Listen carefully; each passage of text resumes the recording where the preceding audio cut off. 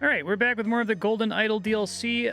The base game I really loved. I had almost no notes whatsoever. The first DLC I wasn't the biggest fan of. It wasn't just because I got stuck on it. I get that it was trying to experiment with some stuff, but I don't think I liked the individual cases as much. But this one, so far, we've done one case out of the Lemurian Phoenix, and I thought this one was really good. So hopefully it keeps up like that one.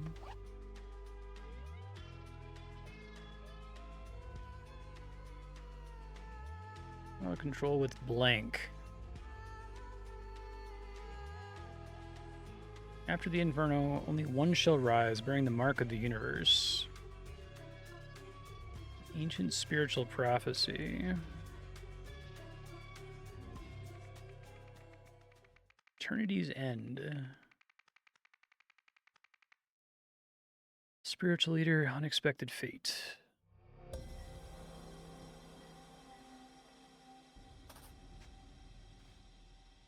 Doing this with a controller so far? I don't remember. Okay. Antiemetics. Homeopathic solution.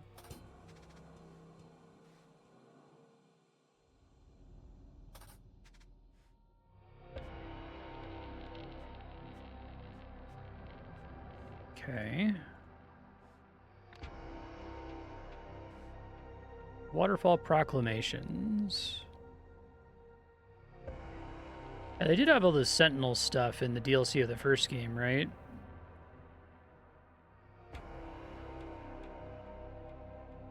We went to that, like, commune, if I recall.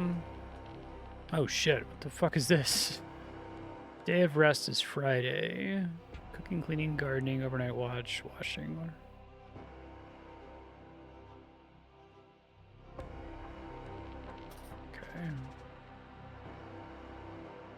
So this suggests that our 3 Dedicans who are working well are not the boys. I guess we'll see if that's true.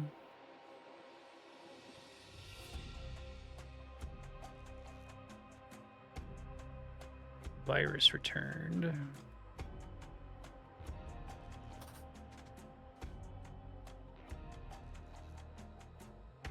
It is my duty. Duty.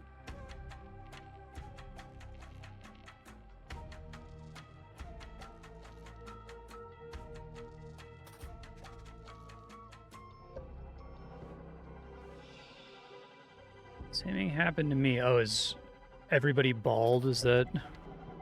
Okay. Higher level of empathy than the others.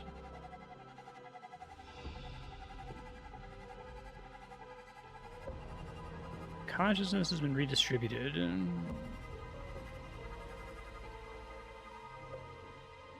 really like this game's soundtrack. Seats. The longer a Dedican is near, the closer the first Sentinels under the table they have the honor of sitting. Okay, so that's similar to the Stillside Warehouse case. I see.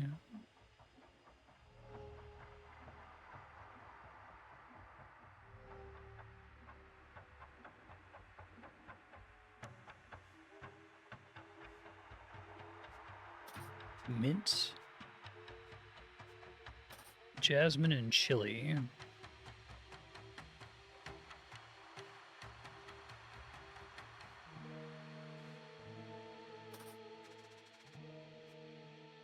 Okay.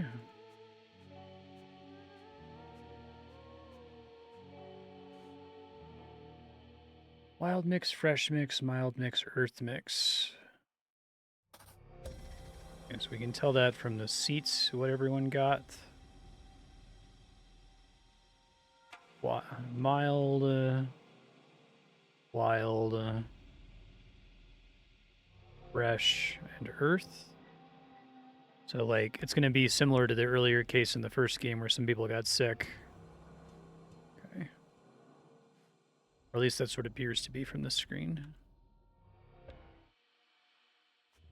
I do like they do this thing where, like, the first screen they show you doesn't have the corpse on it yet.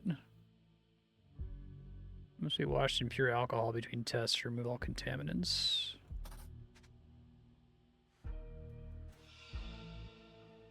Virus you had a couple weeks ago is going around again.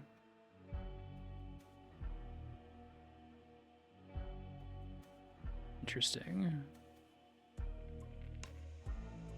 Severe burns as a young man, remarkably fit and healthy for his age. Is that this person? Potential burns on the face.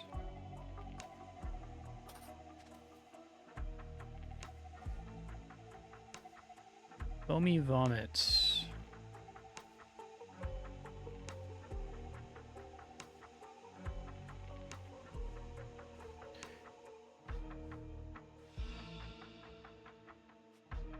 This man is not breathing. Stones on the eyes are cool.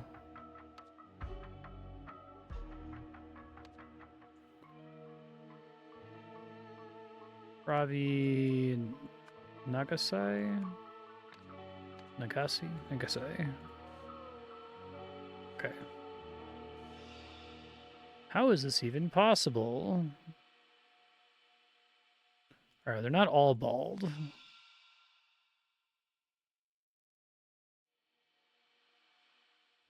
Okay, I see the waterfall here.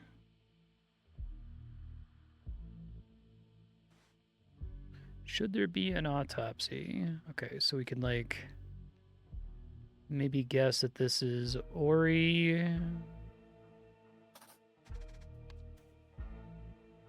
Well, he looks very similar to his brother.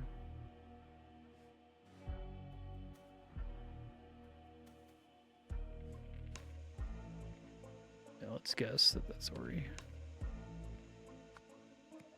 Well, assuming they're brothers, so they look very similar.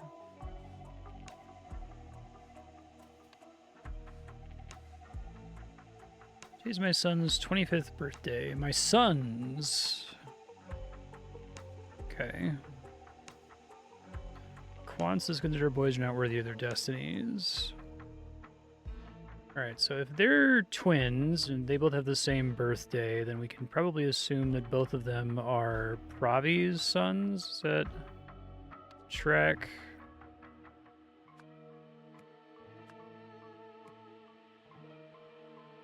You can have themed names like Ori and Dory or something. No.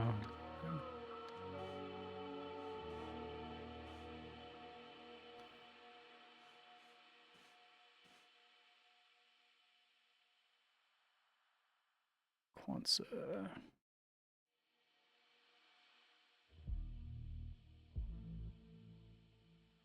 Build the message this evening.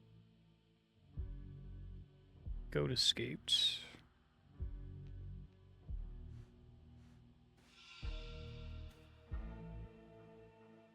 Lemurian homeopathy. Baloney. Diluted onion. Diluted coffee.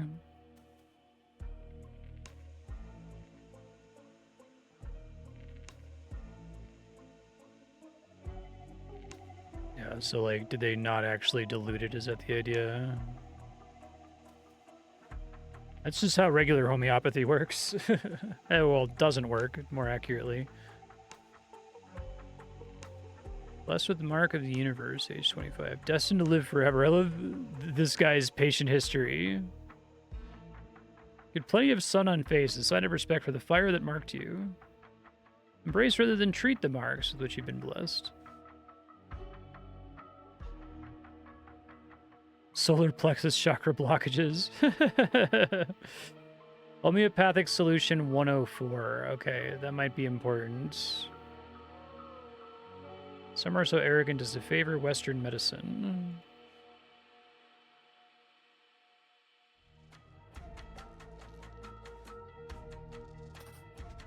Okay, more goats. Shaved belly on the goat is interesting. An open bottle of gin. Clean equipment in water versus clean equipment in alcohol.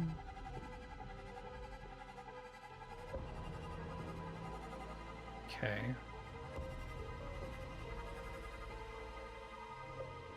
Alright, so I have no idea, but it looks like the fish also died and have the foamy vomit. Hey, Bucky, how you doing? All right, let's try to do names first if we can. So now that I kind of know basically what we're looking at, I can start over. I'll look for names.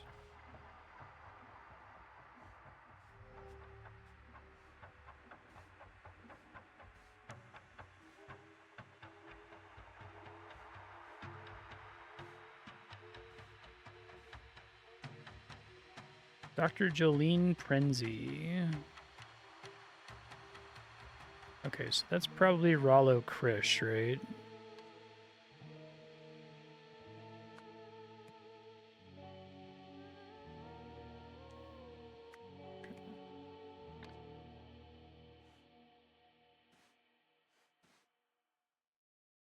Jolene Prenzi might not even be here.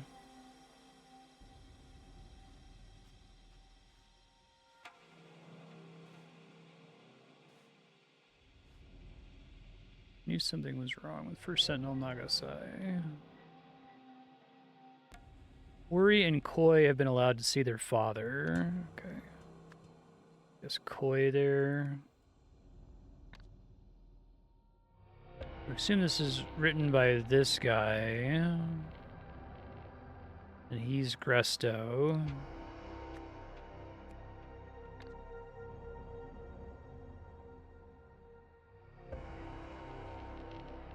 By the time I woke, Kansa was already laying the table, which I think is the wife of the first Sentinel. Our boys. Okay.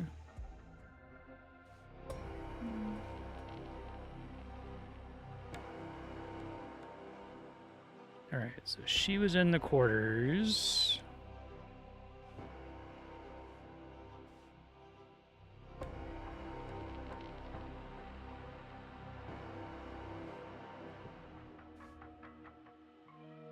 I guess she could be the person with Western medicine. That would make sense.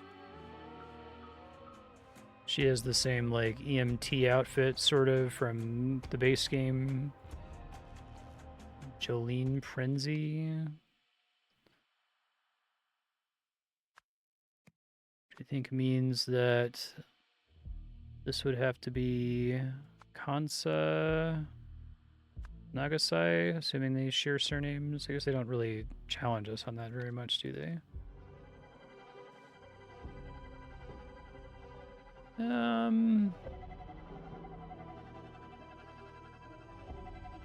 Definitely going out of their way to make them androgynous.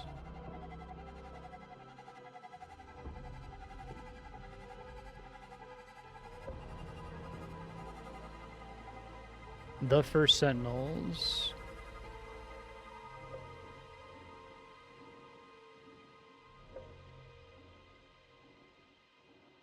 Let's see if I can figure out who Gresto is.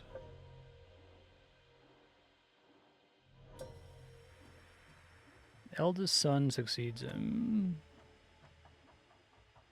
In the case of twins, there can be two first Sentinels. The first true first Sentinel Nagasai, will live forever. Alright, this gets me people's... Let's look at the names I've already done here. So we've got KN Koi Nagasai, ON Ori Nagasai. PN actually has to contribute? That's shocking, unless if there's another PN. I think Jolene's not part of the sect or whatever. Does Rollo Krish not have to do anything? I guess maybe he's being called on as well and isn't part of them. Okay. Gresto is our only G, so what's our N surname? It's not Nagasai. Or at least I assume it's not. We would have mentioned another brother, uncle or something. And then... Raffelli and Tranta. So I guess... I'm going to be missing a person, unless if they're just not here among the portraits. Oh, this is their surnames. I'm still going to be short one, though, unless if I'm wrong about this.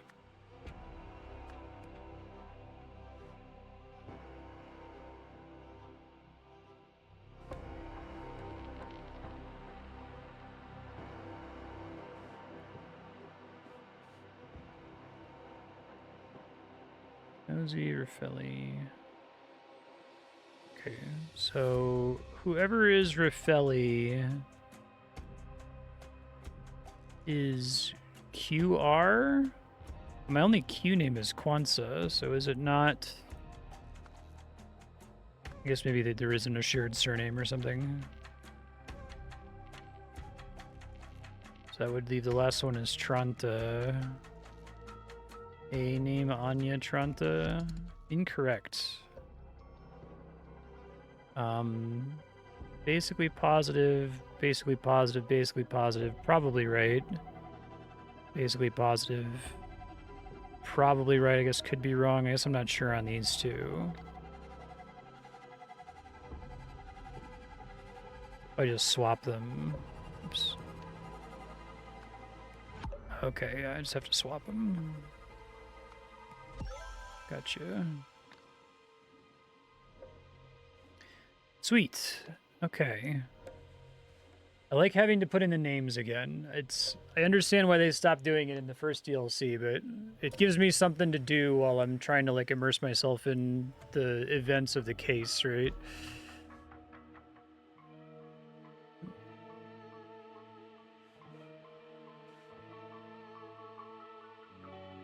Virus you all had a couple weeks ago is going around again.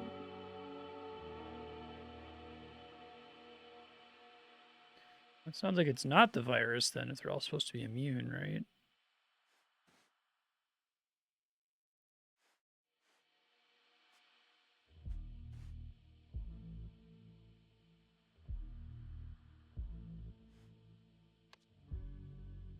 Okay, so we know who died.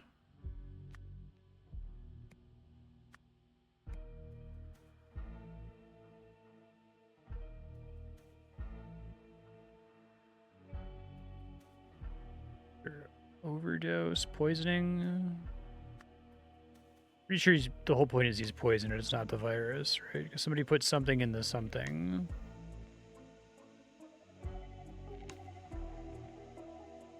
I'm gonna call it food poisoning.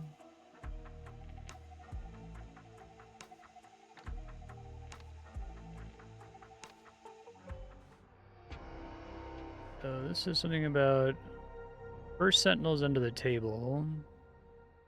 Means... Oh, we have to figure out which one is the first Sentinels under the table.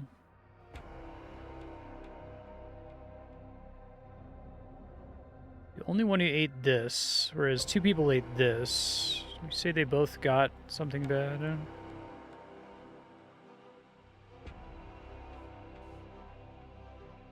We threw up all foamy after dinner, but it was fine again. Only two of us seem to have been affected. Alright, let's assume this, right? It's a reasonable guess. And so that one was the wild mix, which has mint, mustard seeds, and coriander by default.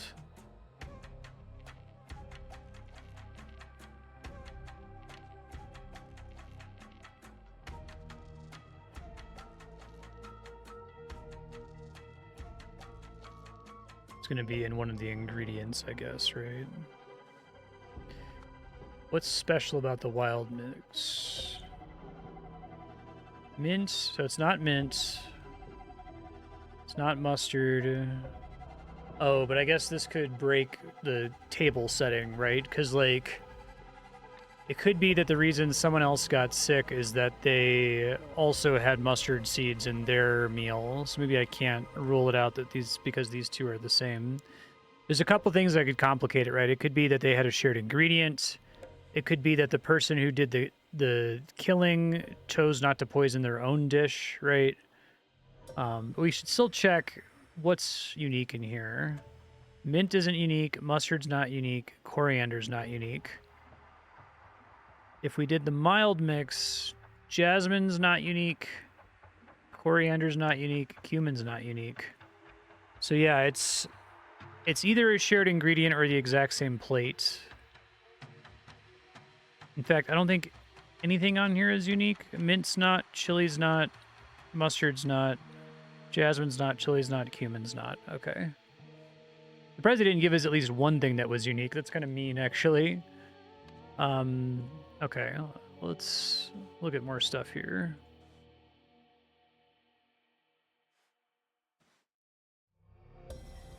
Face cream, skincare.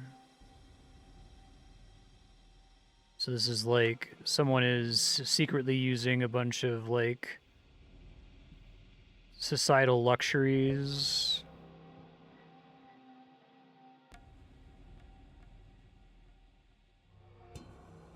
Just clean equipment in water. So they clean the equipment in the water, which is what killed the fish.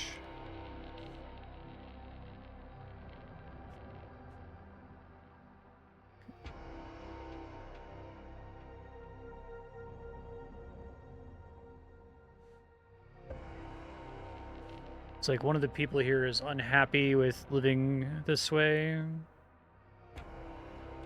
No donations.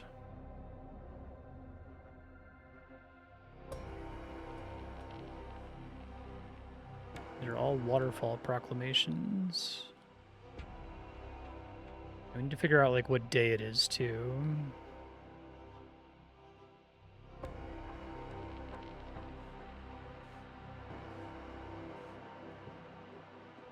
Avoid alcohol during usage period. So it's the unopened gin.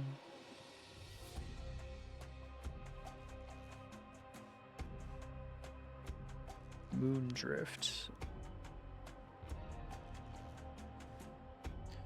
Contains jasmine, which is the one thing that's in common with the food. Alright, so there's jasmine in the mild mix and the earth mix. We can be pretty sure that the first Sentinel either did wild or jasmine is the idea, right? Or mild, I guess it is, technically, right?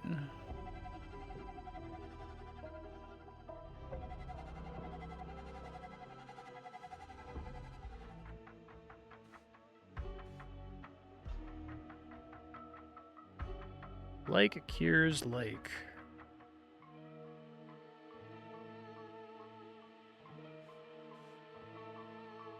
I love the known conditions, destined to live forever. Homeopathic solution in 104. Yeah, so maybe it's like getting the homeopathic solution in 104 caused the problem. We'll see. Well, it shouldn't because it's just water, right? But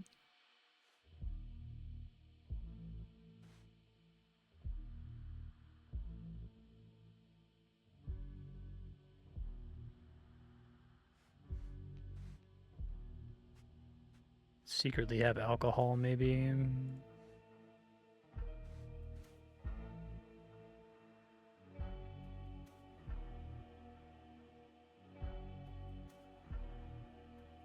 Okay, so assume this is our recent journal, so it's after Sunday or it is Sunday. Go to escaped again.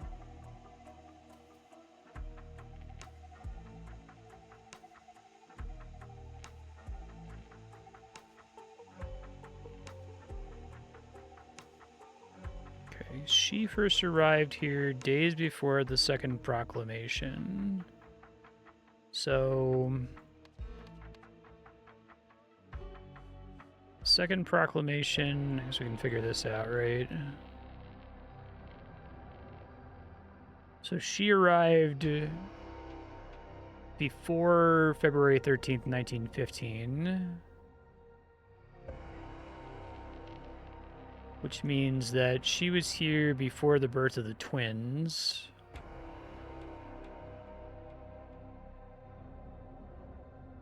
That's not super helpful. Who was Kansa?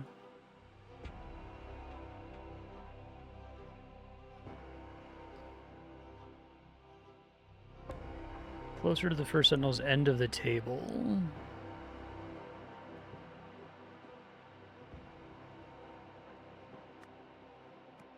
Here or here. Depending on if someone's closer. So let's see if we can find someone who's been here longer than her, right?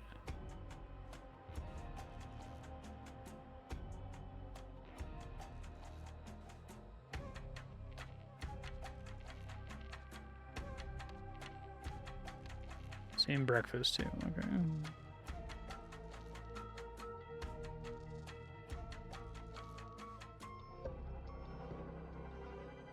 Also felt sick after dinner.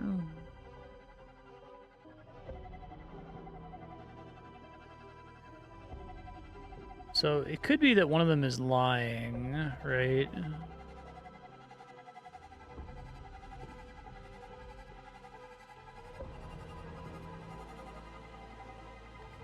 They're saying that like almost all of them got sick because of washing it in water instead of alcohol.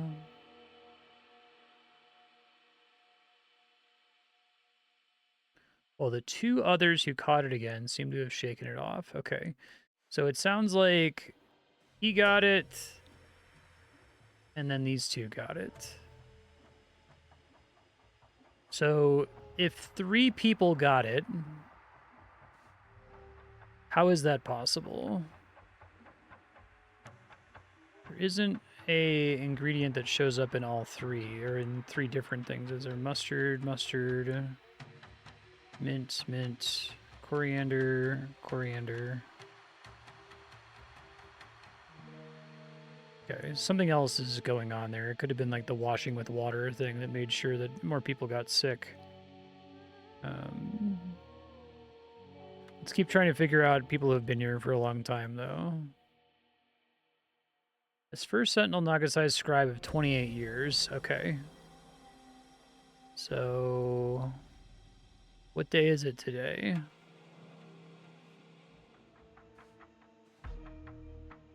My son's 25th birthday. Okay.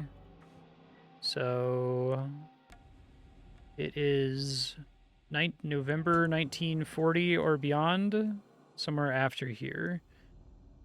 So, if 28 years, he said.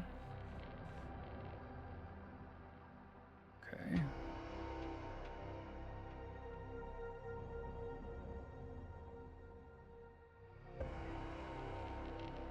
Here's the second proclamation.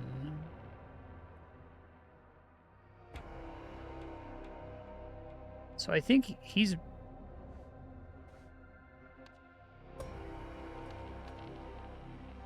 I think Resto's been here the longest. I guess we'll know which side the Sentinel's on if it says I'm wrong at the end here. Okay, well that fucks up my theory, though, if it's that they both had the same dish. They'd have to have an ingredient in common, then. Unless if there's someone who also happened to get here earlier, but my only dates to work off of are Proclamation 1, Proclamation 2, Proclamation 3. So I'd have to find another piece of evidence to fit Anya closer to the Sentinel. Because I think this implies this has to be true, right? And I'm meant to get the twins from this because they're the same distance because they were born at the same time. No one else could possibly be the same distance. But do we have any way of, like, disambiguating them, I guess is the question? We did say that these two things had an ingredient in common, didn't we? Wild and mild both have coriander. Whole coriander versus ground coriander. Does this line up with the people who got sick, though?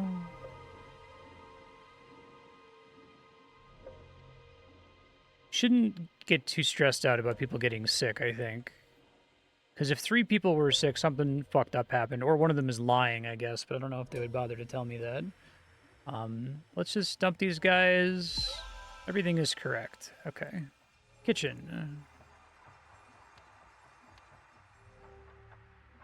Which recipes caused sickness and which didn't? Therefore, what must have been contaminated? Okay. So... Wild mix did. Mild mix did. Earth mix didn't.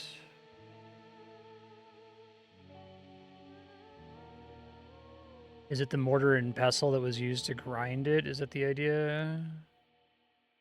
That's something else it's used for, like... That's cool to divide that up. I like that a lot.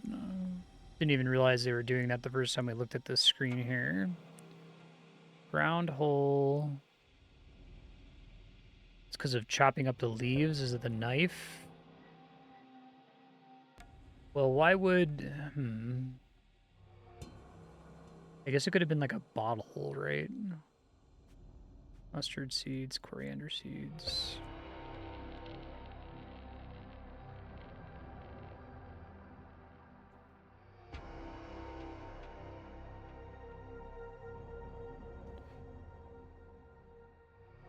Unless if we're saying that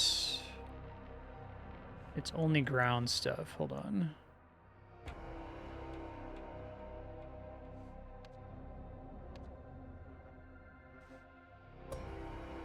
Alright, so I don't think actually everyone got sick from that one.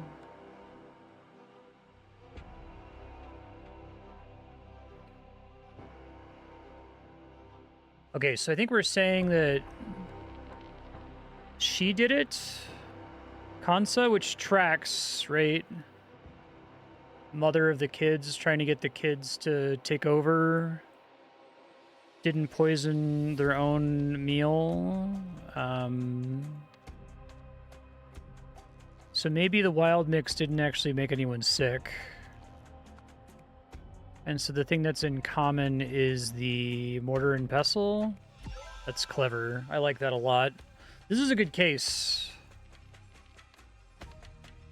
I think it's... I like the cases that, like, are expecting you to make a wrong assumption and then have some kind of information that disabuses you of the wrong assumption, right?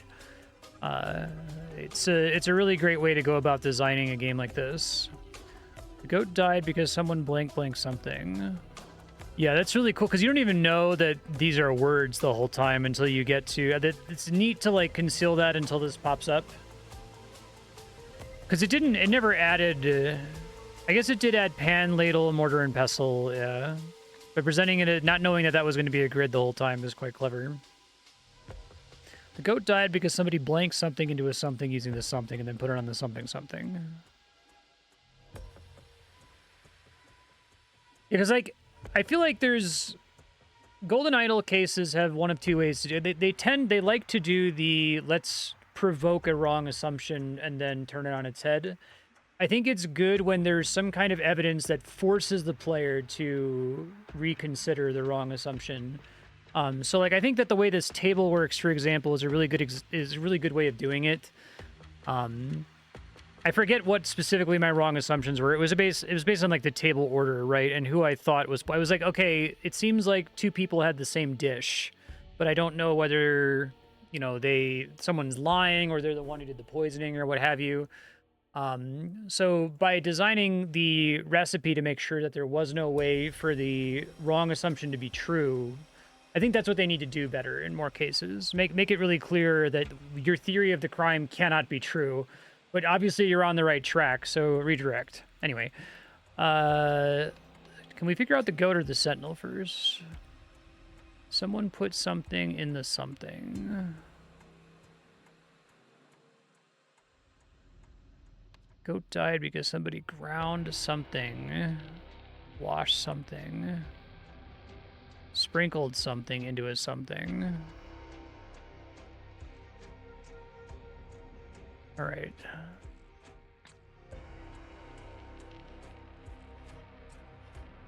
Put it on the goat's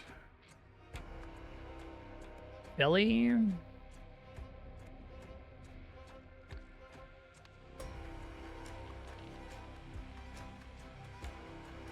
7 minutes to reach stage 1, another 15 for the full effect.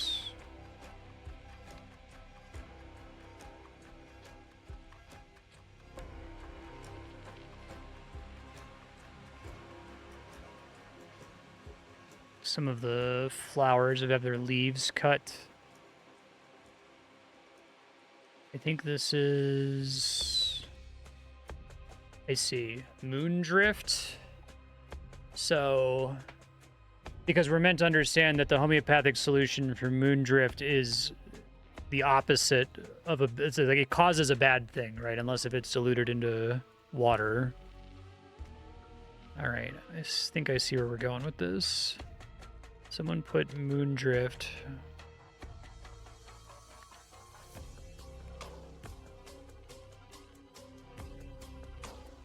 Say Moondrift paste in the...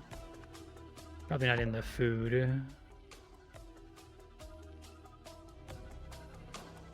In the medicine, maybe?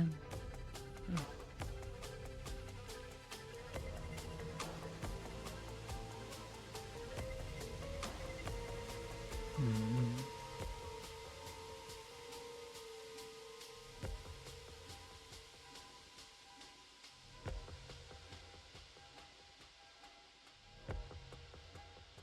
I guess it's not food poisoning then, right? What other kind of poisoning could it be? Alcohol poisoning? Homeopathic poisoning. Doesn't exist. I guess you can overdose on water. I guess it could be Moondrift poisoning.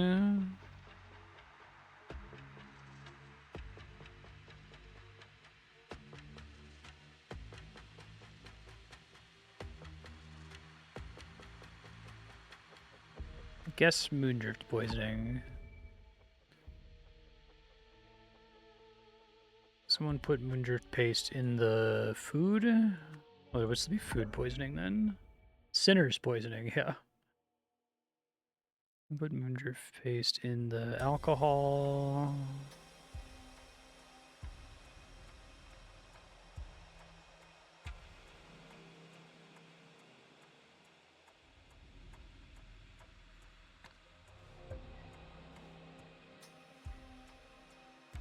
Antiemetics, don't drink alcohol.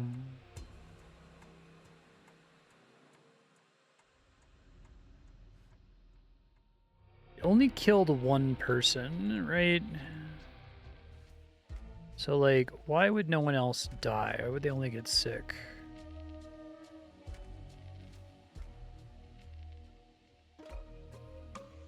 Is it the moisturizer? Because no one else is using the moisturizer. Let me see if it gives it to me.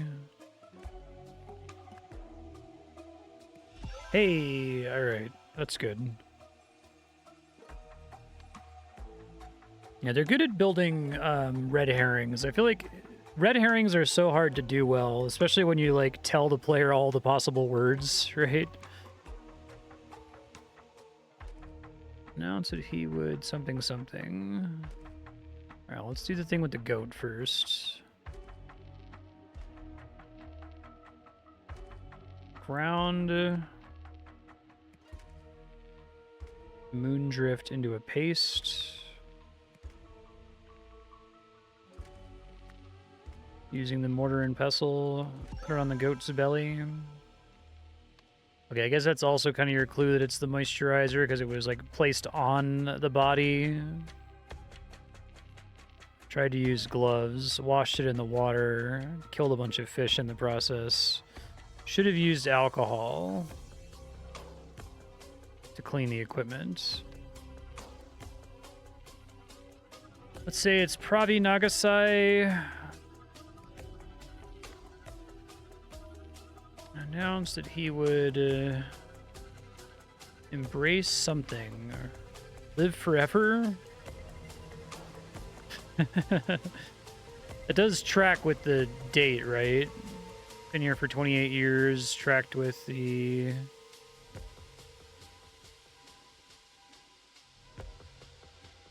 November 24th, 1940. Okay. Later, while on blank duty. Guard duty? Oh, we need to figure out what duty. Okay. So... It's not Friday.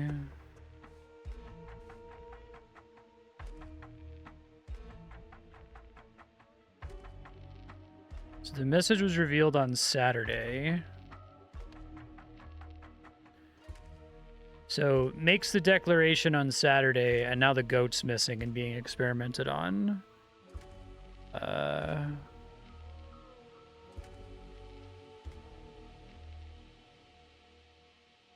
Definitely when everyone went to bed.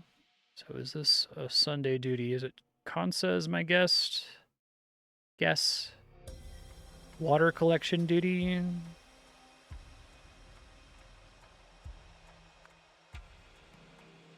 Kansa Raffelli took a blank to the blank for a blank.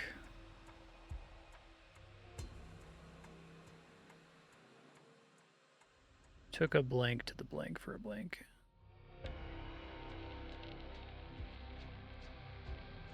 It's going to be cleaned, washed, the mortar and pestle in the water, but not with alcohol, right?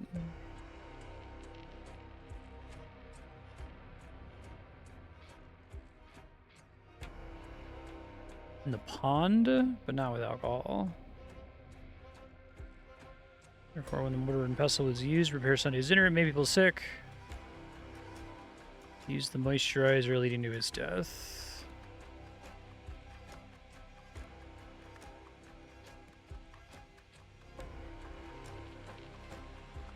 Once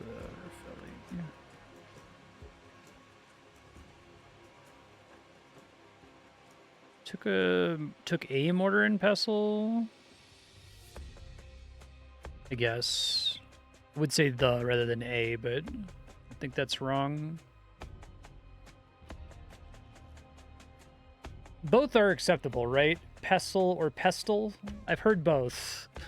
I say pestle naturally, but one of those words you don't say out loud all the time.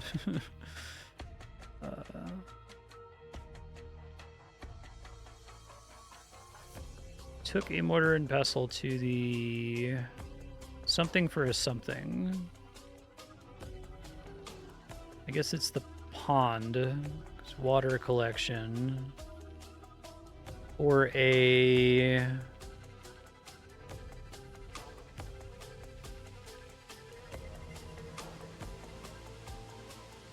For a test? Shit, okay. So...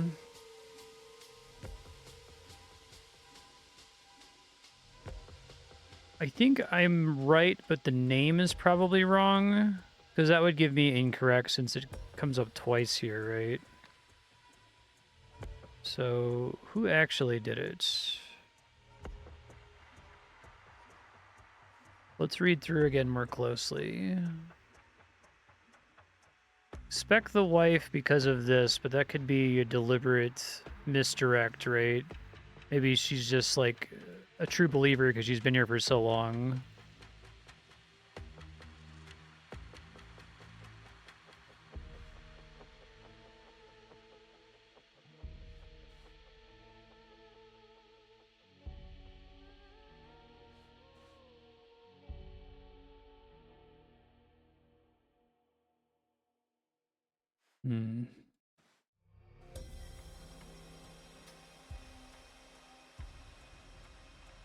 Oh, I didn't really spend a lot of time on this. I guess this one just turned into the seats menu. During the evening, you may rest. Gardening duties.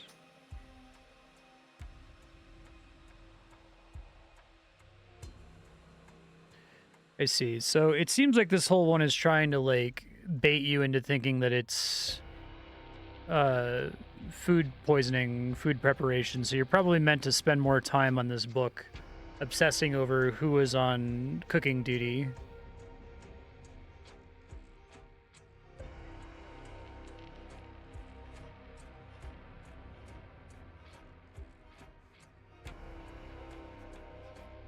There were other clues that it was something other than that sooner.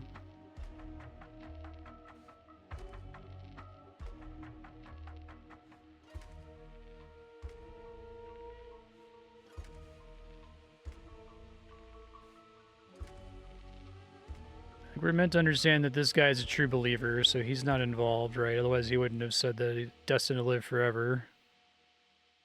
It's really funny.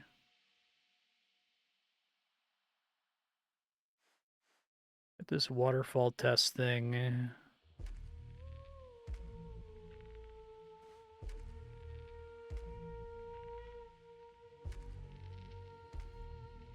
Crying. Our father never understood the waterfall's proclamations. This guy do it? Immediately telling people not to do an autopsy.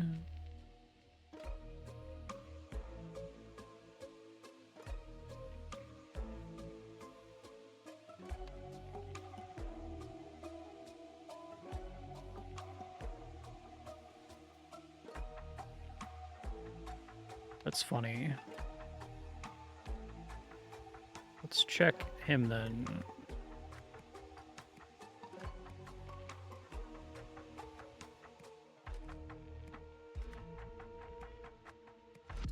Huh. Also wrong. Well, okay, I guess the duty is wrong then, right? I guess that's an interesting way to, like, couple, so you can't just, like, know all of it and then just brute force guess everybody, because you have to also know what their duty was.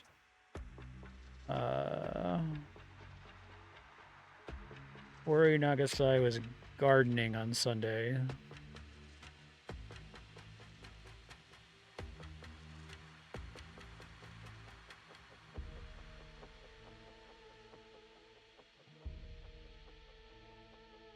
Is it Sunday, though?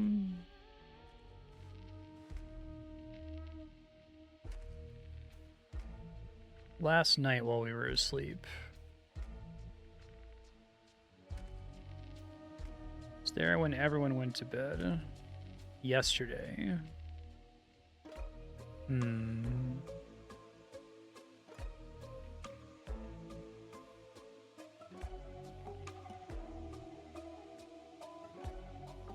It's really weird to, like, this is where I try to, like, meta it a little bit and be like, why would you even bother mentioning the goat went missing last night as opposed to this morning, right? So if it's actually Saturday night that all of this happened, do I have any Common Ground Moondrift on Saturday later?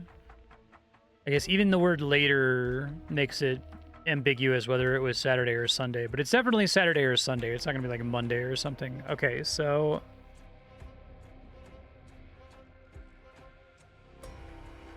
can we maybe see what all these jobs entail?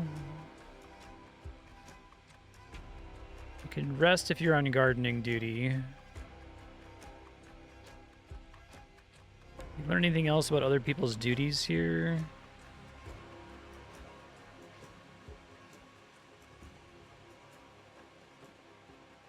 Voids leads reach your standards.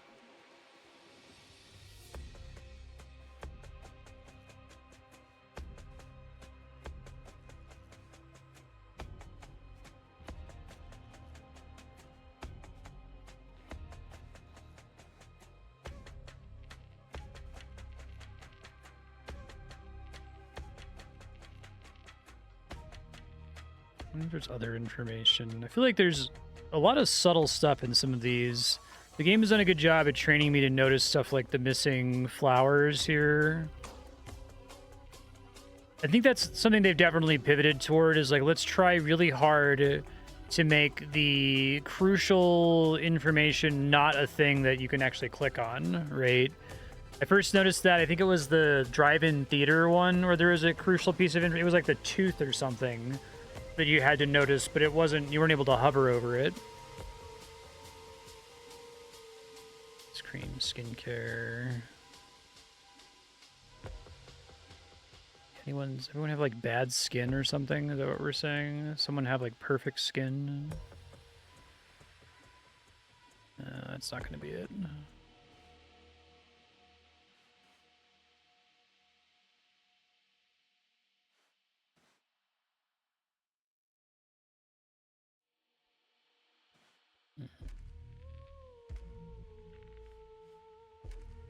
don't think anyone else says anything to help disambiguate here. So let's try...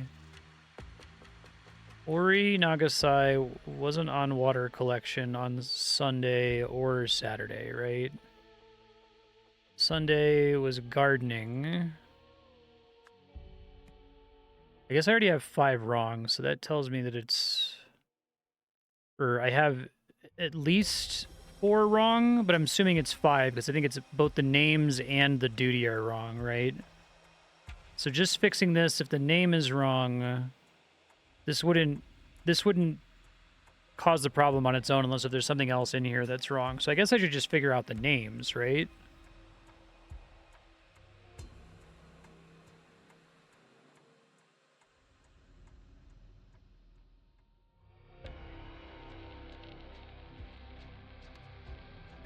Pretty sure it's not Rollo Krish. He seems like a true believer. It wouldn't be Pravi himself. It's probably not going to be the doctor. I feel like if it was Kwanzaa, I already would have gotten it. I guess it could be Anya, Tranta. Any reason to think one of them is like a true believer or something?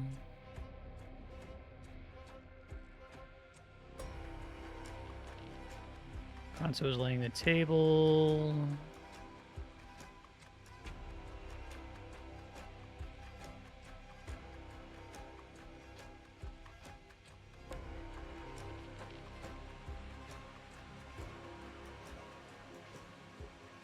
I guess maybe it's like the people who got sick.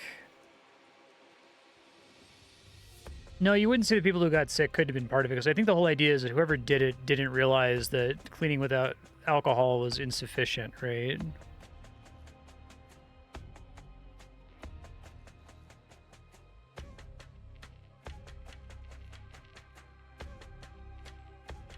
I shouldn't focus on that too hard.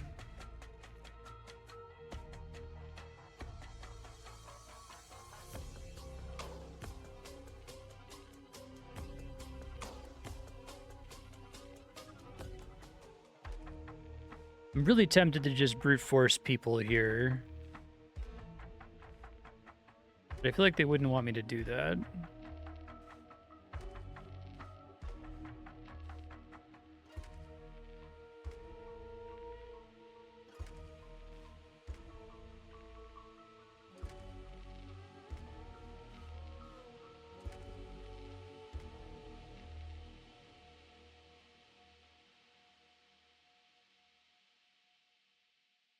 Okay, so I guess this is where you're supposed to figure out that it's not Kwanzaa, because if she thinks the boys aren't worthy of their destinies,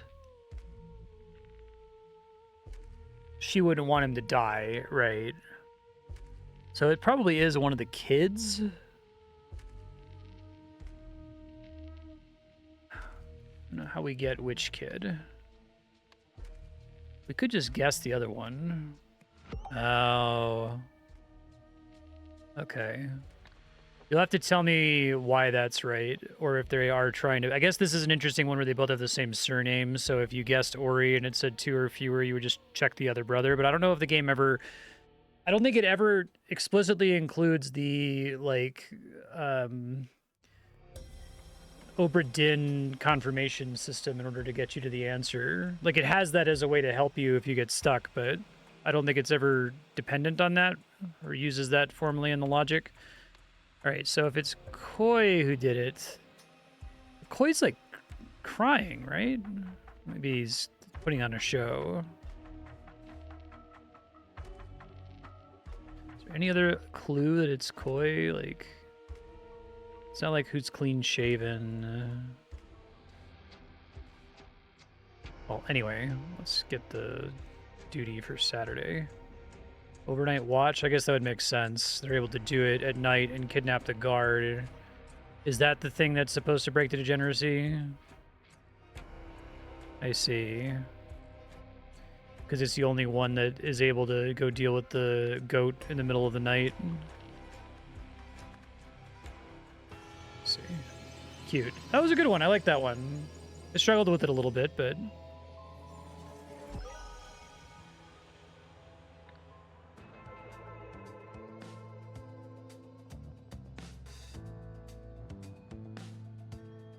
Koi theorized that according to the key principles of homeopathy, the moondrift flower would therefore cause foamy vomits.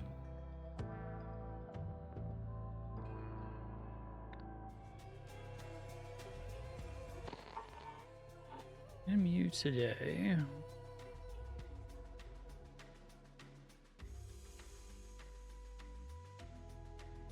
Prince Lutri.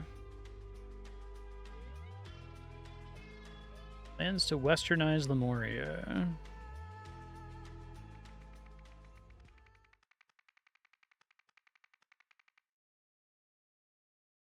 Unearthed at Koi's temple.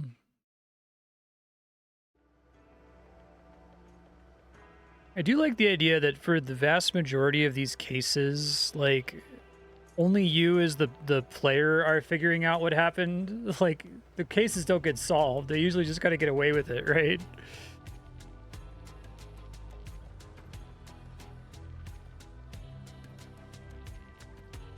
So it goes for distinguished from decorations. First Sentinels may permit the former, sure. Need only relinquish all material possessions and wealth once in his lifetime. That's really funny. Live forever through his favored son. I believe he makes those proclamations on the same day and makes this proclamation first. That's even funnier. That's good.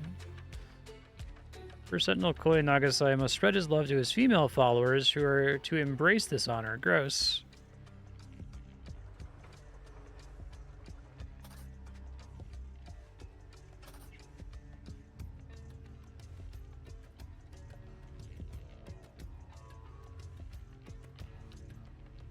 Or I need to borrow Betsy. Betsy's probably the name of the machine.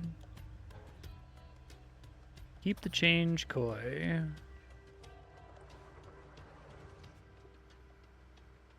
Leftovers and a foil swan.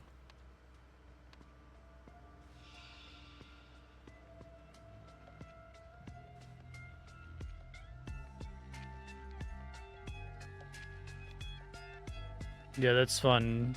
Right after she shows up.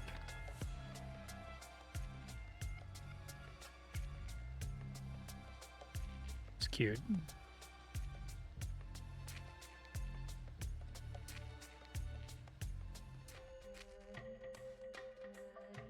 Like, they keep bringing back this, like, pattern of draping the cloth over you with that polka dot pattern on it. I bring in a bunch of, like, Western spiritual tourists. Your new name is Sarita Shona, which doesn't show up on our actual name list. Okay. AKA, I see.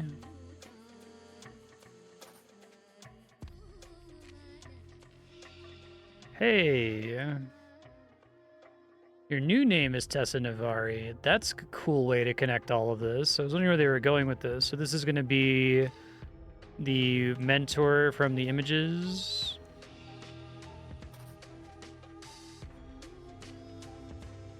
I really like doing these like whole sub chapters that just like kind of barely connect into the main story, but still connect. Coddled one. Wise one, naive one, independent one.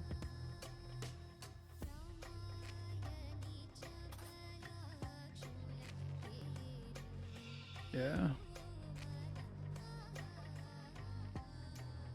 Incredible. They did a good job of like concealing him in the previous mission. I'll progress to level 9.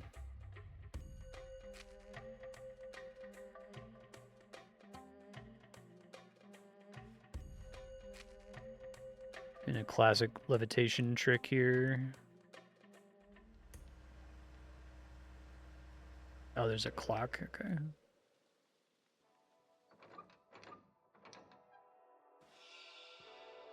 Once this is done, I can finally rest.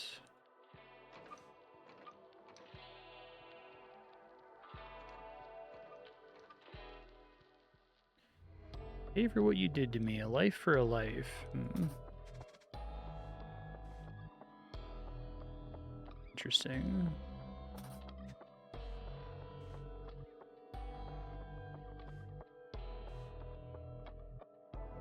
JPB has permission to leave the compound walls until 11 p.m. Signed KN.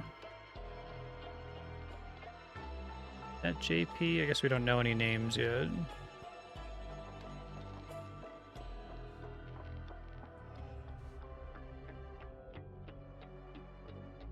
Okay, so we've seen that on the keys, right?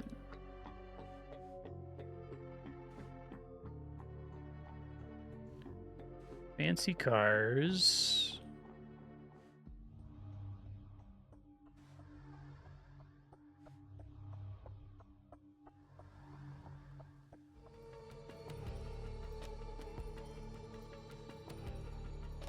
Encyclopedia A through Z. One of these missing or something? V is missing, okay.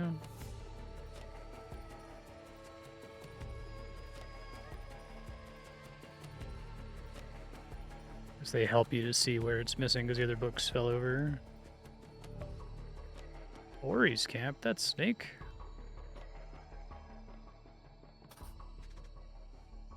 Close the window.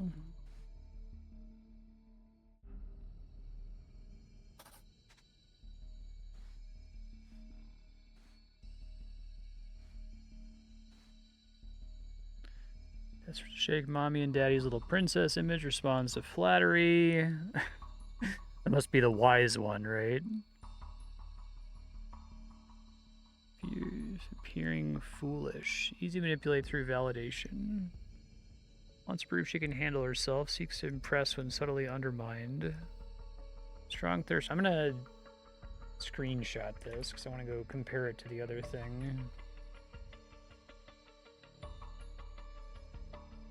Stop donating if she thinks she's learned everything. It's pretty funny. Fucked up. Grab these guys too. Resto Nosy is from the first one, right? Don't let him overstep his bounds. Signs of doubt. Keep an eye on him. Not too bright, but useful servant. I love the way they consistently show the bad guys to kind of be idiots. They're all like fail sons, right? Birdcage plus cover, runner rug, runner rug.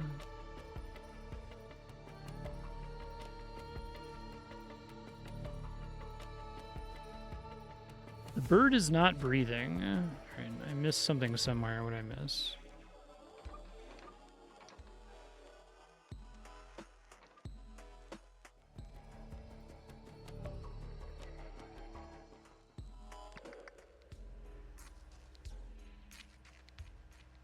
Oh, this one. Excavator. Okay, so should be able to get some of these. Independent one. Mommy and Daddy's little princess. Flattery.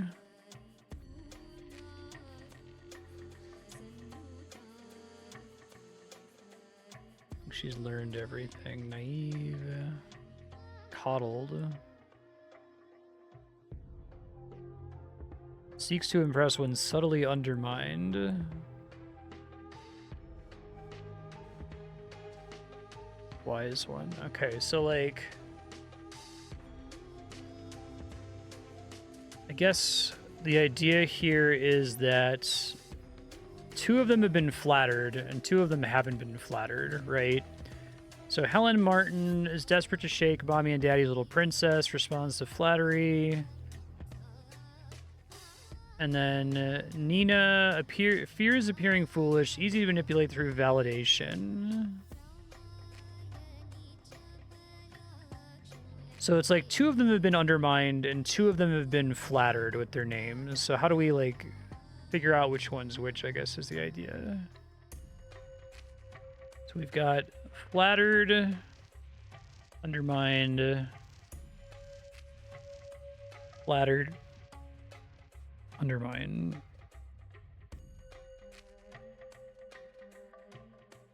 It's really cool that Tessa Navari isn't even her name. I like that a lot.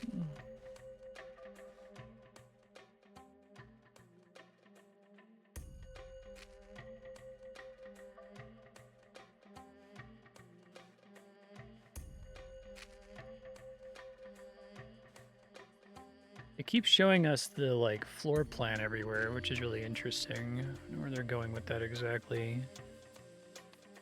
I guess I can get half of them, arguably.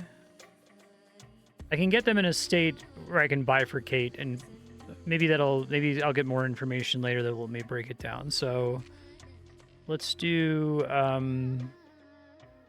guess it does just tell you naive, independent, coddled, and wise.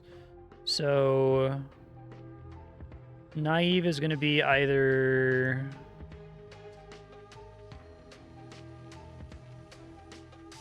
naive's probably Lizzie Young.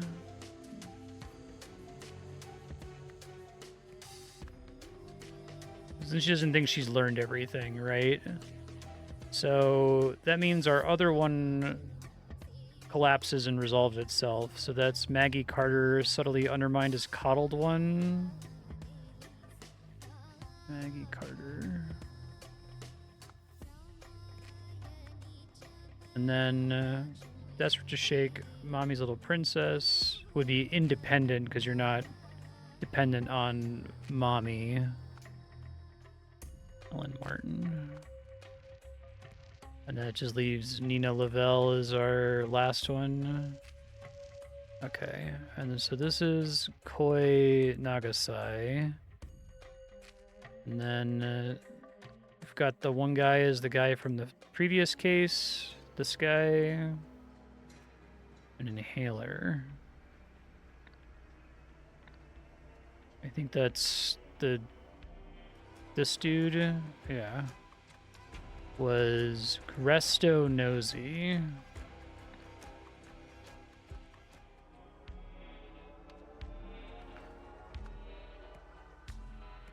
Okay, so what's the last name that I haven't mentioned it in his notes here? Jamadi Pira? Just by process of elimination? Okay, got it. That all makes sense. Reasonable. Somebody discovered that something was being something by... Okay, alright. I have no idea what happened here. Or what we're going for with this.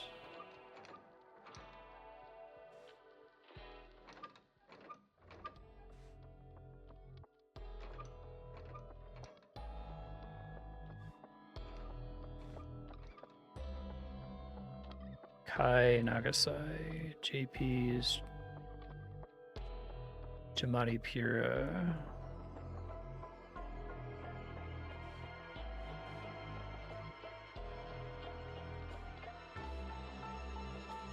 This when you get there.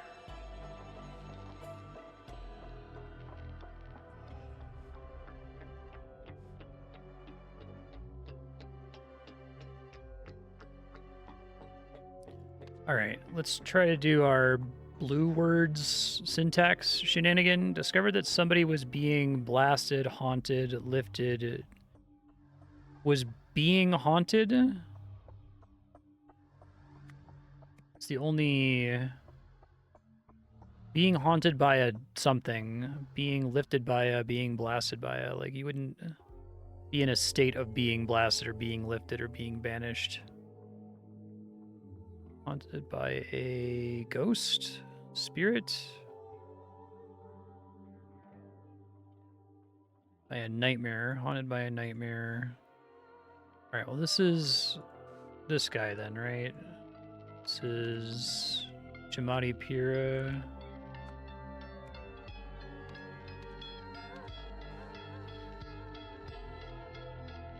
Haunted by an excavator. Dark secrets. This recurring nightmare ever sees.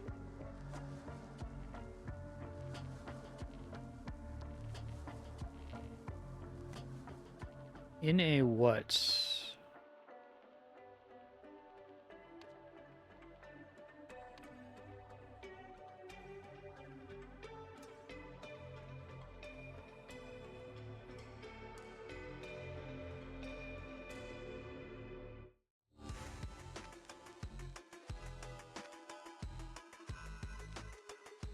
Well, you wouldn't be haunted by a nightmare in a recurring nightmare.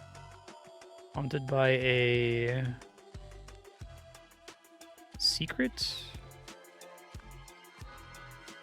Okay.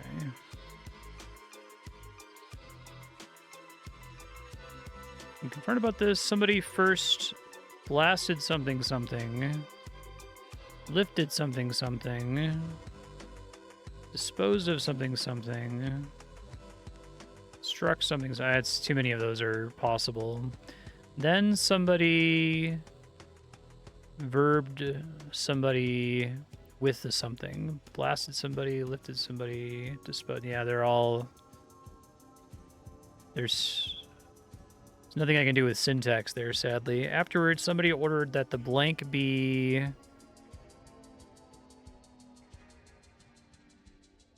probably disposed of by a person, right?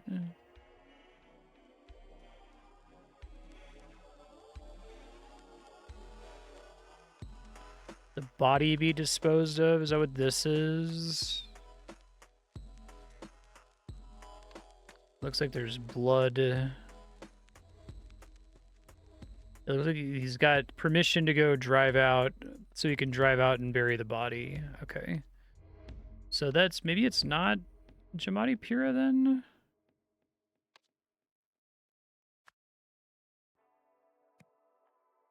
Almost something to be Koi, right?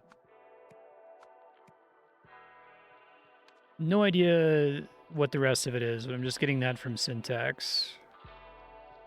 It feels like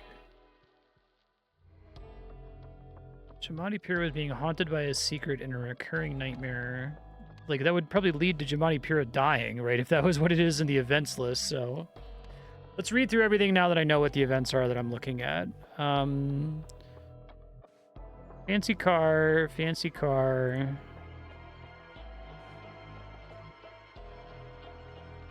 We keep seeing the evacuation sign and the fire extinguisher in different places. Dispose of this note when you're done. I don't know what this is supposed to mean. Is this talking about the floor plan, maybe?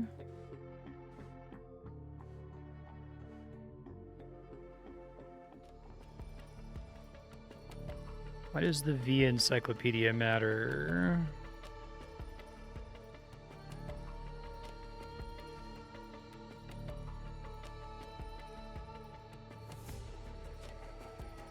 Okay, so Ori's camp implies that the brother has like a splinter sect. It's interesting. Which makes sense that there would be like a sudden, like, succession crisis since they're twins. Got that all right.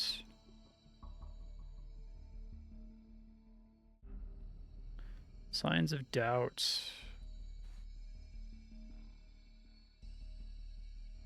I wonder if this maybe folds up and gets us the pattern on this guy's handout.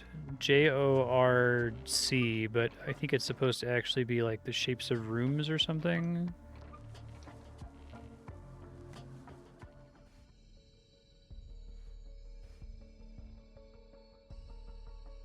Birdcage plus cover.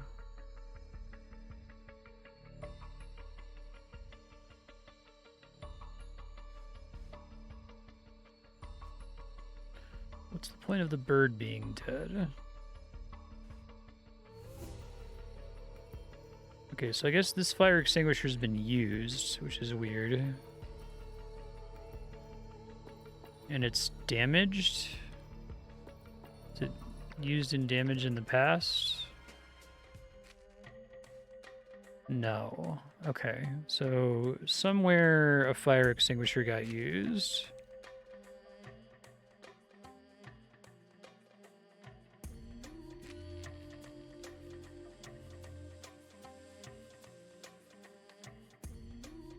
Verbs to do with fire extinguisher.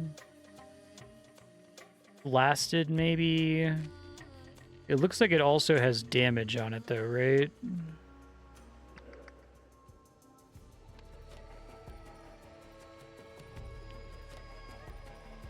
Like damage in the corner, and it's low. So there's only a total of 4 fire extinguishers. Well, not 4. There's... Depending on time, right? There's one here. I guess there's one here. In this time frame is the only one we're ever able to see no matter what. And then in this time frame, there's a total of 2.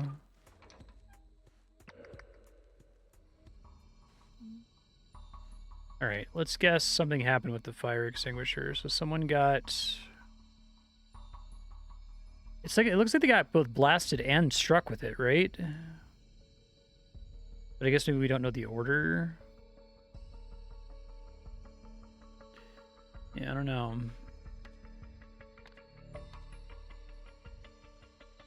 I have no idea what the theory is here. Let's go back and just click through everything again. I think these are just being goofy. It's just like, wow, Koi Nagasai really is a character, isn't he? You have to give up your possessions and wealth once, but then you can have wealth again and it's fine. It's really funny.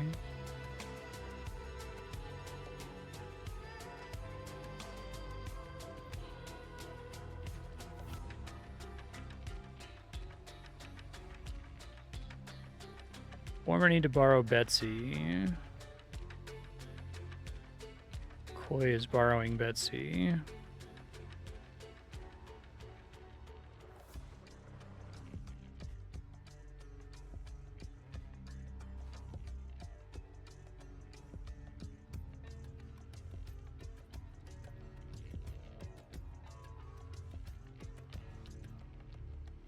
That's it. That explains the discrepancy. It has to stop.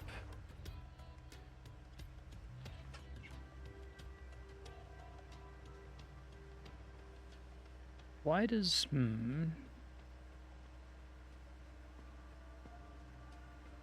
I don't know what this corresponds to. It looks like a floor plan.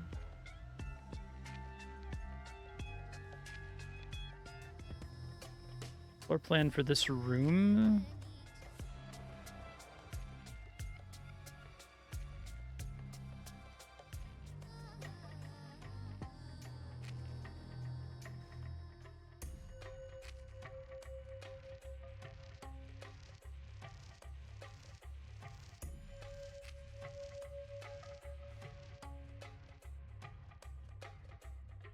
I don't know what the reason is for continually showing us the map here.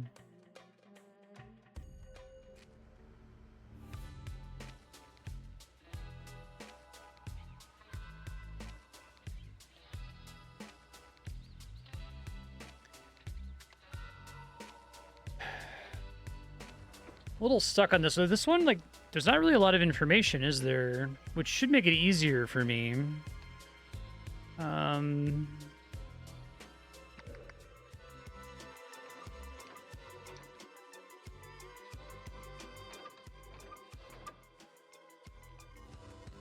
I guess the vehicles must matter. Okay, so this has a little 3 thing on it, right? So that key goes to this guy.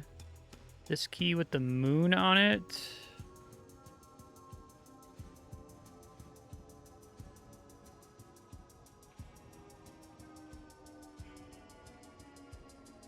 Do you have any keys on him here? He still has some keys on him here.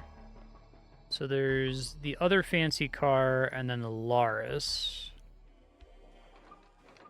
There's that fancy car, there's the Laris, there's the golf cart thing for burying a body. And then there's an unknown moon symbol. One that says BK and one that has... Oh, okay. That has part of this on it, right? JORC. I guess that C is the only thing in common with this. I don't know that those are actually correlated in some way. So let's see. BK, weird symbol, moon. What are those? I guess that has a moon symbol on it. Don't know what the significance of that is. What is he borrowing Betsy for?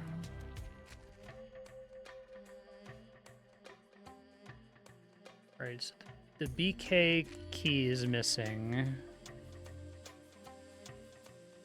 But he has all three of his other keys. And the moon key is missing.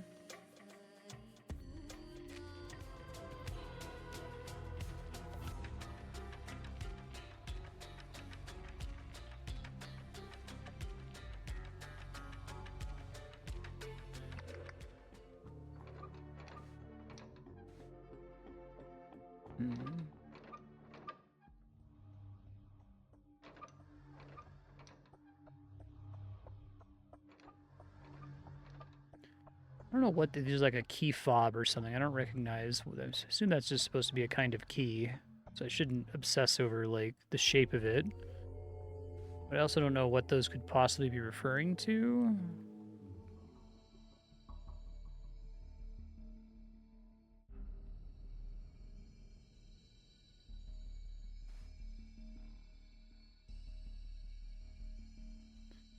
Spring versus autumn.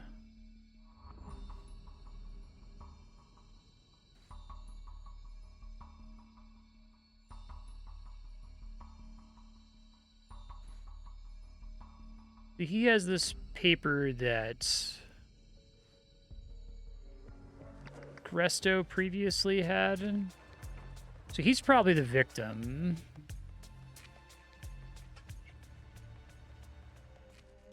He's missing from the nighttime. But I don't know if I can get any more real significant information here.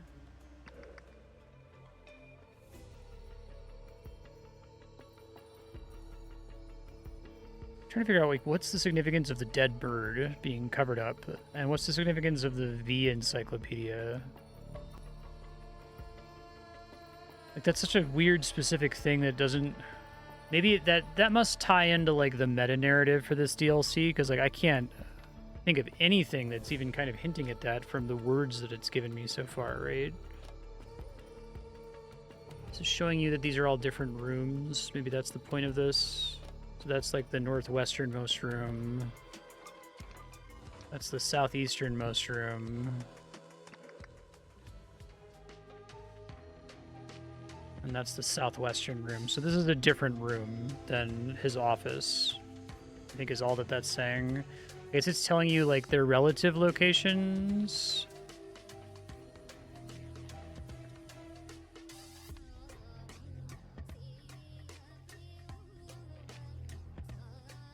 All right, well, let's assume that Gresto is the victim. Gresto Nosy. Because there's supposed to be a body that has to be disposed of, and I think that that's still all tracks, so...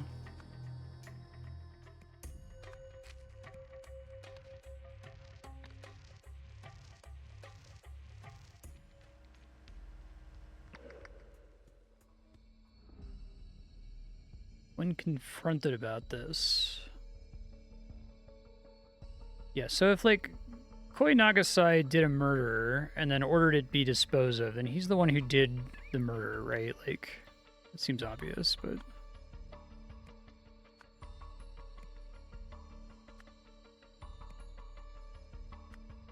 We know the fire extinguisher was involved in some way.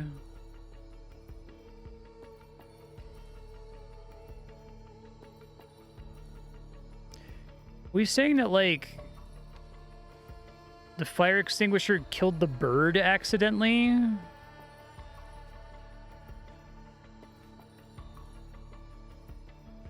That seems really weird. Like, it's really, really specific.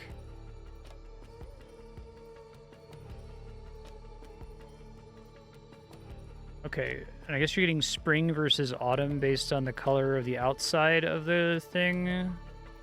So this must be an autumn rug. So he replaced the rug with the autumn rug because the spring rug was covered in blood or something. Yeah, I'm stuck on this one. I don't know if anyone has any tips for this guy, or just something to look at that I haven't looked at yet. I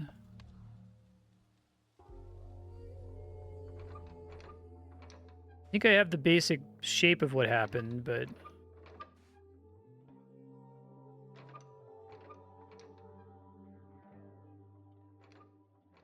I have no solution whatsoever to the haunted by his father thing, or what this means, like, whatsoever.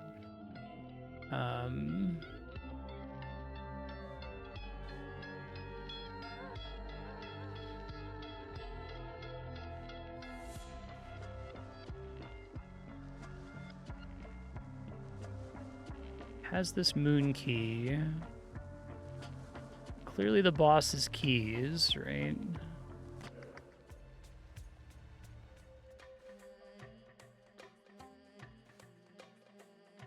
Doesn't have the moon key. The moon key goes to the... any of these vehicles.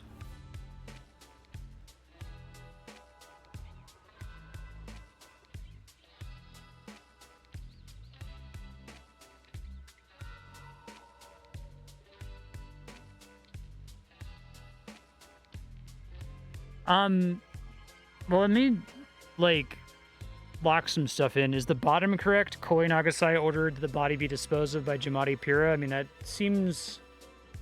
okay. So if I can be certain that that's right, then I can start moving on from there. So this probably has... this is completely wrong. Maybe, like, that whole shit is just there to, like, catch me trying to do syntax shenanigans. I get away with that so often, so it can really screw me if I don't do it. Someone discovered something and then confronted someone about it. So if Koi is the one who did it, which I think makes sense, and Gresto did the discovering, can I then make more sense out of it from there? Gresto nosy.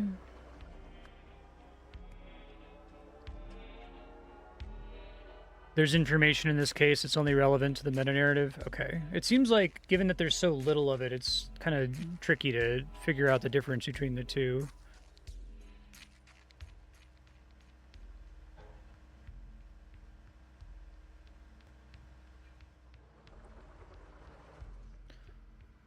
So, like, what is he going to confront him about?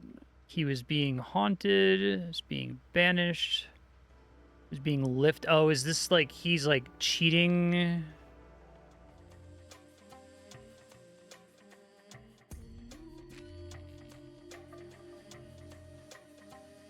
Like, so he doesn't have the forklift keys. So he's doing, as I said, the classic levitation trick. At least he's not doing the David Blaine one where it's like, hey, if you stand exactly 45 degrees behind me, it kind of looks like I'm floating a little bit. Lifted by a forklift. Okay. In a something. So, like, what the fuck are we talking? You know what?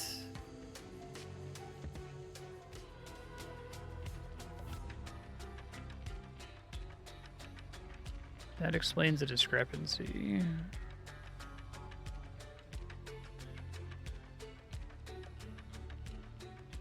That's the room that he's in.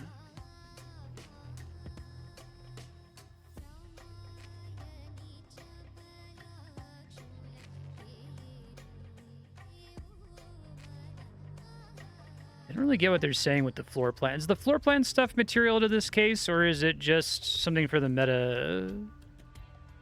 It is.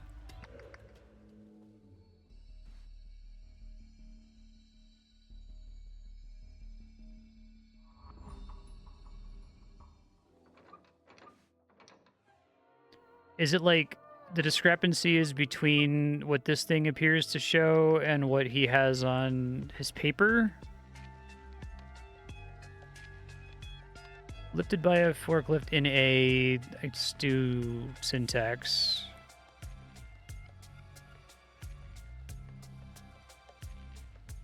In a secret room? I guess that makes sense. Okay, so, like, the floor plan suggests there's no space back here, but there's, like, a forklift back there that's lifting him up behind the, curtain, I think is the idea. It's supposed to be window count. Oh, those are windows. I thought those were supposed to be doors. I guess I don't know enough about floor plans. I just got it based on syntax. I see. So there should be 4, but we only... Well, I see 1, 2, 3, 4. 1, 2, 3.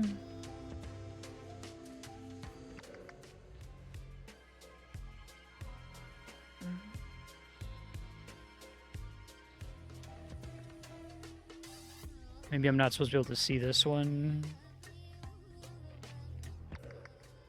Oh. So all the floor plans only show 4. Okay, that's crazy. I don't know if I would have gotten that without syntax. I guess now I know to look for discrepancies between the inside view and the outside view. I already assumed he had some bullshit behind the curtain, but yeah. Not as strong as the last one. Okay. So this is all right at the moment. I just need to figure out what the blanks are. It's something with the fire extinguisher. I mean, I guess we could just guess the fire extinguisher twice. Because he could have, like... I guess he wouldn't be dead until he got struck with it. Oh, okay. I guess that's right. All right. I always have this problem with any kind of puzzle game. Like, I'll even have it with, like, a completely different sort of puzzle game, like a Baba Is You or something. Like, the less elements you give me, weirdly, it's like, harder for me, even though it should be easier. So I kind of like the idea that they do a quick case that only has names and, like, a quick event summary, but... Oh, because he's asthmatic? Okay. I don't know about that. I feel like they should have focused a little bit more on the asthma thing. That's the weakest one of this DLC so far.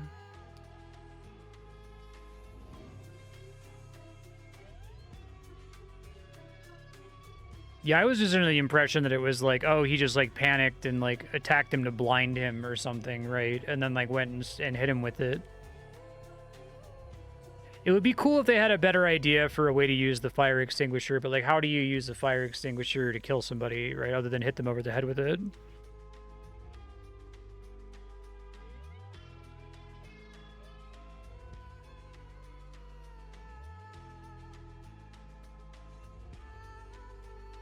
Always the first Sentinel of the day.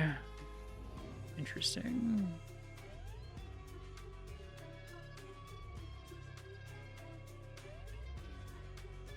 It's the symbol on the dad's head, right?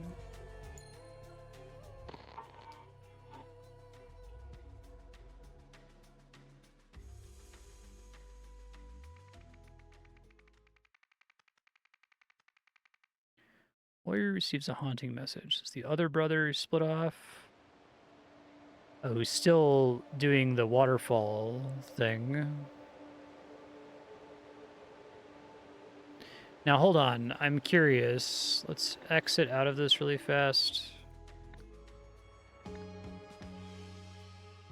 I don't actually remember where it was. Oops, not this.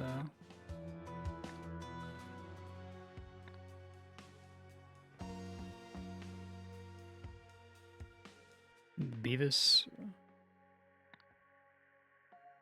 I think it was the procedure.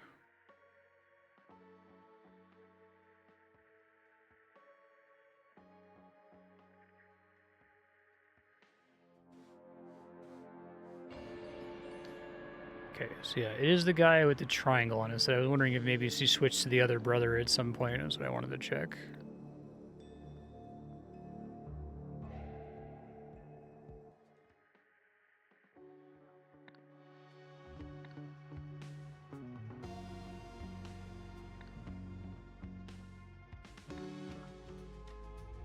Oh, really? Let me go back to that really quick.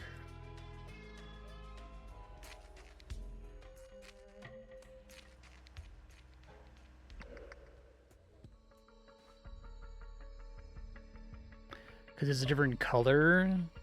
That's... Wow. That's crazy.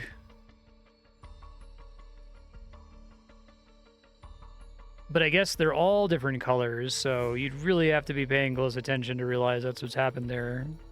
I didn't even look at that. I'm just like... The Journal 5 is somewhere, I guess. Okay.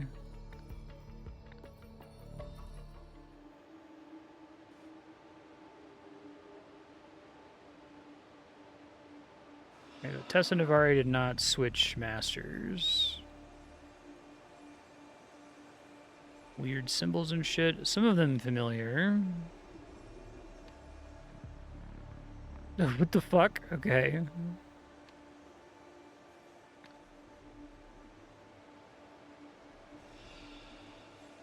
For Sentinels only. The barbed wire and the, like, high-tech lock door leading to the waterfall is kind of awesome. Whoa.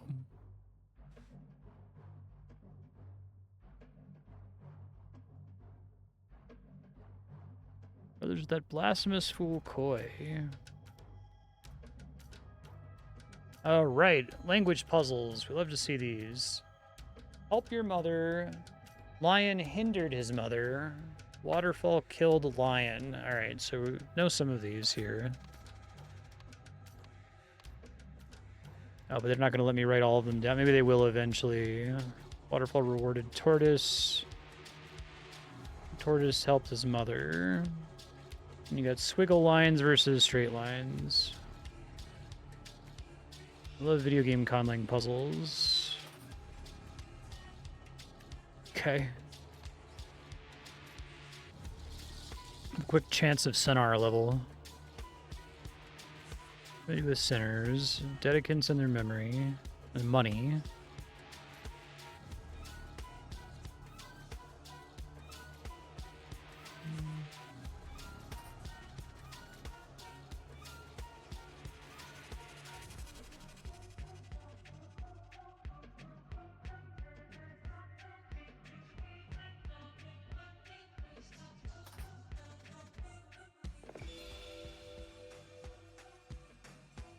Gospel. Okay.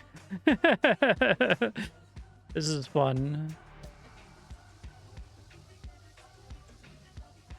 And that's really everything?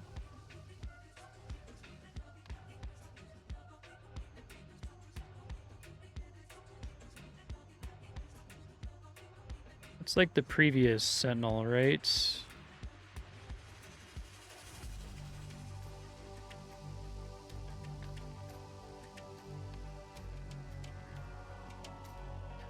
See where all these show up here.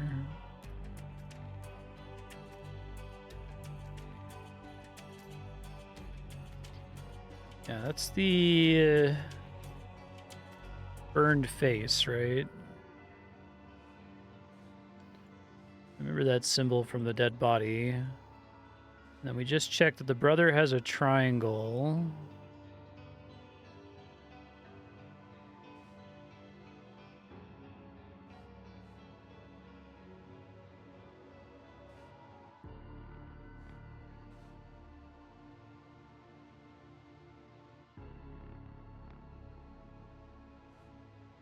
Mr. Ori's Grand Revelation.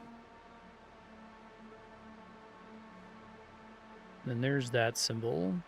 So I'm gonna guess these are their names. That would track, right? So we said this is Ori. We know Triangle is Koi. Pravi was the dad. And then this is like House. Monument. 2 or fewer incorrect. Well, it's going to be like monument or like temple maybe. Okay. A little cheesy, but it's fine.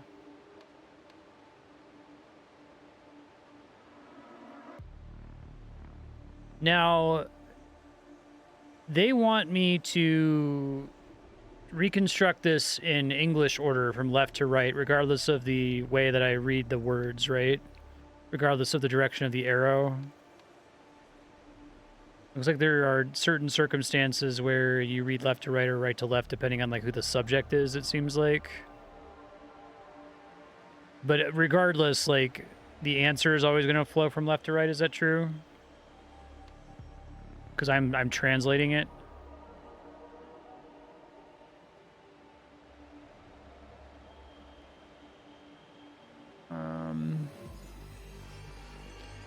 We don't get a lot of gray words here. Fully translated in English, meaning from left to right. Okay, great. So let's fill in stuff we know. If I'm right about the direction, seems like Pravi would be the subject of this one. Temple.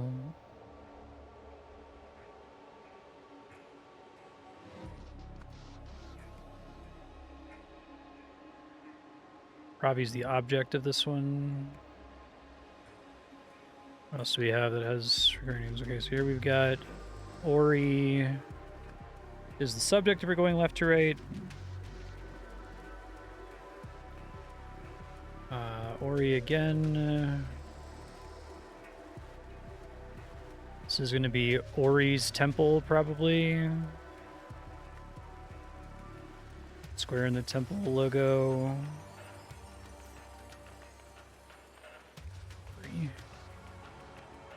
All stuff mentioning Ori only.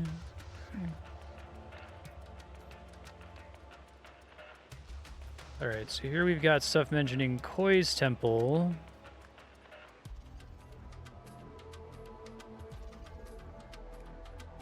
Koi does something with Koi's temple.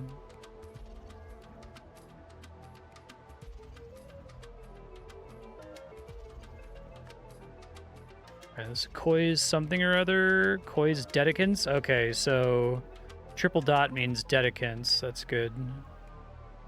I love conlang puzzles. It's like extremely my shit. So if it's Dedicants, I wonder if other instances of the 3 circle dots have to do with people in general, right? What other words do we have to do with people? You, your mother, your father, your brother, sinners. Sinners is interesting if it's the one with the black dot. But I guess if it's vertical, that's probably you.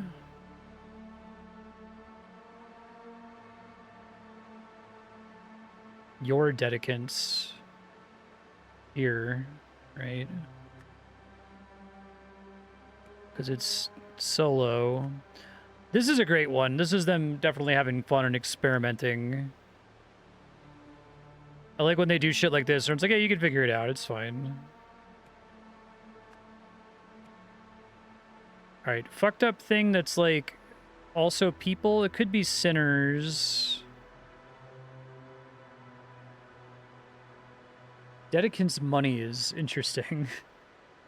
I don't know how that's going to play out.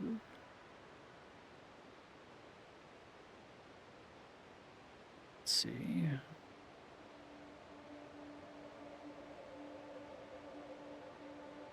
Just like don't enter.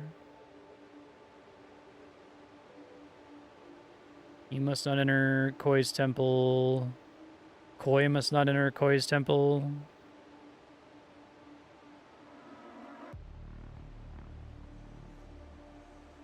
No, that's still must versus must not. Because I feel like what I would do is I'd have it be a circle would be I, and then a circle with a dot would be you, right? So it could be like a negator. guess this could be enter, must not, will not, did not.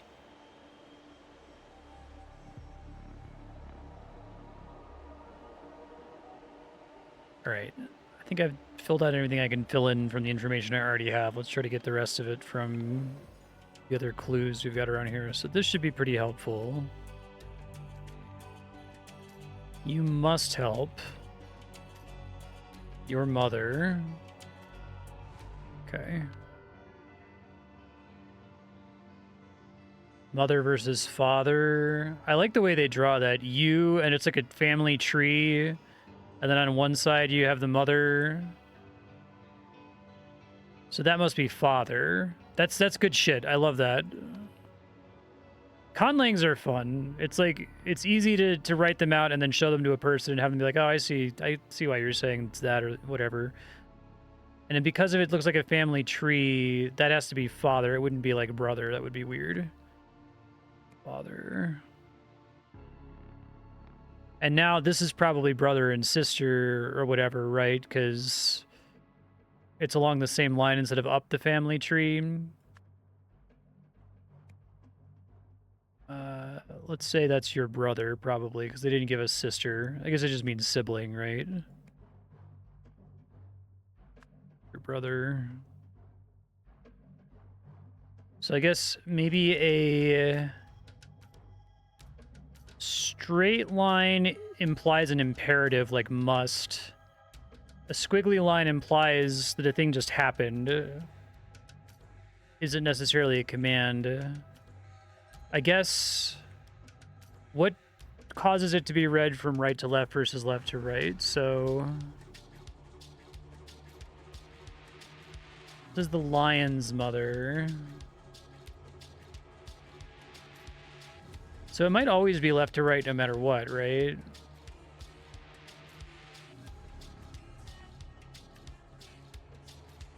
Did hinder the lion's mother. I like that they make you get father and don't give you mother directly. I don't think they do anyway. It's okay, you can get it. First proclamation is something to do with sinners. Okay, sinners have the little devil horns. That's funny.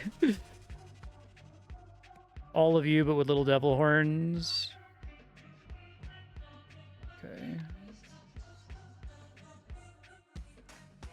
Dedicants and their money, so that's the money symbol. Okay. Dedicants' money.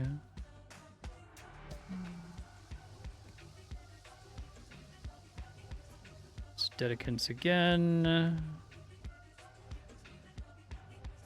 Not endangering someone. Must protect. I think this straight line implies an imperative like must. Okay, so let's see, how do you negate?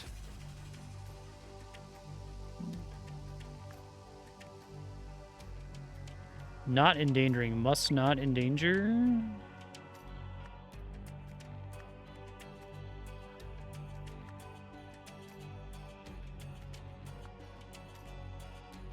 Excuse me, not leaving.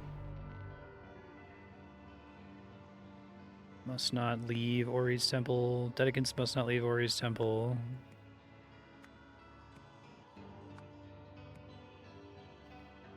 Fifth mentioned a virus. Virus. It's not infect, kill.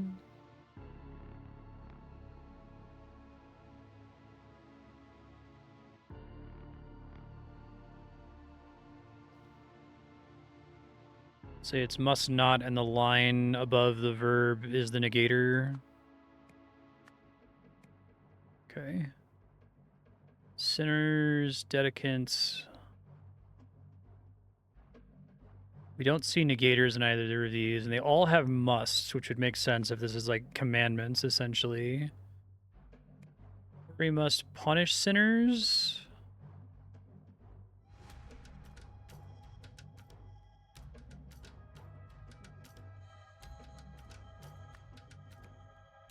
Leave their money. 2 or fewer are incorrect.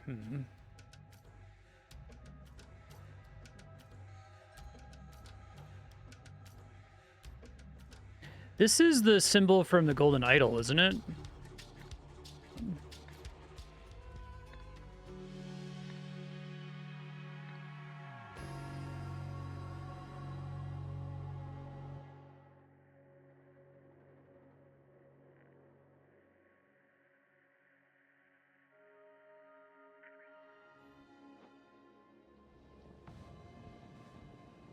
This guy? Maybe not. They're similar. There's like an extra sticky thing sticking out of it.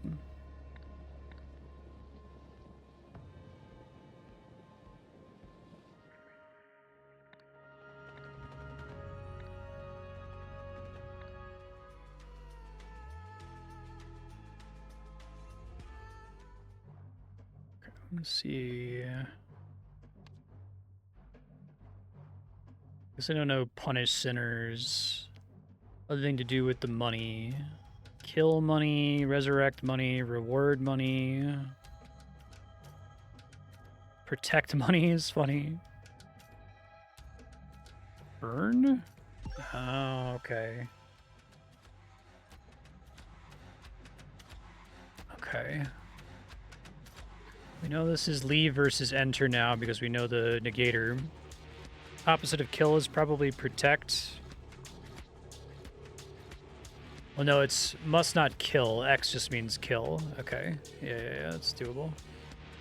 All right, so so those are straightforward because they're all imperatives with must. But I still don't know what's up with the arrow going right versus left and versus what it means. It's like past tense versus future tense? Okay. So is it an imperative or not? So you must have helped your mother would have been past. Lion did hinder. Waterfall did kill. Tortoise did help. Oh, I could have gotten this. The kill was right there, and I guess I could have gotten reward. Whatever, it's fine. All right. So the left to right thing wasn't correct. It's always left to right no matter what. So probably temple's here. Probably is the object. Probably is the object. It's a nice way to misdirect you on that, though. Your father, your brother. I actually already did this correctly by mistake, but I'll take it. I didn't see that these arrows are going left before, but we know which ones are past tense versus future tense. Dedicants. Circle with the burn icon. Fire.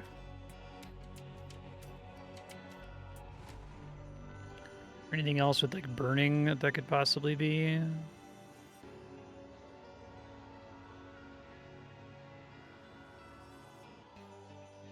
Will not.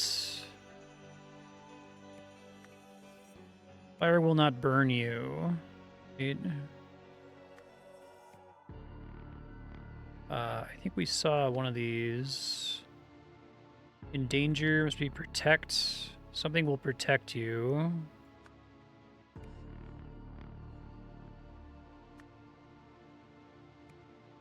Fire will kill your brother.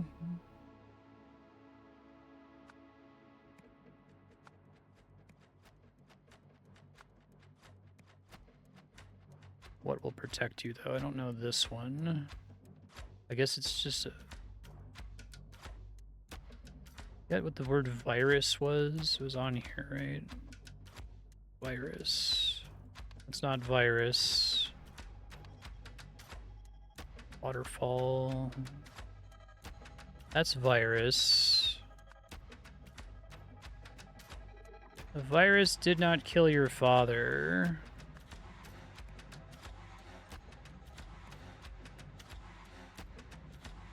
It would be kind of crazy if, like, the waterfall actually works. It's just like Ori actually is able to read the waterfall. His father didn't seem like a complete scam artist, but he did come back and say, like, oh, I'm gonna live forever. Your brother did kill your father. You must enter Koi's temple. Koi must enter Koi's temple. I'm in my element with these. I love this shit. Followers must burn Koi's temple.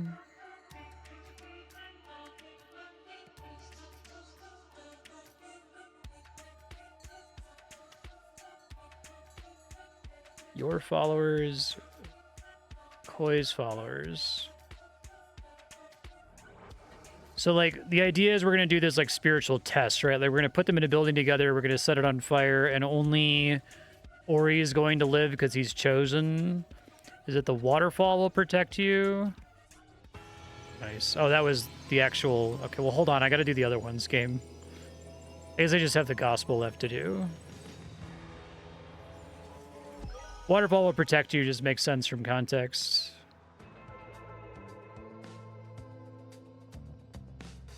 I'll come back to it. Hold on.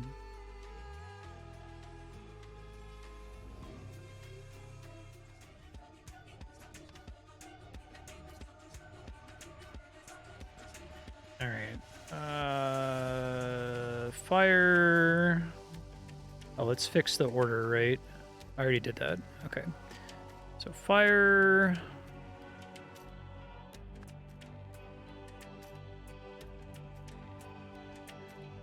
Did burn the temple.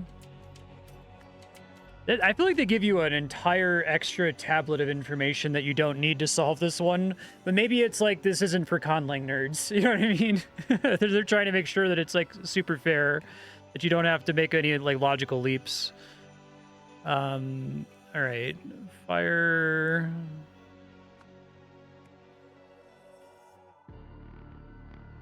Yeah, I guess this is how you're supposed to get waterfall, but like, of course it's the waterfall that's protecting him, right? Dot above. Extinguish. Isn't the same as not burn. It's like a more aggressive negator, I guess.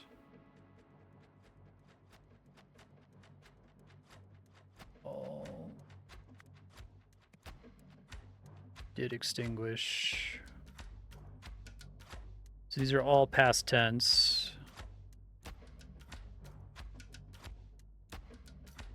I don't know what the X temple is, though, right? Is there another inside temple? That would make sense. Prayed, probably? Is there a pray? Yeah.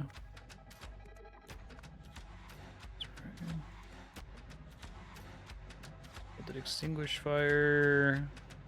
But he survived is the idea, but his face is burned. Fire.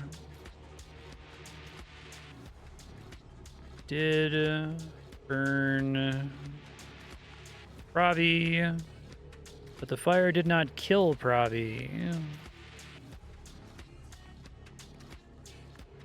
Okay, yeah. More of those, please. I'll take it as just the one. I don't want to just turn the game into a conlang game, but they did a pretty good job with that, I think. Like if they want to branch out and make a different kind of game, if they just want to make a conlang game, I'd play the fucking shit out of that, because I think that just they have the right intuition for how to teach it to the player, I think. And I think this format fits really well with that kind of a game, so big fan.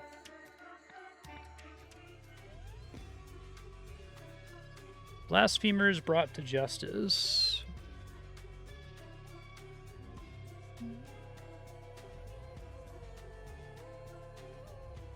Interesting.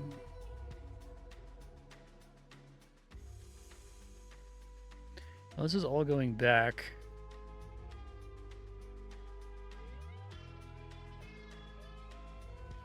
So it's firmly religious stance.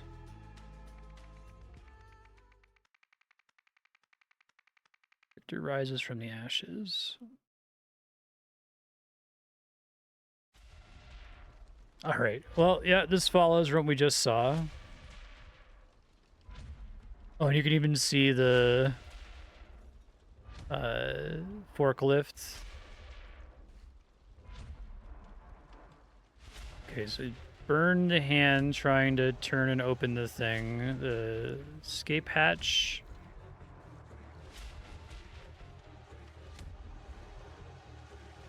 Spiritual and elegant.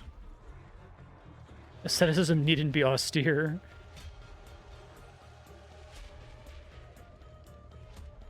Palladium necklace.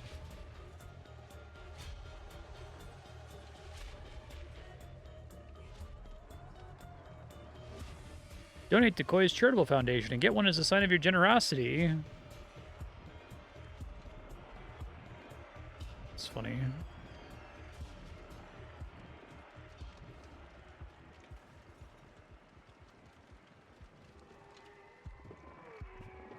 Government badge.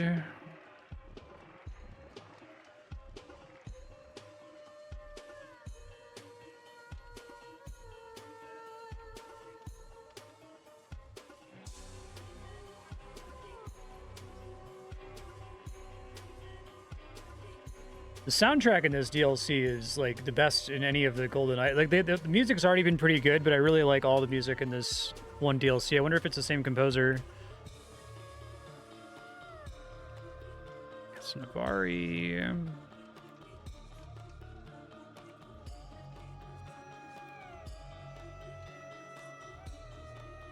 Victory declared. So I think like it was planning to cheat, but it was so hot it wasn't able to turn the thing.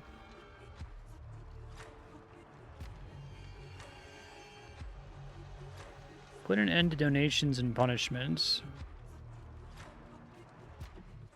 Oh, they don't show you who that is. That's even better. I recognize this guy.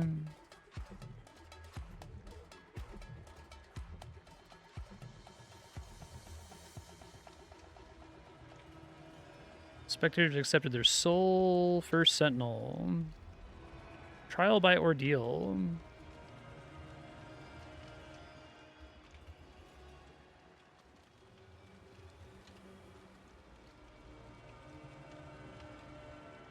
Interesting.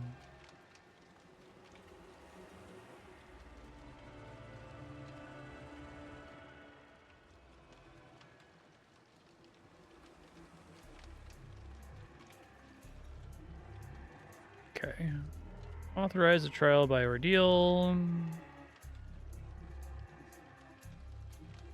And make sure he had a plan to ensure his survival. So, Koi's plan is to use the escape hatch. He tells him, yeah, I've got this plan. Provided the spare for handover. Always a few rungs short of a full ladder. Get stuffed. I now realize there's no chance of me losing.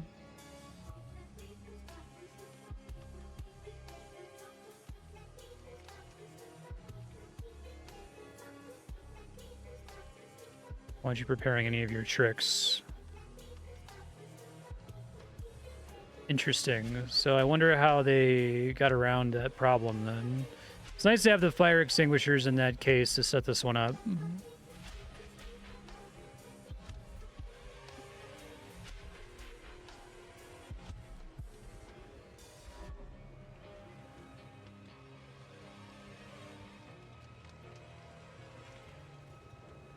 Respective overseers, followers.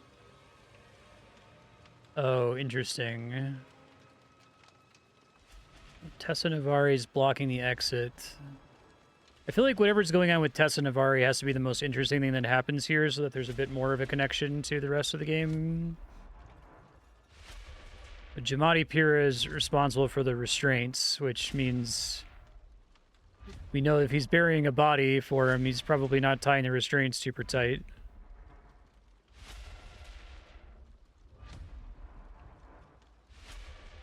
Surprised they didn't flip these and have, like, Jamadi Pira do the restraints for Ori and vice versa, right?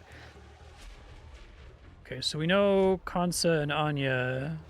We don't know Zira, though.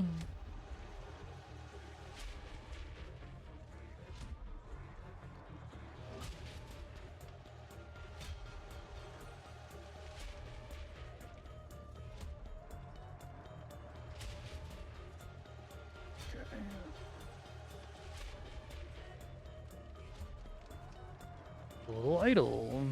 It's cute.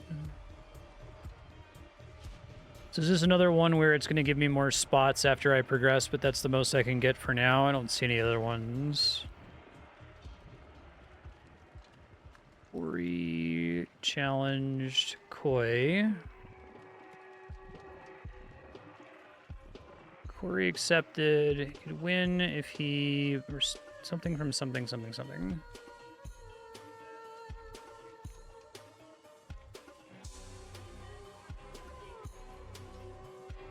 Oh, I see. I was like, there's usually only 4 cases, right?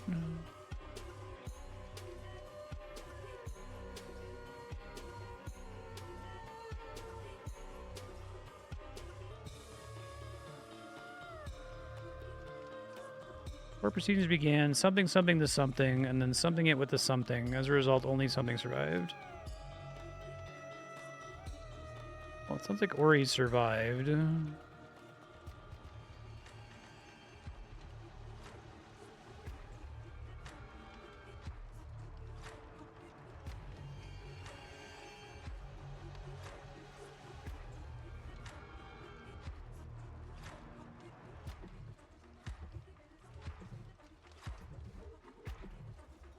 I don't understand what the significance is of this.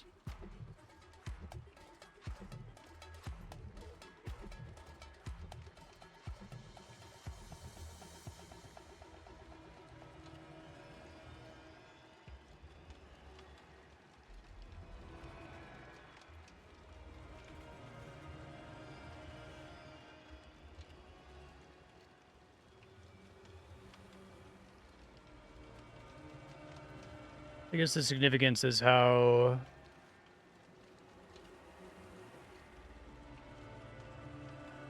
Tessa got the idol to begin with. But it's not the idol, right? So assemble all the parts.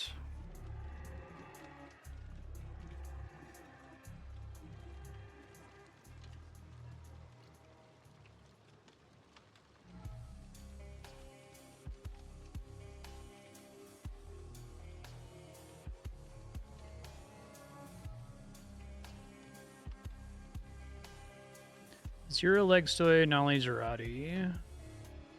2 people we haven't met. We do know Consa Raffelli and Tessa Navari.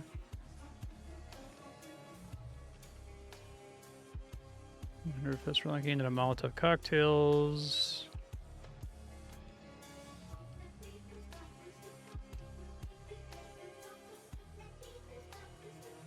Didn't have time to finish the minutes.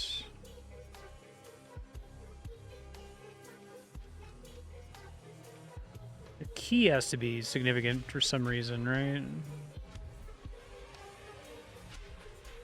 I want they'd remind us of the waterfall proclamations. I feel like this guy's notes are probably one of the most important things.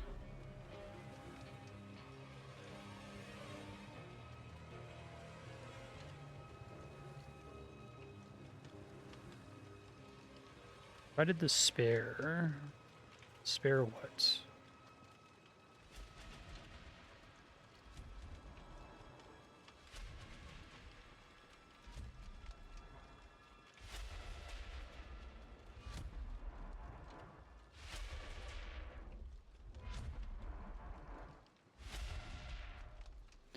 So, if this is tied into the meta puzzle, do I need any information from outside the case to solve it? The stuff that's on this page?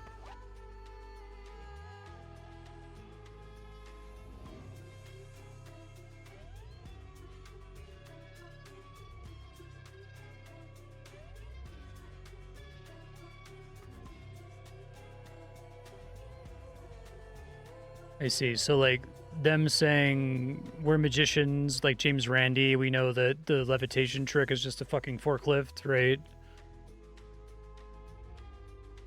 I see.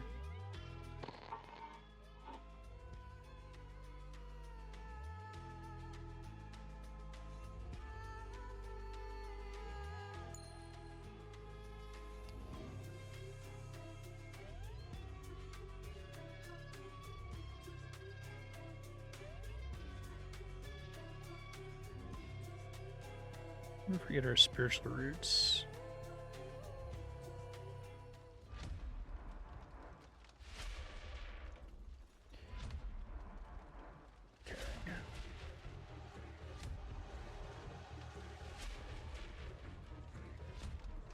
To see that this person's feet are burned, is that significant? Maybe not.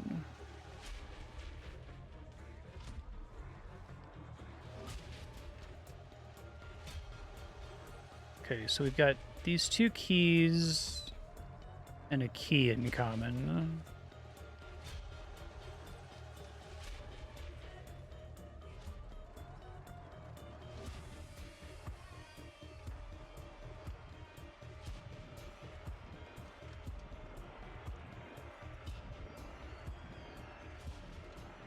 Restraint overseers, secure shackles.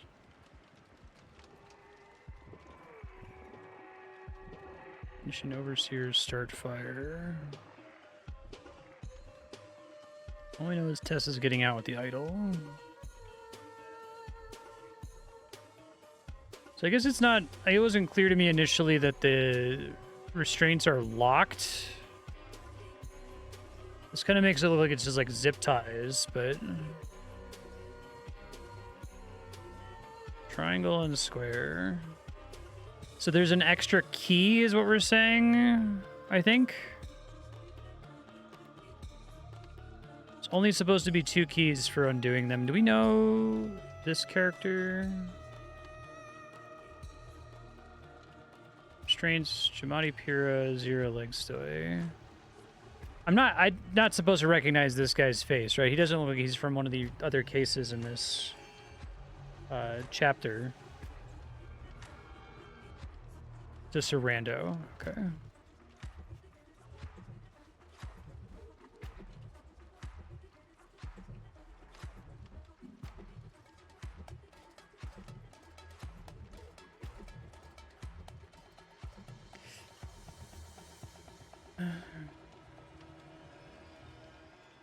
All right, let's...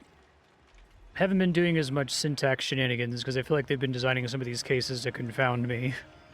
I do think, what was it? This one? I think they like went out of their way to design this whole thing so that the nightmare thing would fit. The nightmare thing seems to be like a complete red herring in this case. Maybe it's relevant to the meta case. Anyway, okay. Thinking he could win if he blanked a blank. Thinking he could win if he locked a belt, bunker, key, shackles, window. Unlocked a bunker. Well, if he verbed a noun from a person. So if he locked a bunker from person. If he unlocked a bunker from... That doesn't make sense. Entered from person, exited from person, received from... Okay, stole from or received from are the only 2 that could be. Stole a key from...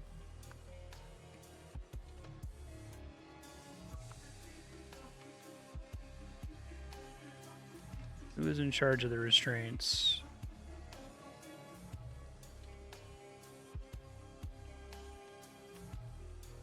Well, if it's from Jamati, he wouldn't have stolen it, he would have received it, right?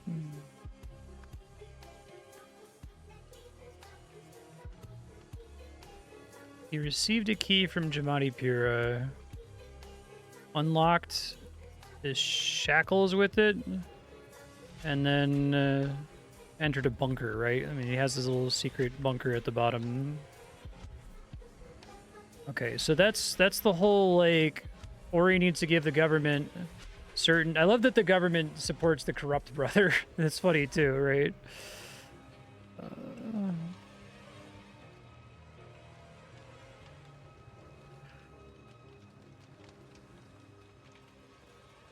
Somebody something to something, and then something with a something. So, like... I thought the problem was just that it was too hot and he wasn't able to open the bunker. But there must be something else going on with it.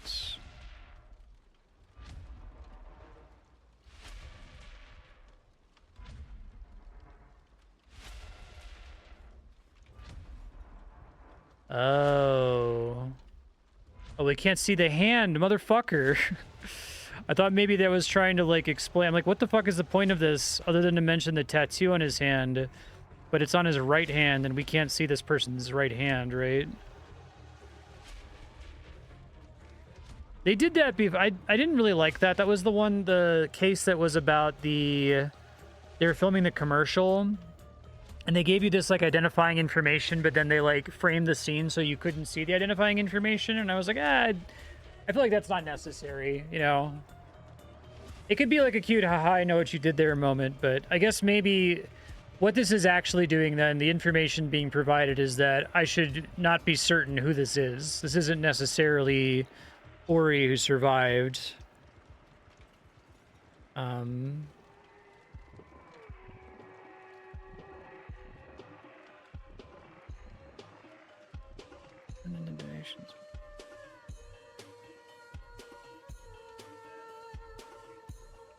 Because it says Koi thought he was going to get a key. Wait. No, I'm completely confused. We already knew this wasn't going to be him, because we already thought that Ori was going to be the one that got out, and there was some kind of bullshit to keep him from doing that, so that nothing has been contradicted.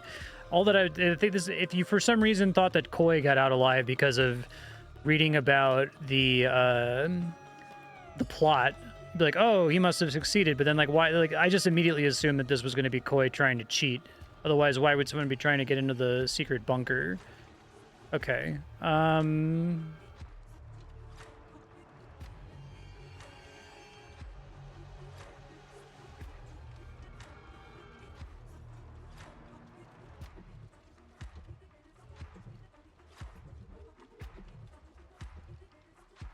Okay, none of that seems to really matter.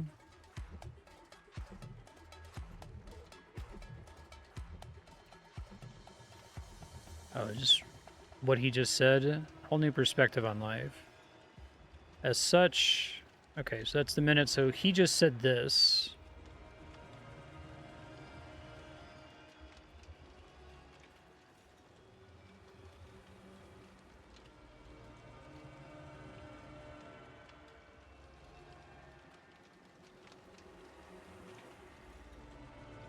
So... this is saying that this guy isn't one of the brothers? I guess that's a fun twist. Like, it would be boring if it was just like, and then the thing you thought happened. Because, like, he's saying that he was just praying. He wasn't, like, tied up with somebody and just woke up and was fine. So who the fuck is this?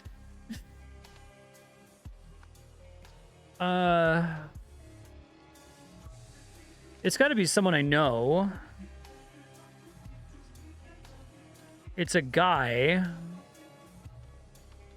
Is it Jamadi? All right. Let's... So, like... Where was it? This one? So, Tessa... It was not Tessa. She's out there. She's leaving with the idol, whatever. That connects to the main game. We've never met Fesralaki. That's a made-up name. So it's not going to be someone we've never met before. It's probably not good to work from that logic, but so be it. Zero, we don't know Zero's gender, but not Zero because we've never met Zero. That doesn't look like Kwanzaa or Anya. So the only other person it could be... Well, it's not Lutri Manzek, that's the king, right? It's got to be the spiritual leader, so it has to be this guy. It would make sense if it's that guy, because then this makes more sense. Like, why are we bothering talking about this rando dude who just does dirty work? Why are we giving him this weird backstory about having a dark secret? Killed his father? We still don't know what the fuck this means.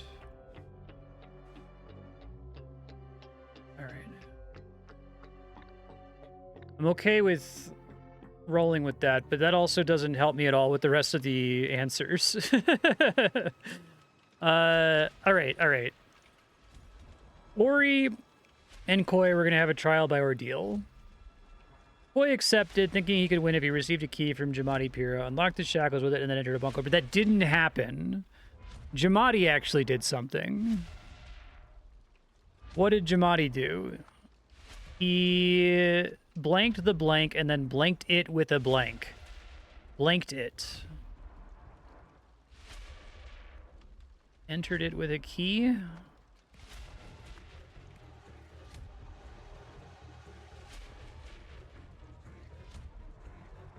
Did you that Jamadi, like, didn't... He, like, locked the bunker? Fuck. I thought I was cooking there. Do I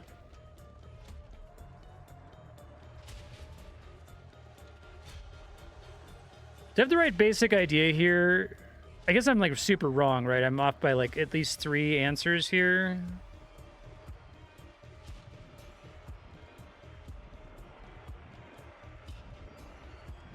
I do have the basic idea.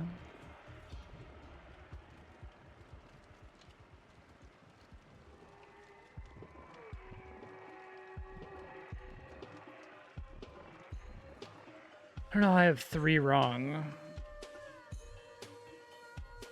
There's a semantics thing and a detail that's wrong. I guess I don't know what the significance of this is. Is this one of my words?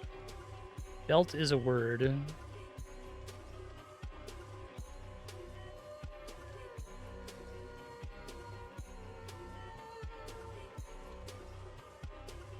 Did something to it with the belt. Oh, did he, like... Are we saying he, like, used the belt from the inside to keep him from successfully opening it? But it eventually melted?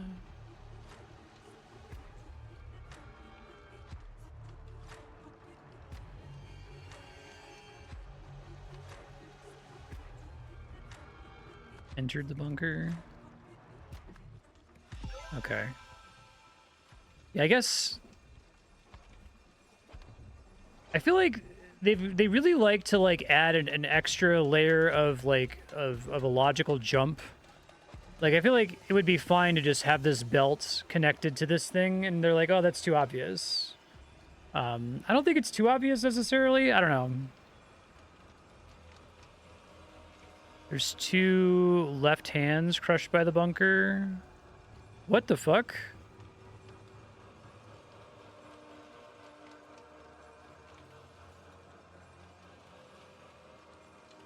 I never would have gotten that in a million years. I got it from, like, why would they show this guy's hand? Okay.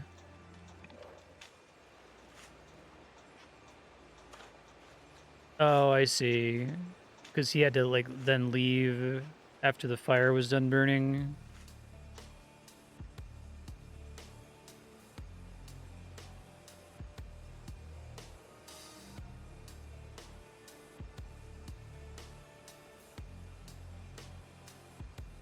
You know, keep an eye out for... They're probably not going to do the 2 left hands thing ever again, but that's wild.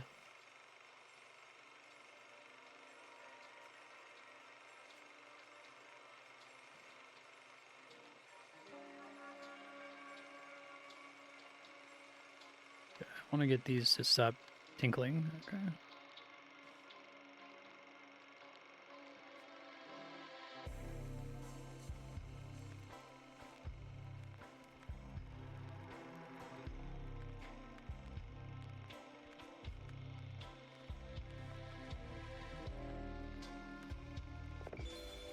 King Lutri's Purity Guards.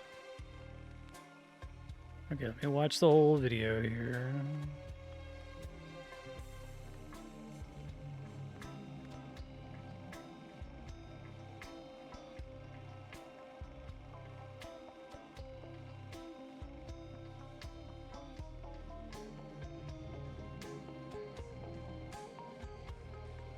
Okay, got it.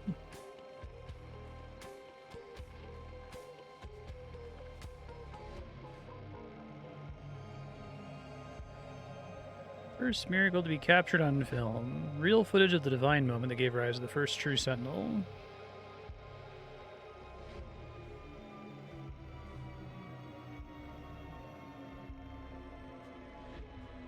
Different angle.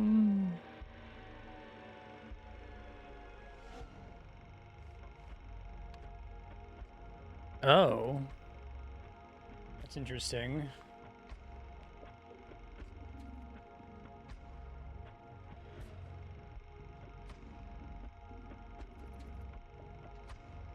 Now, the trial by fire is happening towards the end, right?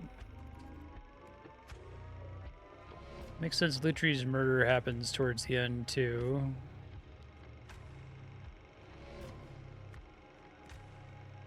We should just be able to figure all this out now, I feel like. Koi's Miracle, Ori's Revelation. Gusto's Burial. Cinema screening happening at the end? Okay. I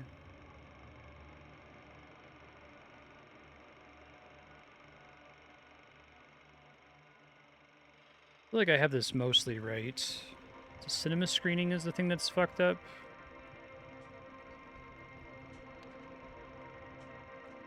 Guess I'm just putting it at the end because we're reviewing it now.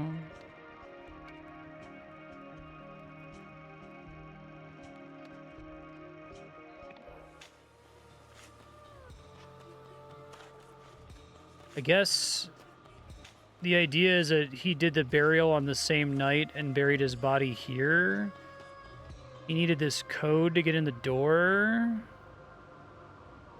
First Sentinels only. Oh, that's a cool way to do that. Yeah, because you can see, according to the conlang, it's the father and the brothers, right? So how does he infer that that's the code 1594? 5 is surrounded on all sides. 1 is surrounded on the right and the bottom. 9 is surrounded on left and the top. 4 is surrounded top, right, and bottom. That's clever. I like that, actually. Okay. So we're finding out that... Am I meant to understand that these two things are happening simultaneously? The cinema screening and this? No? Okay, all of these are happening at different times.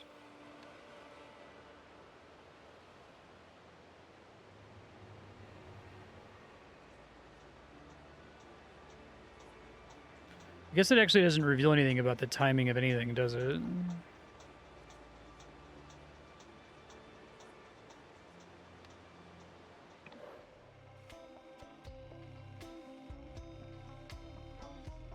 Honor the death.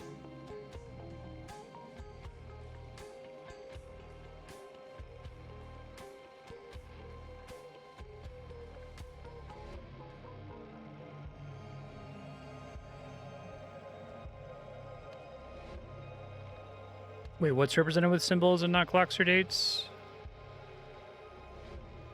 Oh, you mean the way we know these didn't take place at the same time are these buttons up here? I see.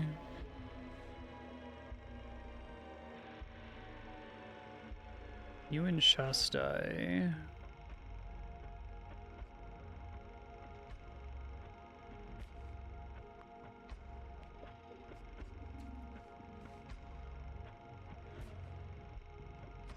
Reporting them to King Lutri's purity guards. Okay, so this is before the death of King Lutri.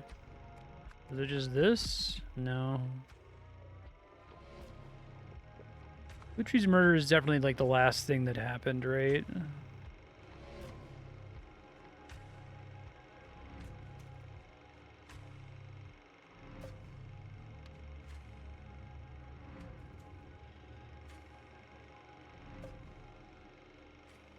I guess all we know is that it happened after he died, so if everything else I think is set up, I could just like check this in every spot. Oh.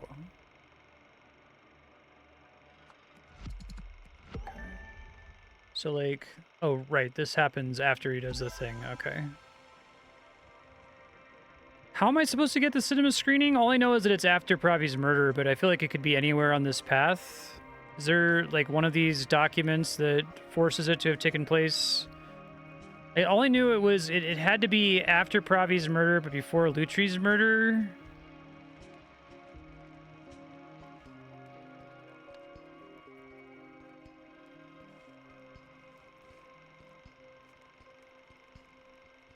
Trying to see if I can... Yeah, this is the only one that seems like it has additional information.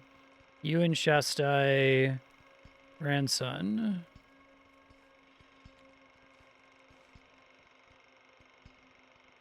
I don't recognize the other faces from this one. All right, let's see. Oh, the fuck? Okay.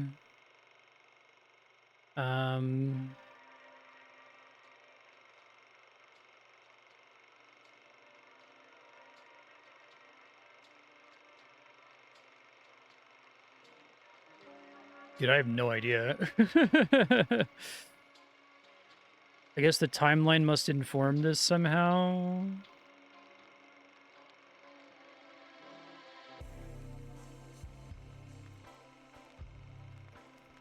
All right, so if the timeline is right, and Lutri's murder happens last, we go back to that one. The whole deal with this one was that the first Sentinel edited the speech and then got out. But they cleverly did this whole mission in such a way that we didn't see the first Sentinel, right? Oops.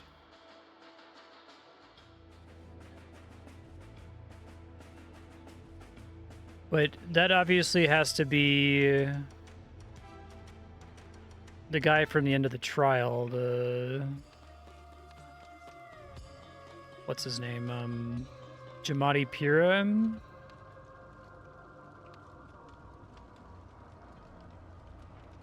He went to hide in the bunker.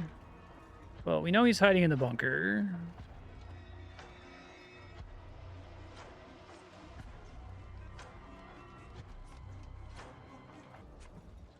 Oh, I think I get what they're going at with this. So they're saying that, like, maybe I misunderstood this earlier.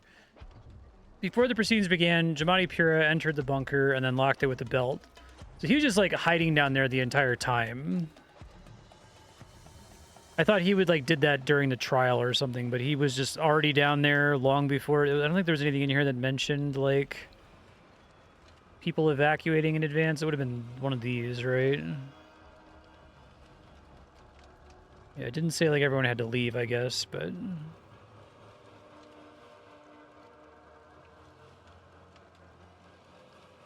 Oh, one of these says, called the trial to order. Search participants, shackled them inside the...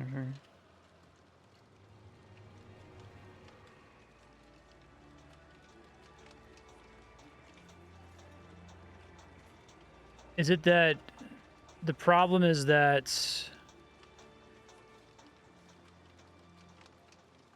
Jamadi was supposed to be responsible for the restraint and wasn't actually one of the people who did that? I guess I didn't think to check that previously, but that could have also been another path to the answer for this one. Anyway, it's not really material to this, I guess.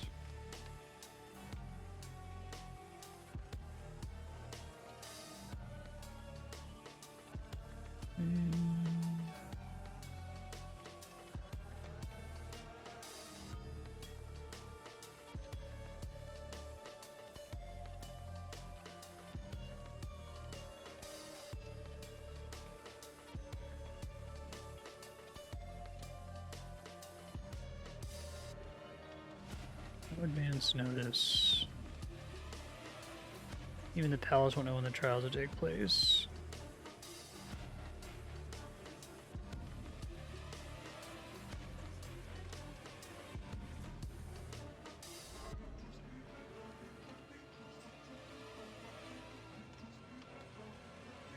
I guess the main distinction there is that he's supposed to be listed for restraint and then didn't restrain. I don't see anything else that mentions that, though.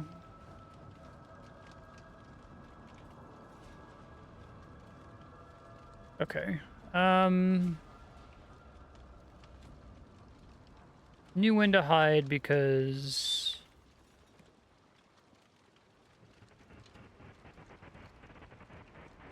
I guess whatever the answer to this, it's going to require that I use the timeline to get it, right? Otherwise, why would it bother putting it there?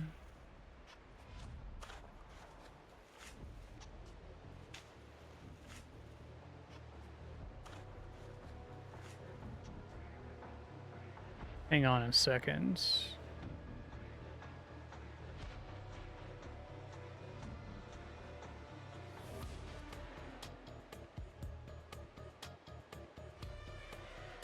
He sees mushrooms in his glasses.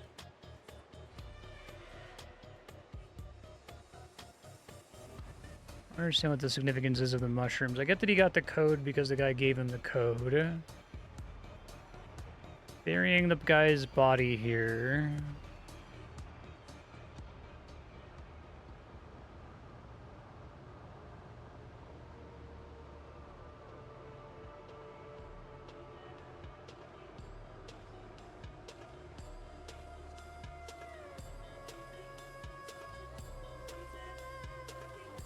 Alright, well, I can fill some of this in. Obviously, he killed Lutri, right?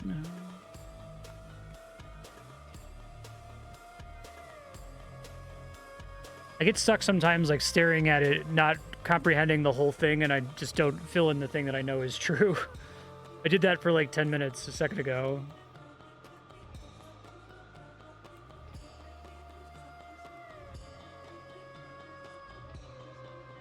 Motivated by faith, fear, love, lust, money, power, revenge, redemption. He's trying to get redemption for something that he regrets. My dark secret. My father's ghost. Pay for what you did to me. So he, like, killed his dad, so he's... Like, why would he kill the king, though, to get... I don't understand what his relationship is to the rest of this shit. Okay. Who told Jamadi Pura the trial date? Like...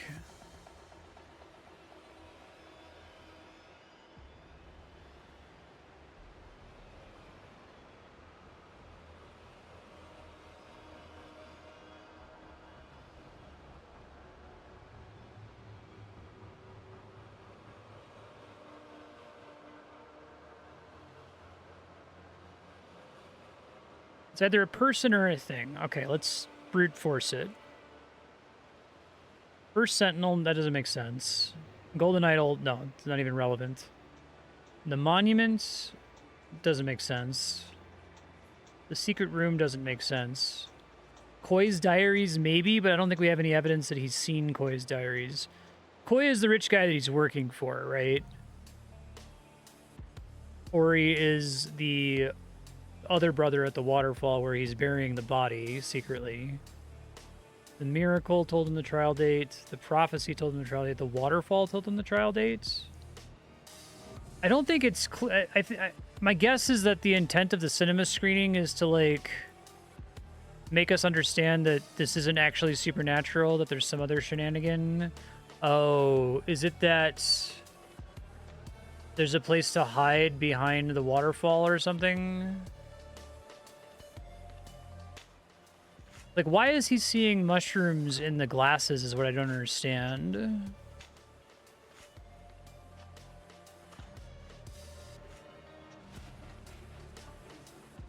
This is just gonna be wrong, right? Okay, just making sure.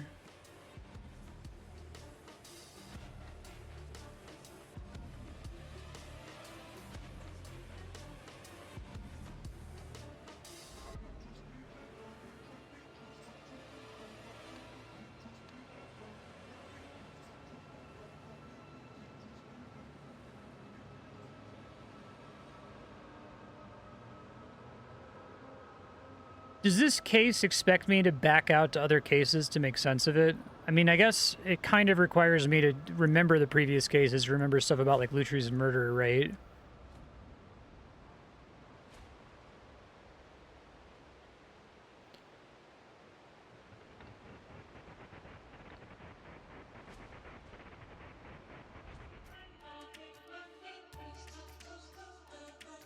The meta information is helpful. Okay, hold on.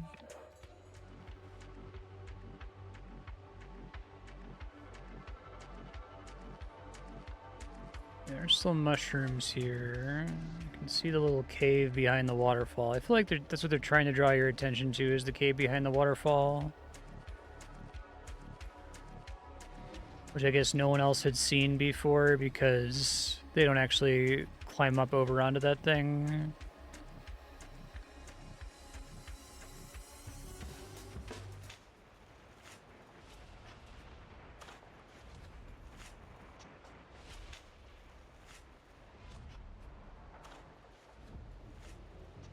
Hang on a second.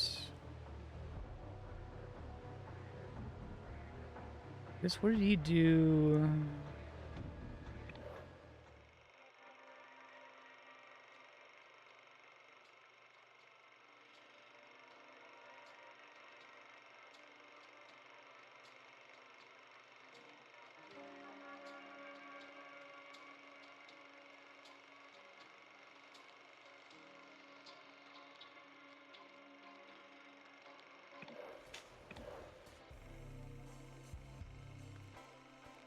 This isn't like a cinema that's behind the waterfall. That would be too weird, right? Something about the footage seems off.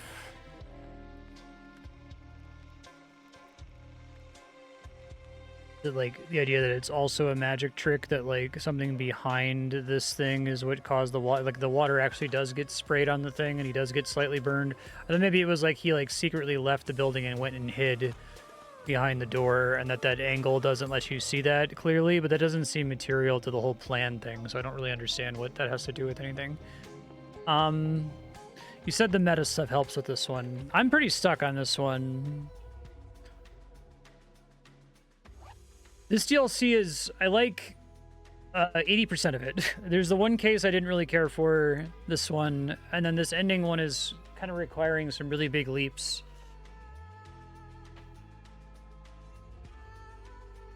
I guess it's like you can think about whenever they ask you to make a leap, there's like, you can like chart that as like how interesting is the leap, you know what I mean?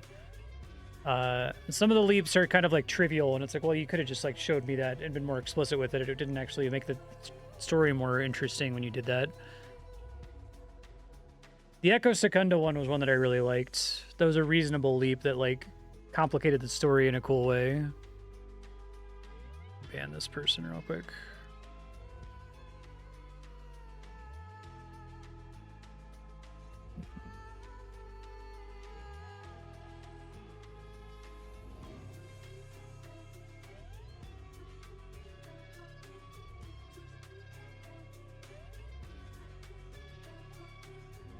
After the Inferno, only one shall rise, bearing the mark of the universe.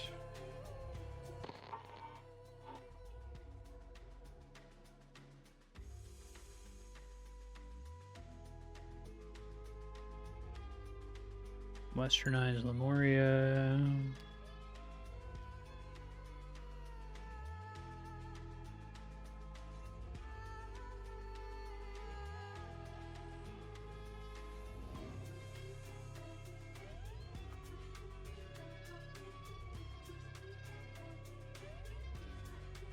Oh, these are the blasphemers brought to justice.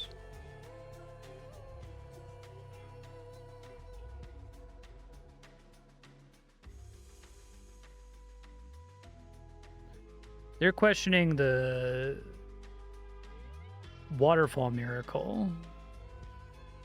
And the amazing flying boy. Okay, so he's the son of the magicians? That's really fucking weird, but okay.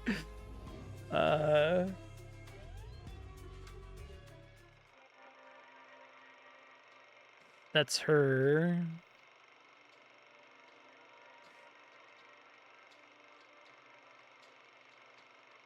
Inherited such a strong set of features from you and Shastai. But he has a different surname, maybe to not make this so obvious. Because they're not the Piras, right? They're Akai. See, I feel like they could have like made him the son and just given him the same surname, and that this would still be kind of weird to like make this connection to back out on the case and look at this.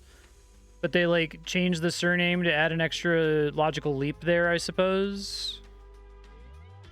So is it revenge for them? Okay.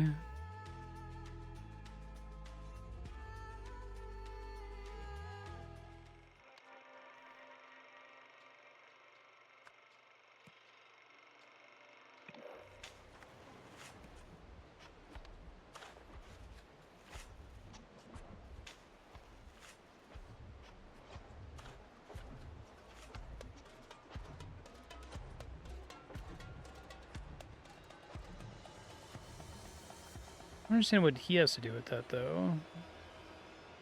Is he, like...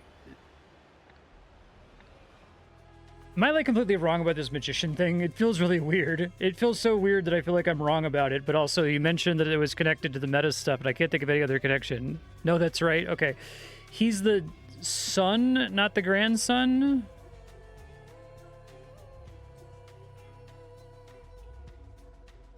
Shasta and Denise.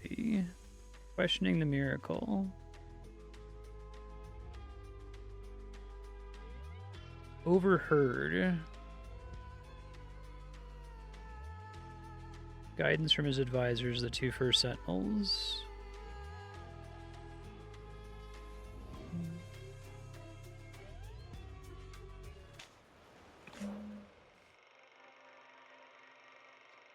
He reports them, and then they die. Okay. Okay, so that's the reason the timeline matters. Wow, that's...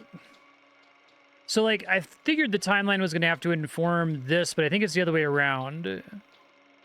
The timeline only makes sense if we're trying to explain why Jamadi Pira then went and joined Koi. That's why it has to happen after Pravi's murder, but before he's seen working with Koi. Okay. Yeah, this one feels like it kind of makes sense once you already know it, but it doesn't... at least I wasn't able to get there. Maybe I'm stupid, but...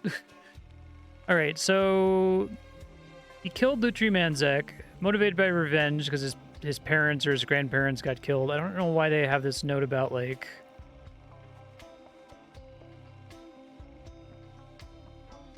It's from her dad is the grandparent of their son, but who doesn't have the same surname as they do.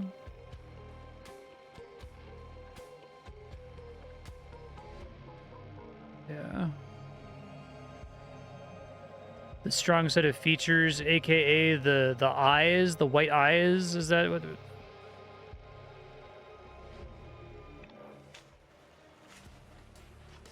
I see. I guess no other characters have the white eyes.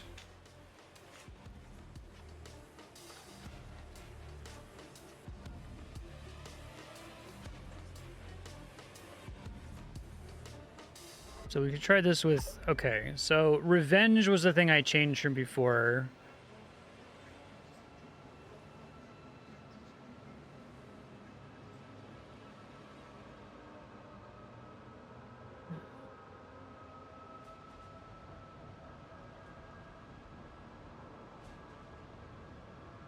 Oh, he uses a fake name.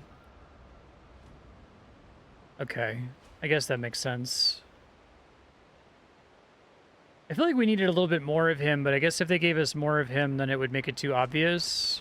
Like, it already feels like giving you this diary entry and having it be a red herring in that case feels too strange to, like, have this really crazy important thing just not be consequential to that case at all.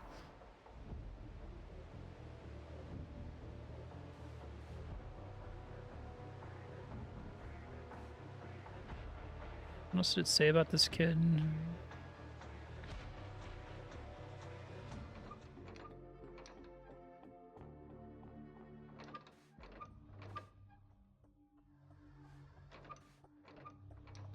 Oh. Holy fuck. I didn't connect that at all. These are diaries 1 through 10. You move the V down so no one would notice. Why does it say diary number, the digit 5 instead of diary number V there?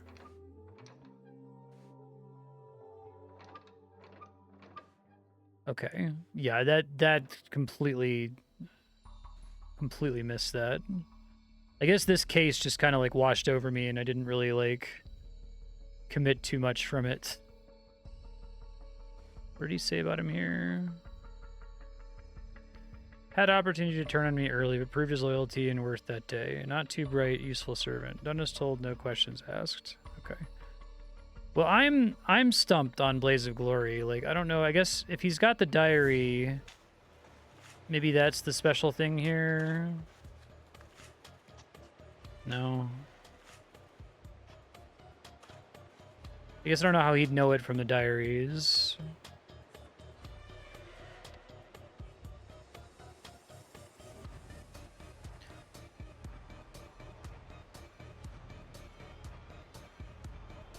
I think he needed to do something like... I think for this one, there's a little too many leaps. Like, these should all be red, and then 5 should be gray. And I bet they did that originally, and it was too obvious, so they, like, changed the colors to make it less obvious. But now there's, like, 2 things you have to keep track of. You have to assume that, like, oh, I guess none of these are allowed to be gray, even though, like, this one's, like, almost gray. And the V could be the same V that was up here, and it got swapped out. Yeah, and it's also not relevant. This, I feel like that clue is more appropriate on the meta screen. If you had, like, one of the posters here was a bookcase or something. Because they've done a good job so far of being, like, sometimes you're going to have to go back to an old case to get information, but we're not going to put, like, a complete dead end without also re-referencing it again on the meta page. I'm completely stumped on this, so... Do you have any way to give me a hint for this? These 2 are the ones that are wrong, right? Everything else is right?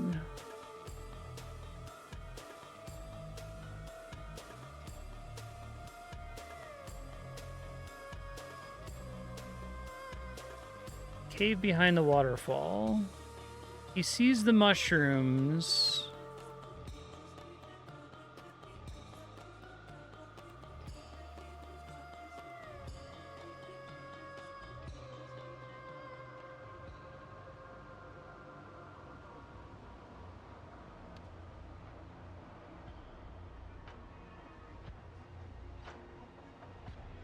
So, is it relevant to the fact that this scene happens immediately before Ori's revelation?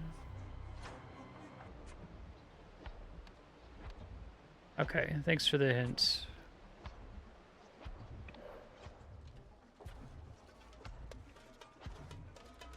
One of these guys has it.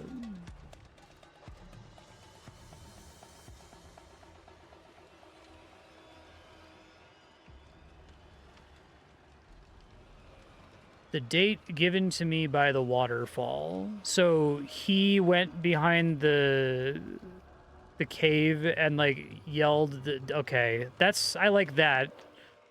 I feel stupid for not getting it. I don't know if they could have conveyed it better. It may have been that I just wasn't thinking about it. But that's a good twist. I don't hate that one. So he told the trial date. That's clever. That's good.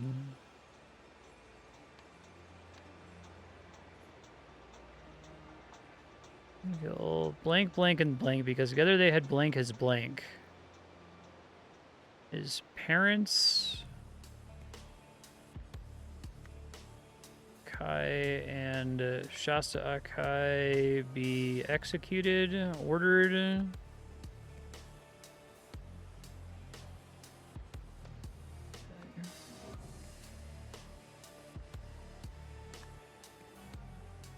Able to access the waterfall because blank gave him the blank, so that blank's blank could be there. Because Koi gave him the code, so that buried there, right? This is Gresto Nosy.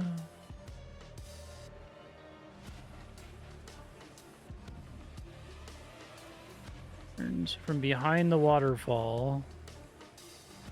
That is really cute. I do like the mushrooms and being able to see the little cave there.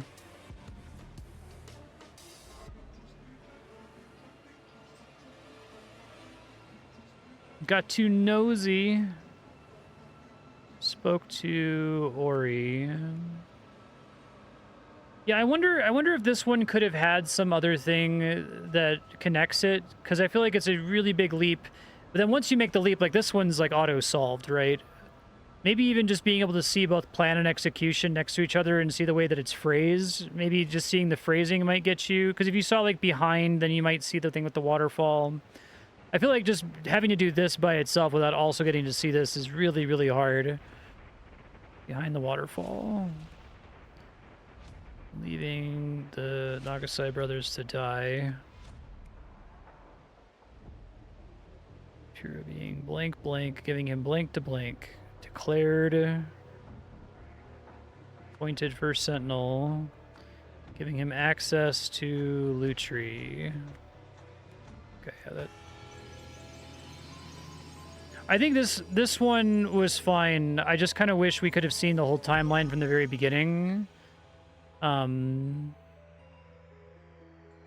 guess it would have made some things a little easy. It would have made the very beginning trivial to figure out that, oh, it was actually Jamadi Pira the whole time. But I think that, yeah, there's... This one, I wonder if there was a lot of iteration that they, like, did it, and then they tested it and saw that certain things were too easy, and then, like, changed them to make it more complicated, but then, like, the changes made it... Like, originally it followed logically, but now it's too distant from the original idea to continue to follow as logically as it originally did, you know what I mean?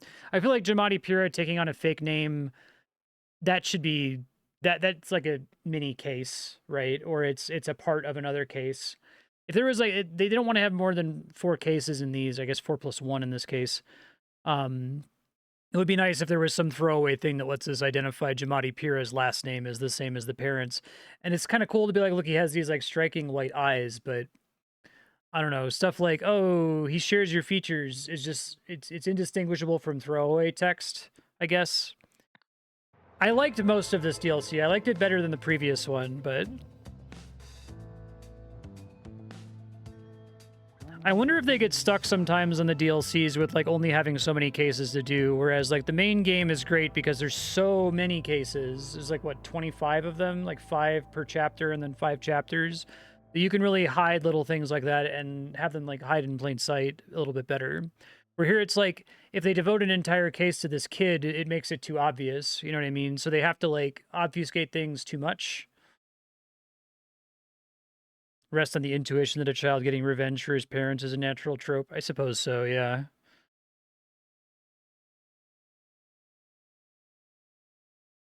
Yeah, I guess even just, like, buying that he's, like, infiltrating specifically to do that.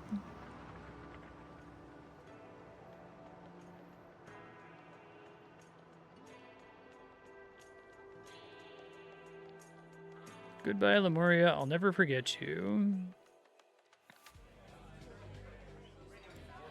Albion.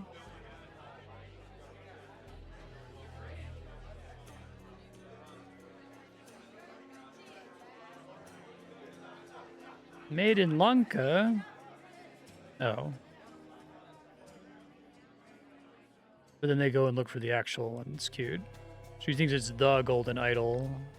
It's cute.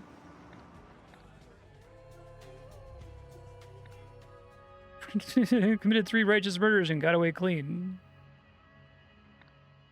Alright. Better than this one. Neither of them are as good as the base game. Age of Restraint.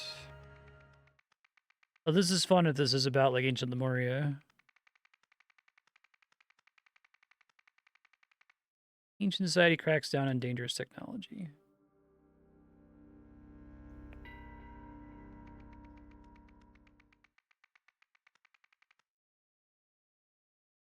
Tragic occurrence in an ancient orchard. Whoa. Range of sort uses are limited.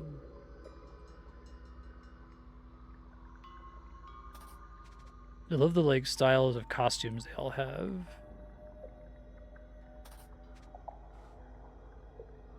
Technological abuse reports. Memory removal.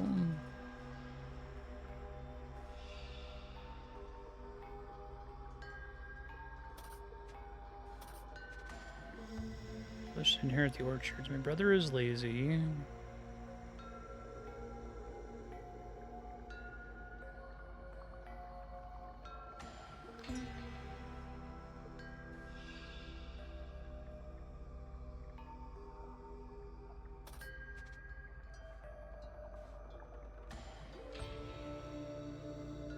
Please recount your day to me.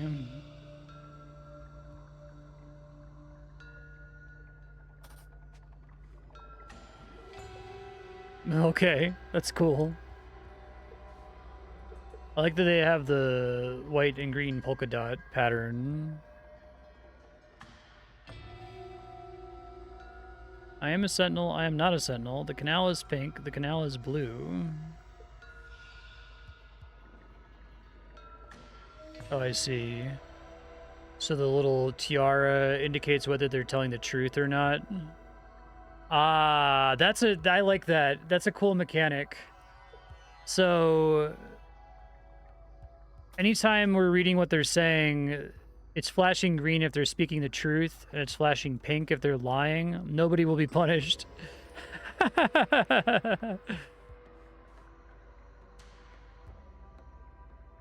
I love that everyone still lies in this society. That's really fun. I feel like there's a lot of cool stuff they can get out of that too later in the chapter. What'd they say it's called?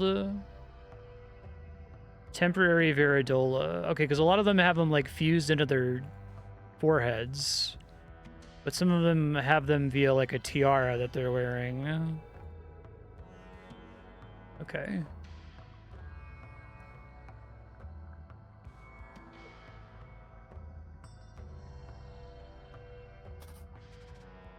Spell dance performance. Lemuri.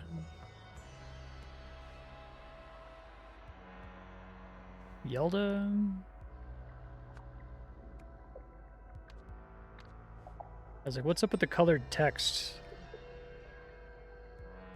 It's cool that you can get it basically immediately.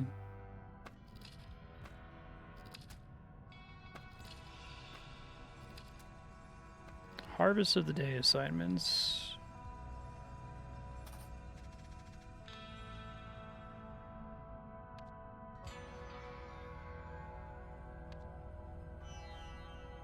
Called glut fruit, spite fruit, bait fruit. Whoa. How is each of these people related to the deceased? This man is not breathing. That's good. Good shit. Whatever happened today was an accident.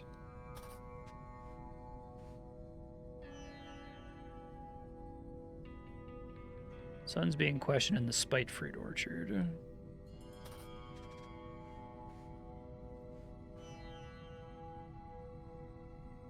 Which of you broke the charter? So they broke the... Someone broke the charter, but this was an accident. One of them handles a glut fruit. Okay.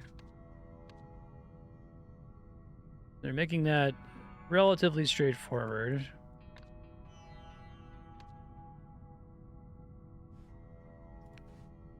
Fruit planters? I thought it said fruit printers for a second. Okay, the charters with exactness. Glut fruit.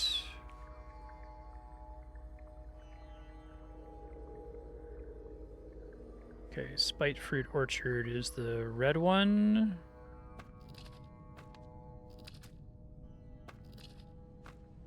And then bait fruit. Really? Ah. I guess maybe they moved from where he was standing a second ago.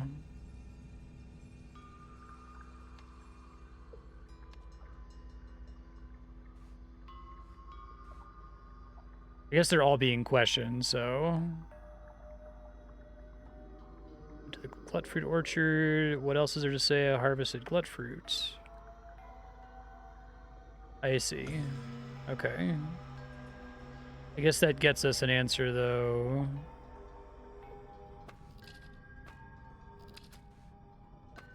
Your son is being questioned in the spite fruit orchard.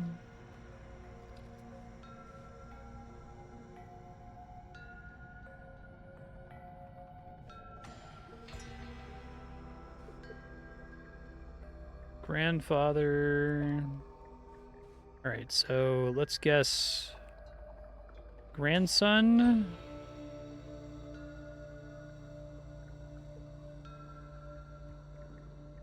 Grandson's not an option. Interesting.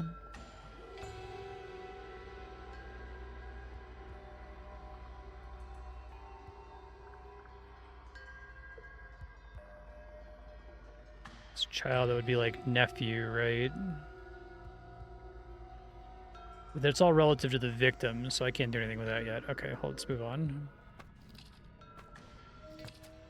Modified Tine requires modified safeguard to work. Better reach means quicker work. Seems dangerous. Oh. Tavik Patu and Marina Freppo. This is Lemurian tradition. They get a new surname. It's like Benifer.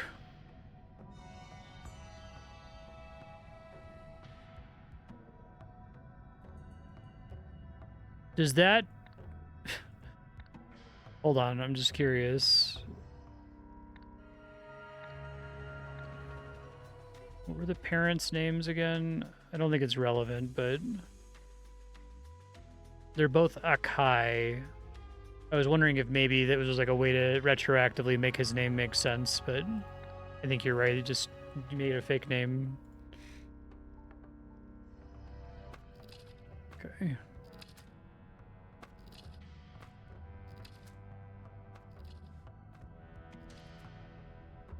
I still haven't reviewed everything. What am I missing? Oh, this. Only use approved harvesters. Oh, that's cool that they all have like different modular pieces. Neck. Extendable for use on bait fruit plants. Tine. Keeps raised range of about a hand's length. Corresponds with specific bin's portal. Went into the ground during use. Okay, so that's the transmitter.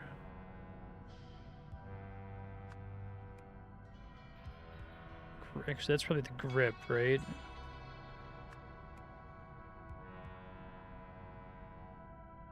That's going to be the safeguard, almost certainly. If someone remove the safeguard or something like that. Prevents targeting of any matter except for fruit. Prevents invalid harvester configurations. Okay. So... it's the thing that we're saying. I guess they might actually grip it on here.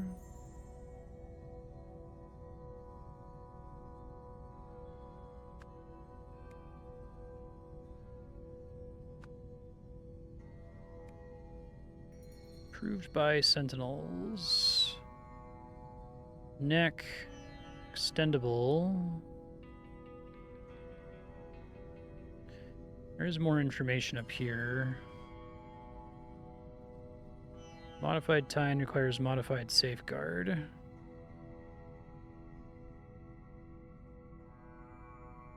Do adjust that as well.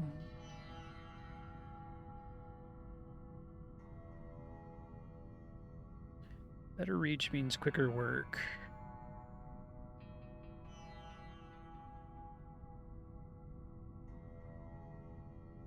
So one of these has been modified.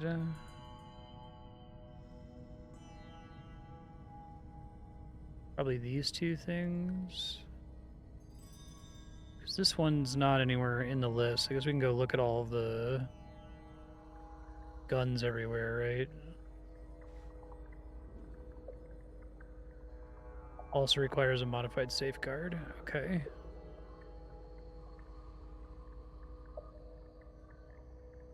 Got it.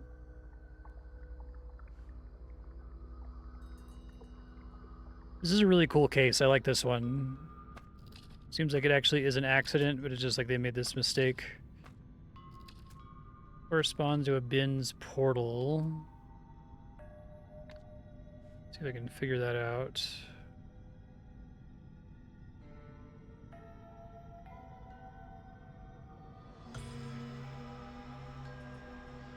What's the broken one that's just like spitting them out right now?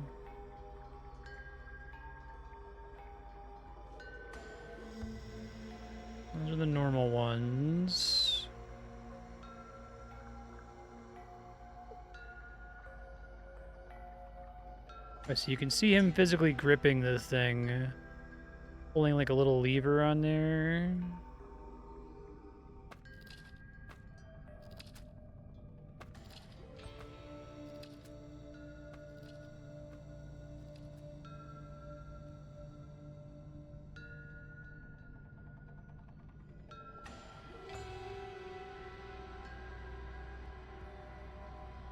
I feel like it's gonna be like, I don't think I get any more information than this, right?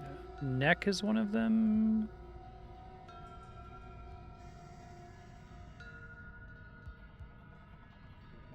Okay, but there's only going to be a neck on the one that's used on bait fruit, right? Which is... Someone have one here?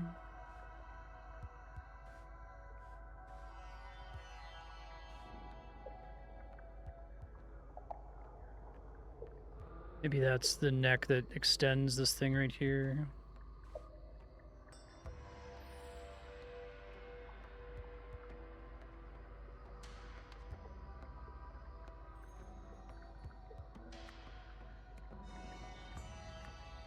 That's the time, and then the last one is this thing. Okay. I don't know what I have wrong.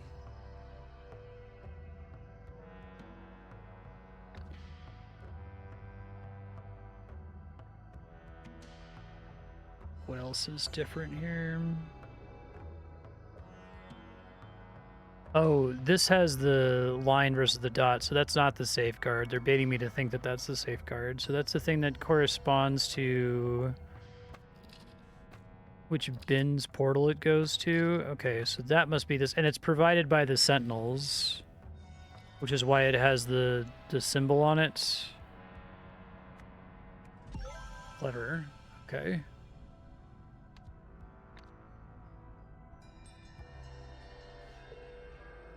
I understand.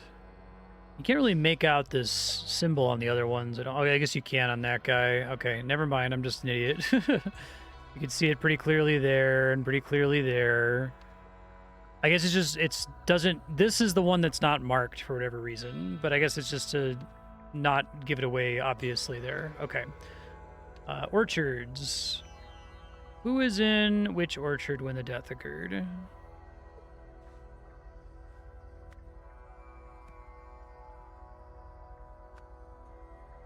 A couple of people are lying here. This is the grandfather, I assume. Well, the father, rather. Parents.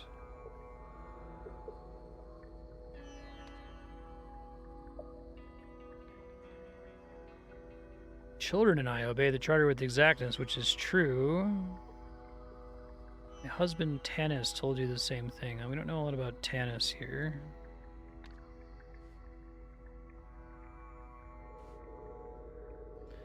My son was just killed.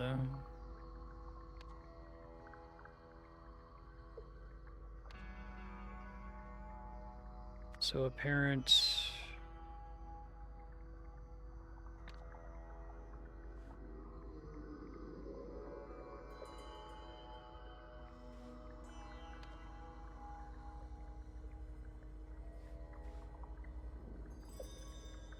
Strappus and Viridolas like we're liars.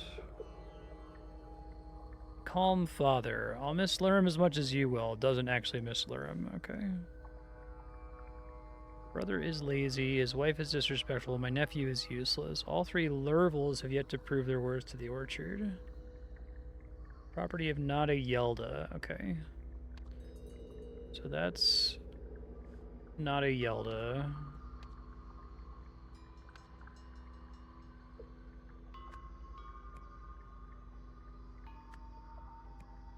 I think the Yeldas all... Are they dressed similarly? No, they all have that same outfit on.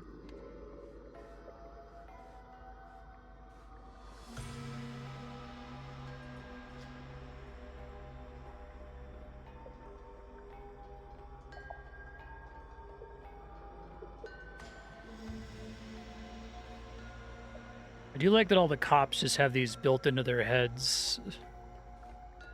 I love that nobody will be punished. Raska. Okay. Getting there.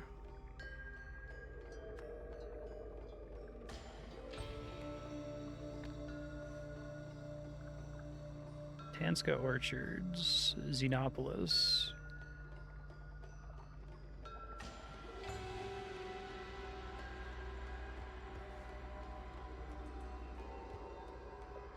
Husband Tanis, my son was killed. Lurum is the dead guy.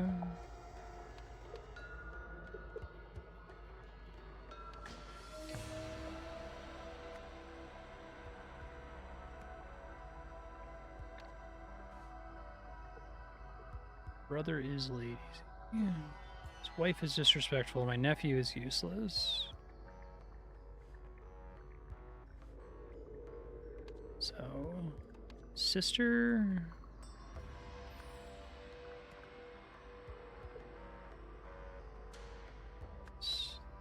The useless kid, I think.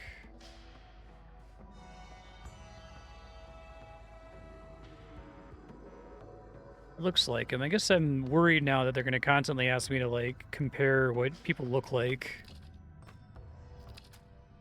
No one did.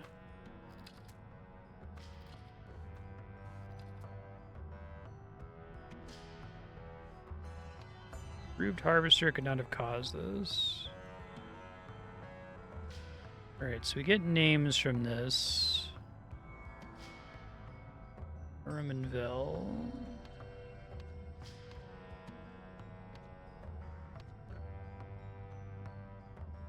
Spite Fruit was not a Lemurian Raska. Laramanville. Doing Bait Fruit. Etham and Tanis.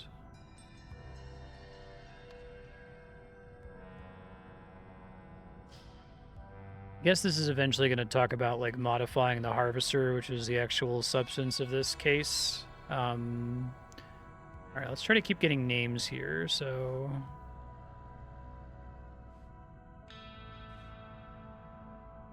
Lurum Lurvel.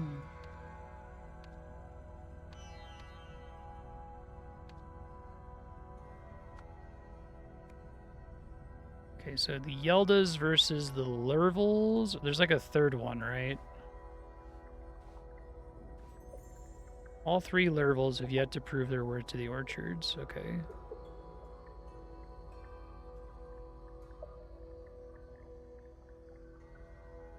Oh, I guess if we can figure out his wife, we can get why their surname is Lurvel now.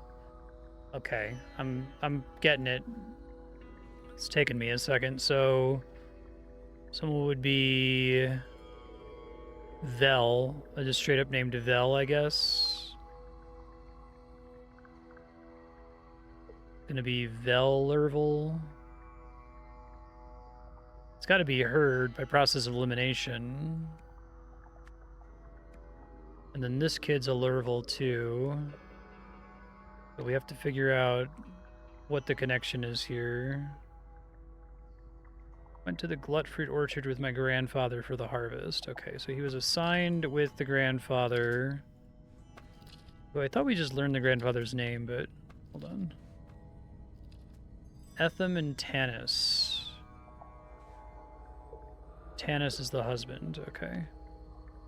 So that's Tanis, so that's Etham Lurvel, and everyone else is a Yelda?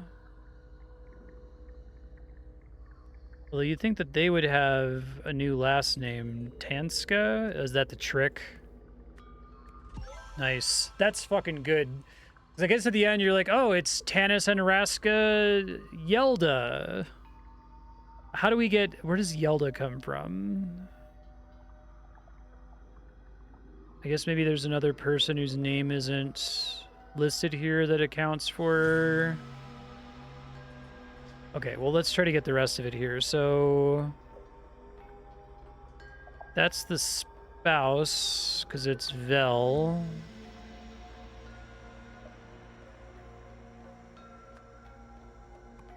And then if that's Lemuri Yelda, that's...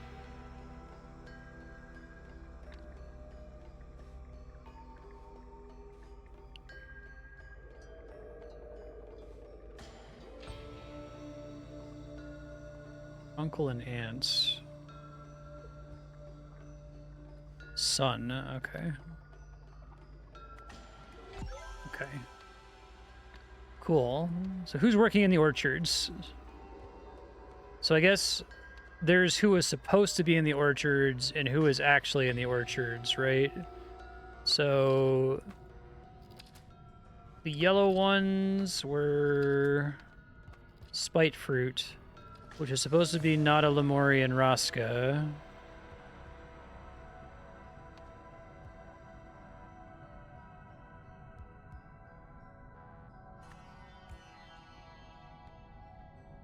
Do they actually care about the positions here?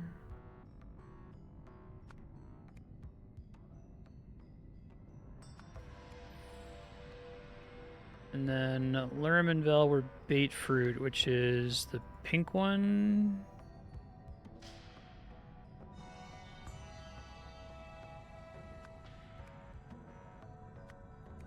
Okay, and then at the Montanus... Oh, I guess...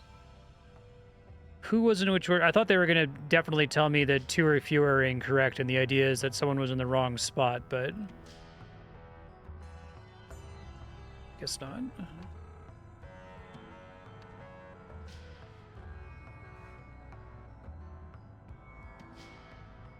This man is not breathing. Like, you think? He's dead. Alright, so... Got warped to the line, which is this one, so that's the murder weapon. Was it an accident? People think it's an accident.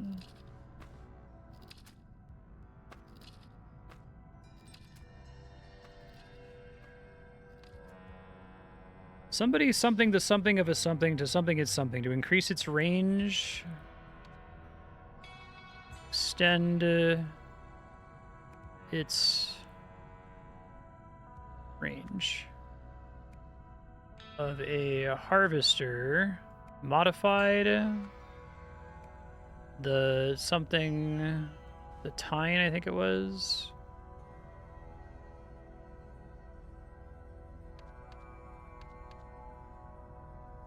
Something down here that tells me which one of these this is. Oh my god, I have to look at everything.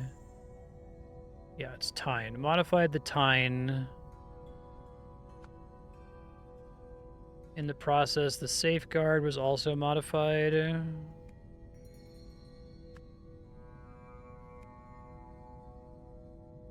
So who did the modification? I actually don't know the answer to that. Well, in some orchard, somebody aimed something, a harvester, at our dead guy, right? Oh no. Is it actually an accident? Somebody blanked the blank and so was blank with it.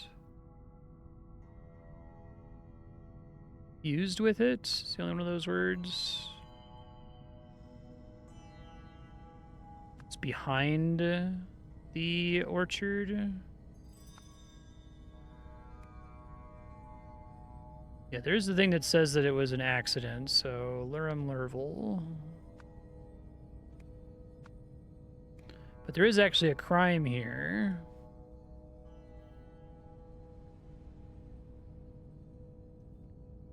All in blank orchard. Looks like it's in the bait fruit orchard, right? Across the way. Oh, that's not bait fruit, that's glut fruit. Fruit.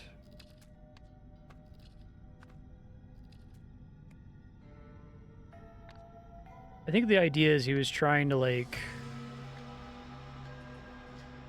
get something that was over here at a spite fruit.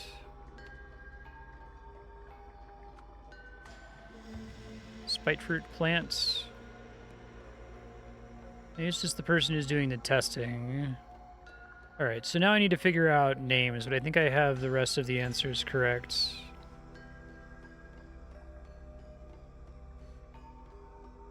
I guess what we don't know is, does the green say that what they're saying is an absolute truth of the universe, or is the green saying that they believe what they're saying is true? Because that matters, right?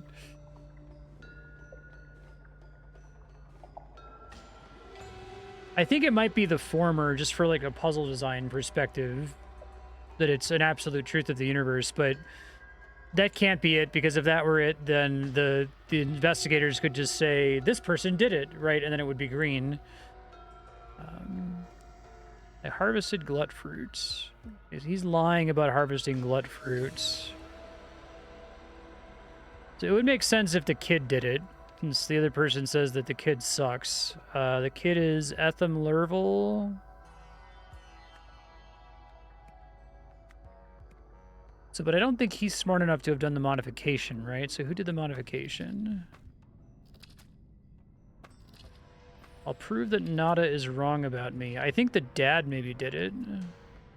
Actually, it could be the kid, because this is Nada here, right? Brother is lazy, his wife is disrespectful, my nephew is useless. So let's just assume that he did the modification then. At them, and then it'll tell me if I'm wrong. Okay. So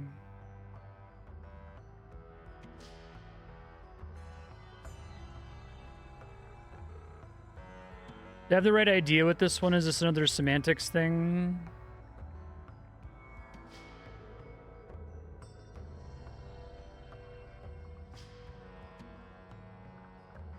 I think it's the same person aimed the harvester as modified it, right? From the I'm going to prove her wrong note.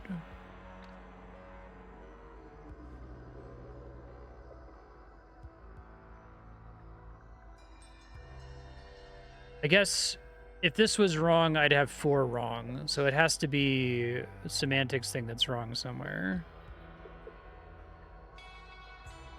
Modified the tine of a harvester. Okay, let's just go through it. Pretty sure.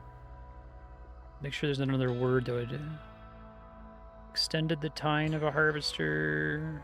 I have to be modified.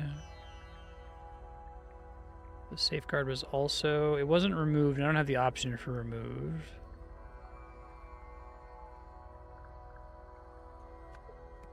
Okay. Well, in a glut fruit orchard, right? That's over here on this side is the glut fruit.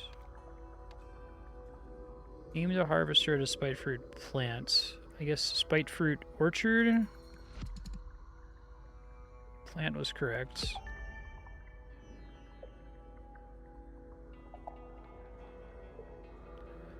It's behind the plant that he targeted? Oh, but that isn't enough.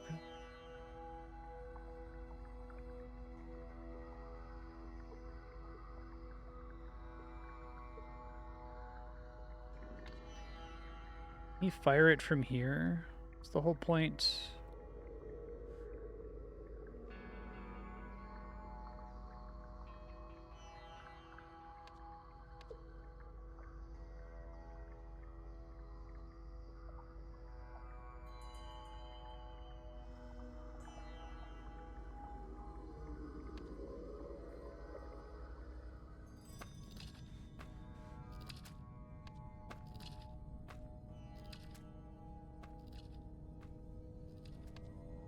I don't see what's wrong with this.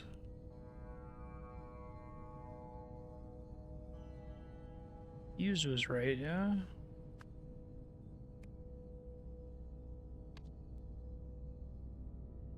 Looks really fucked up.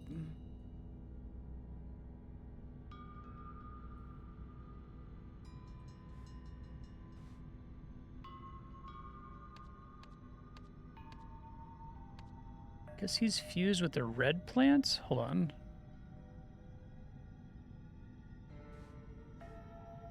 Did I just get one of these plants confused? Oh, it is the red ones. Just okay. Yeah. That's bait fruit. I think that was what I actually had wrong. Okay, got it. That was a good one. I like that one. I like that there were so many things to do. I think the more stuff they give you to do and the earlier they unlock, the better. I'm not sure I like the progressive unlock ones. I guess progressive unlock cases give the developers more control over what knowledge you should and shouldn't have, but I think it creates weird bottlenecks when you do that, and you're less likely to bottleneck if you're able to work on a bunch of different fronts at the same time.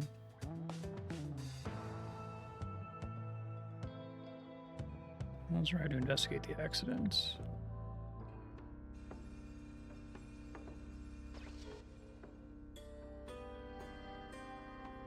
Easy, lever boy. Sneeze without authorization, prepare to be vaporized. And the restraint policy. Okay, so like the idea is that the Lemurians had this crazy technology and they had some period where like everyone was allowed to use it constantly, and then they implemented a bunch of reforms to restrict how much people could use stuff, to the extent of like enforcing farmers to only use safe implements, I guess. Got it. Cool.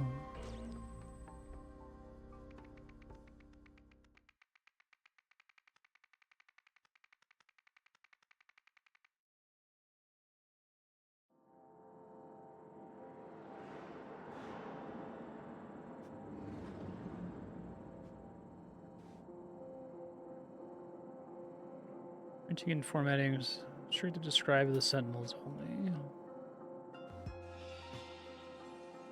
Hey, more spell dance stuff.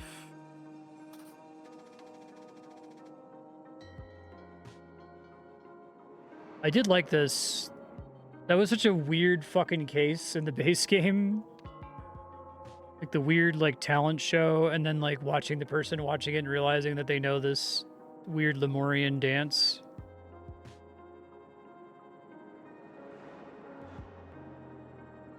Dispose of this after reading.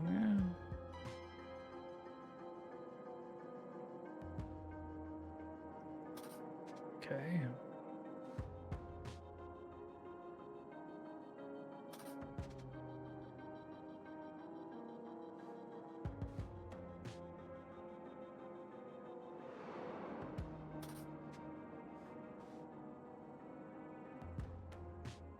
Okay.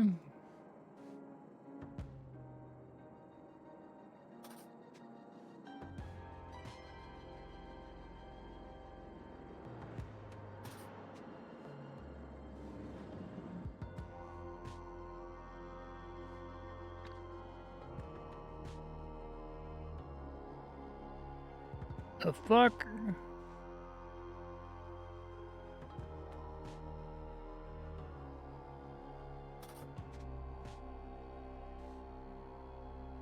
It's really cool that the Golden Idol is just like one of a bunch of crazy pieces of technology. I feel like they've really opened up this setting to do as many sequels as they wanted to if it's just like random Lemurian artifacts lying around, right, in the present day.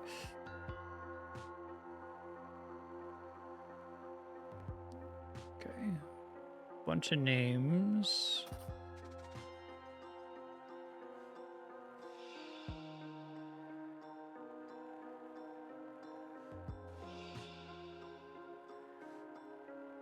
Right, she was in the last case.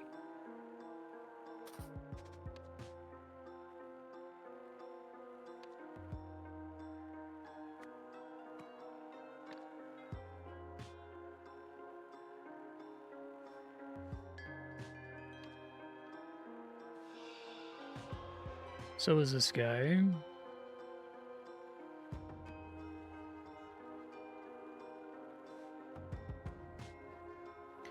An artifact discovered in a Sentinel's possession. Tribunal is held.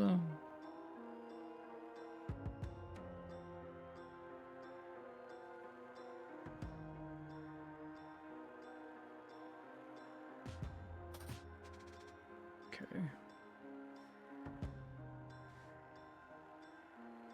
Okay, it looks like that's the thing from the last case.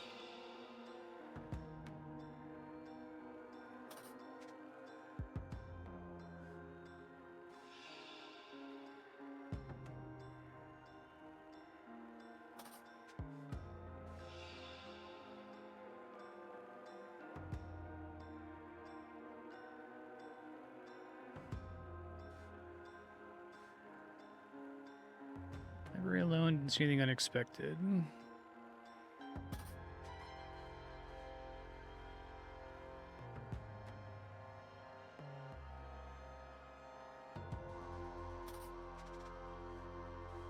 All these people tell the truth all the time.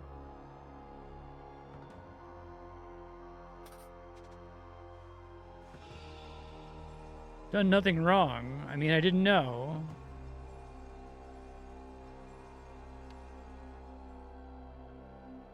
What explains these statements being true or false? This is cool. I like them bringing this back. That was one of my favorite things from the last DLC, was this, like, grid thing. No clue who put it there.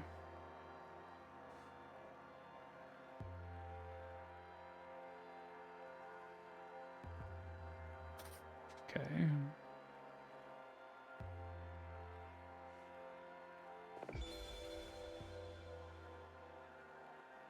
Duties as Prime Sentinel don't require me to enter the library. Not above suspicion? Alright, so let's see if we can figure out who the Prime Sentinel is.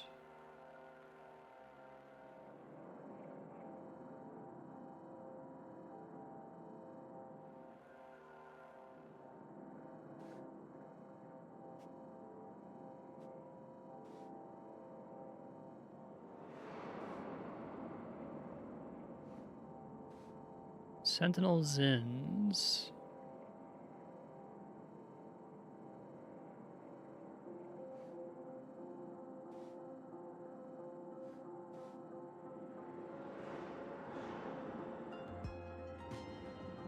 Performance will change hearts. Gift. Alright, so I have to review the stuff that's... So we got... No handling unsanctioned technology. No seeking wealth or status. No taking the law into your own hands. No allegiance to an outside cause.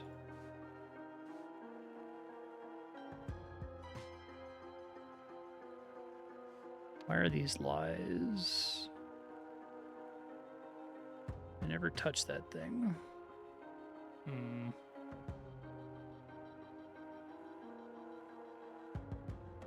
Done nothing wrong. That doesn't belong to me. Were you caught handling this forbidden artifact? So he didn't answer the question. Does the forbidden artifact belong to you? Does belong to him. Do you know where the forbidden artifact? I know no clue who put it there.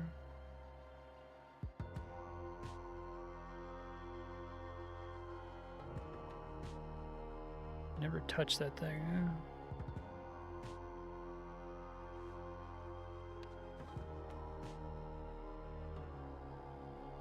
Daria, please tell them. Okay.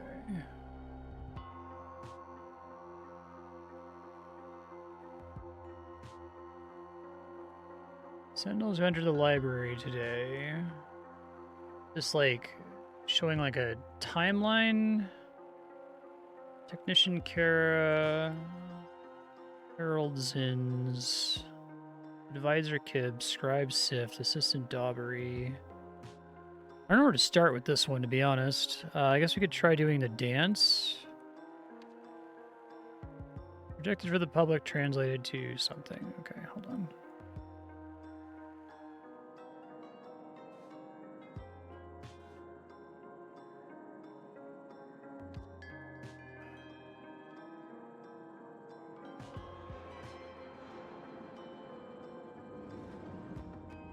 Invention, it looks like.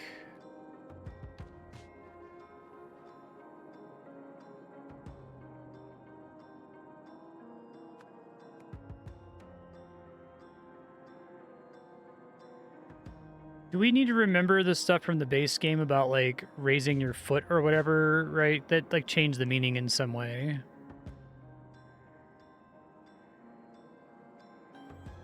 Hands behind the head like that is without...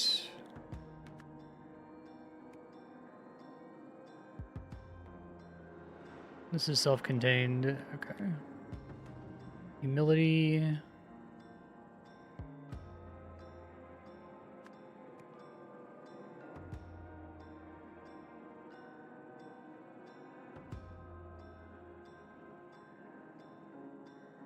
Reaps, probably. Oh, wait, how'd they turn?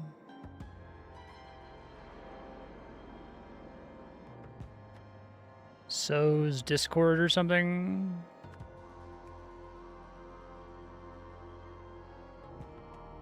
Sows Chaos. Got it. It's the Age of Restraint, baby. I understand. All right, well, we got the dance. But the bit is that something is different, right?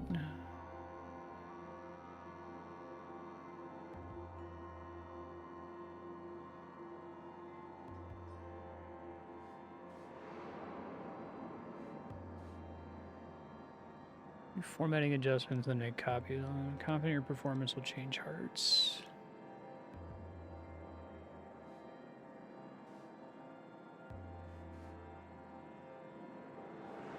I guess it's like 1, 2, 3, 4, 1, 2, 3, 4, 1, 2, 3, 4, 1, 2, 3, 4, but the grid is weird, so I don't know what word it's... Because I get what they're saying is like, flip these two things to get an alternate meaning, right? But this is like really strange. This particular shape with like 4 dots under it, I don't know what that's talking about. Let me screenshot it really quick.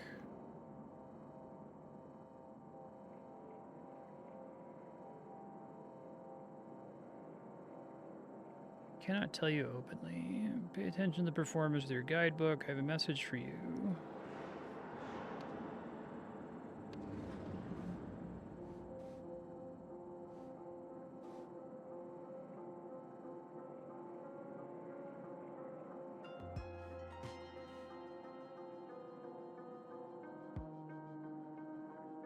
Maybe it's like a section where...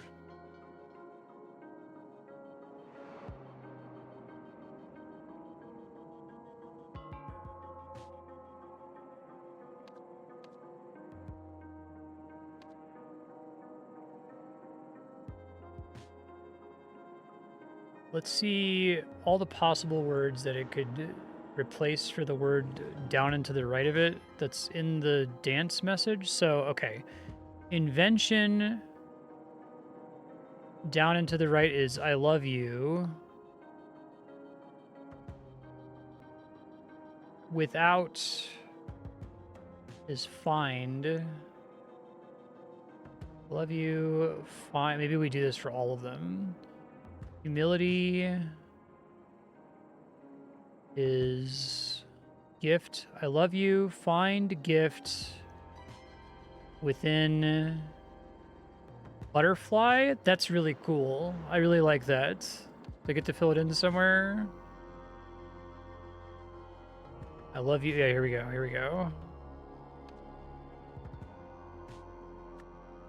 You find gift within butterfly. That's really cool.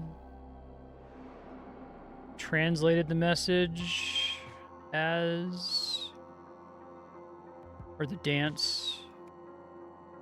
I assume this is whoever's currently on trial. I don't know their name yet though.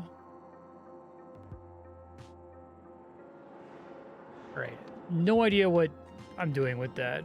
There's a gift in the butterfly. Is the gift this thing? Which is, what the fuck? That's just the thing from this, right? It's a modified harvester tine that uses the thing. It doesn't just extend its range. Usually it just teleports it.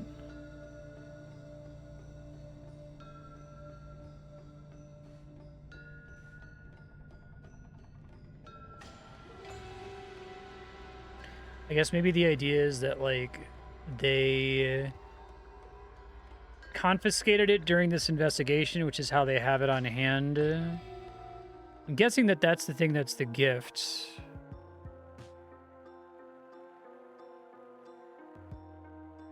All right, well, we can just do everything else first. So names would be good. I have no fucking idea on the names, to be honest. Prime Sentinel, Morn De Silva. Open the door. Okay. So what's the Prime Sentinel guy?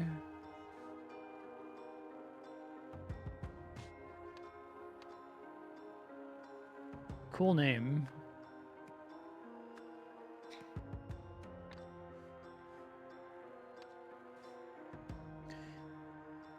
Scanning Veridola. Prime Sentinel status confirmed. Open vault.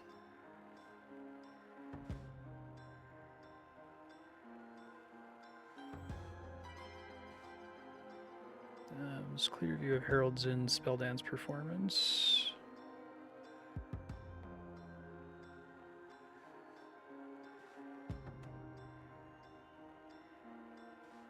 You are in violation of the statute.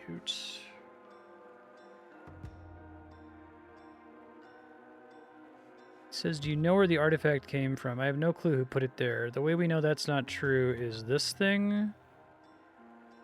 Because he has the note that tells him. This is so good. I love this shit. It's really smart. I never touched it. Because I guess it was just in the gift. Okay. Doesn't belong to me isn't true. I guess these are all... What else has he broken? It was the gifts was the thing that he broke? Hold on.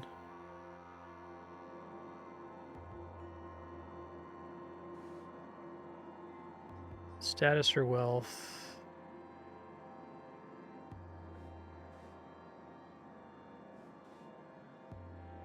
Allegiance to an outside cause. I think it's number 2 is the problem. Oh no. I guess... Doesn't belong to me.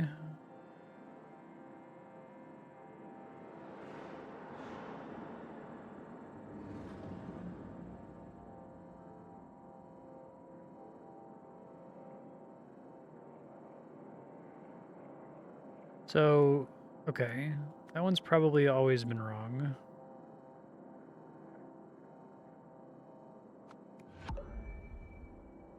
This belongs to him because it's like a gift, right? But then this still isn't right.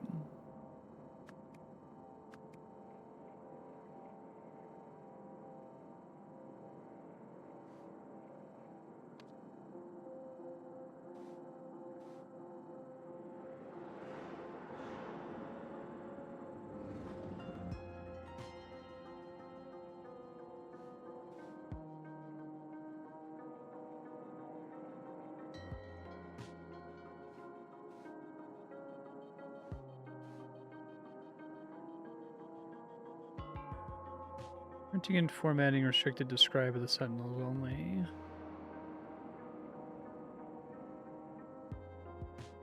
It's because he used it to print the note? Is that what we're saying?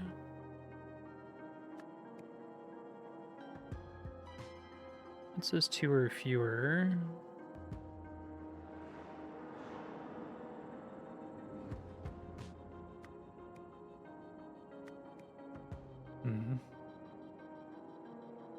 I feel like one of the things he's broken is like the precepts, right?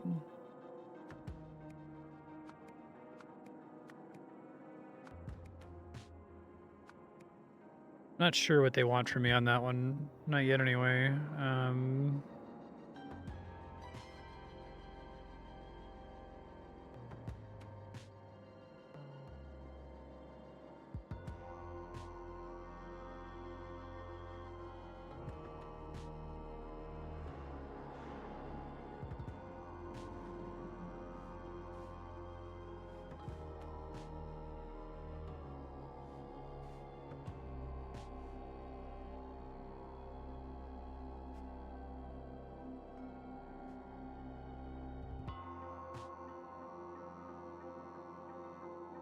I feel like I've got the right idea for this, but I never touched that thing. I'm assuming that that's right because it's like in the box, but he didn't actually open it, like someone broke in and searched his room. Someone saw something that's holding the something and something of something. It convened a trial. Called a trial. Tribunal. At the tribunal, somebody was blank for having blank the blank. Violated... Oh, some specific statutes. I don't know. I guess they were detained, right? No one's died yet, as far as I can tell. They have to do the detaining the instant they say something wrong, right? Immediately be detained. I guess if they violated a statute, then one of these has to be a statute that they did wrong, right? I do like that there can be interplay between the different answers here. So it's... Don't think it's an outside cause or movement. It could be wealth or status since it's obtaining a gift. But I guess they had the thing. She's saying doesn't belong to him. So we can try that, but that still isn't right. I'll plug this in for now, but...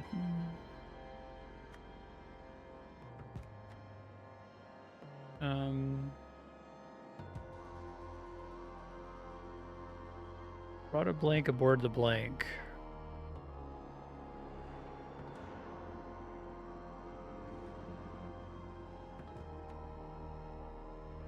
It's got to be a forbidden artifact, right? That's like the whole focus of this.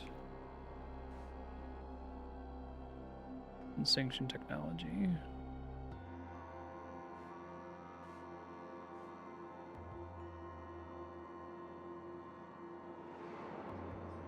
Board the ship? The only thing you can be aboard, right? Somebody blanked a blank from something. Somebody...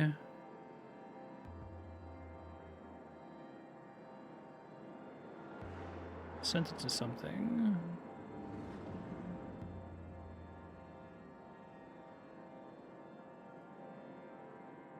Yeah, I guess I don't know what I'm doing with that. All right, let's back way up here. Like, if I had some names, maybe I could do something with names. I feel like I have no names at the moment.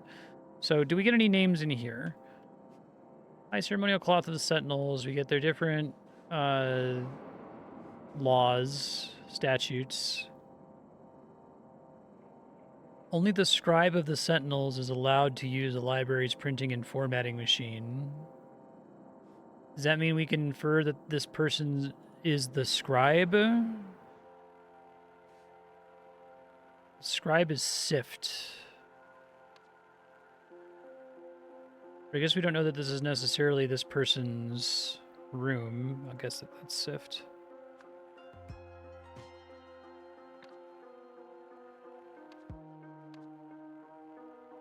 Right, anything else in here that's like name-based? Oops.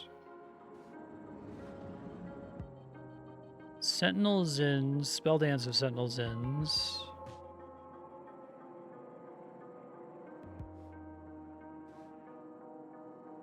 So I assume that's Daria's Inns, right? If it's Sentinel's Inns doing the dance. Okay. Don't listen to Pitala.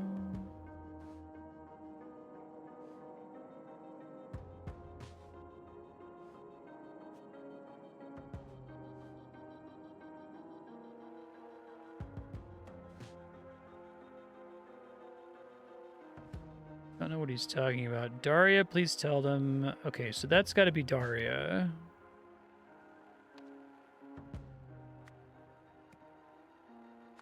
Zins.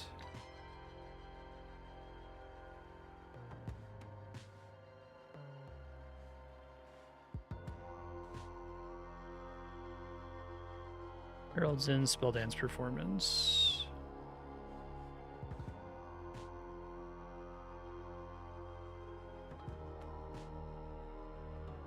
Zins, Kib, Sift, Kara, Daubery. We got that guy.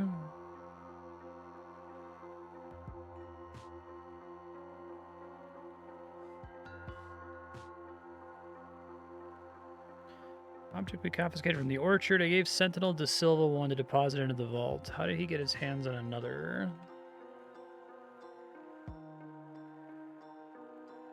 Is there more information from the first one? These guys are all here, right?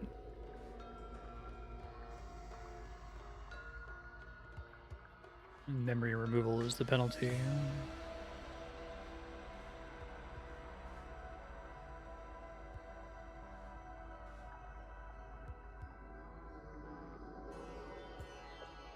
The guy is in trouble.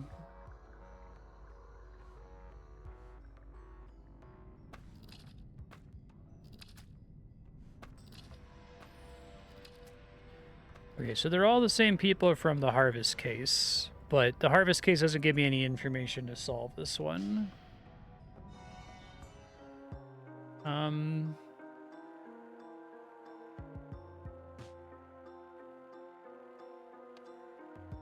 I wish I knew which statement I had wrong here.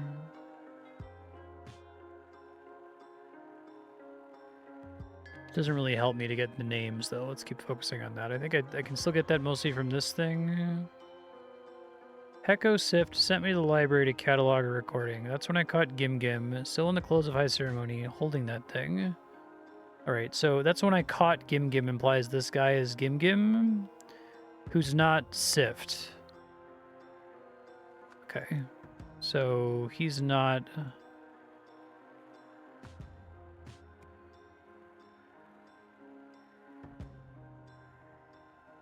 I want to implicate myself by speaking to him. I see. Okay, this is making more sense. So this isn't like somebody's room. This is in the... This is the library, I guess. Which is where this guy's supposed to work. All right, anyway. Prime Sentinel. Enter the library to speak with Daria concerning your message to the public, lest it be an insufficient rebuke. Okay, someone who's interacting with Daria could be Pitala, was it? You go back and read that again. Don't listen to Pitala. At least that's the only other, like, connection. Like, why would they mention Daria specifically, unless if it mattered here somehow?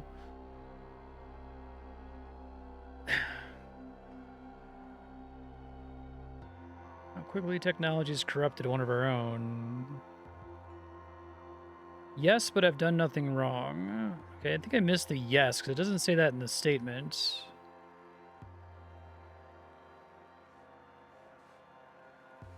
Were you caught handling the artifact? So he says yes. So this can't be artifact handling then, right? That would be absurd. If he says, yes, I was caught handling it, but I didn't do anything wrong. Unless if it's like, yes, I was caught is the thing that's true. Okay, I guess I can't collapse that wave function right now. Tal arrived and spoke with me, and we both left. Okay, I guess that also confirms that's... But that would have been easier than doing it via social inference, but...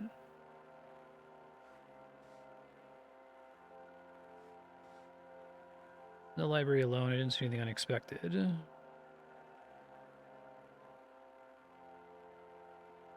Alright, so someone's name is Heko Sift. It has to be this guy by process of elimination. This guy is the scribe.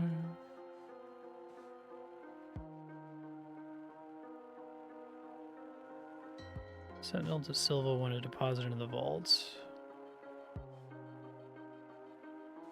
Just give me more information about their surnames. Technician Kara, Assistant Daubery. Okay, so now we have to figure out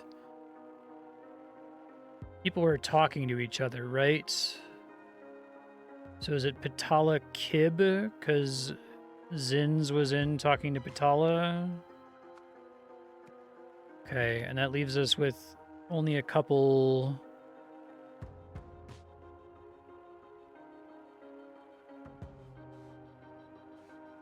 Bethabs.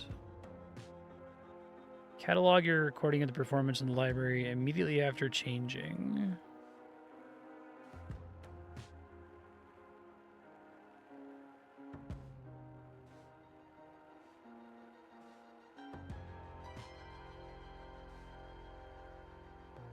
Send me to the library to catalog a recording.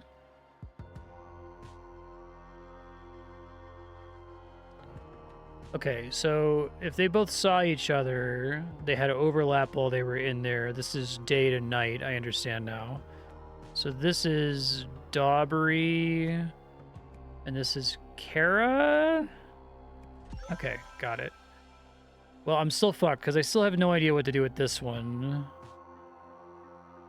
Never touched that thing. I've done nothing wrong. That doesn't belong to me. This makes it seem like he has done something wrong, right?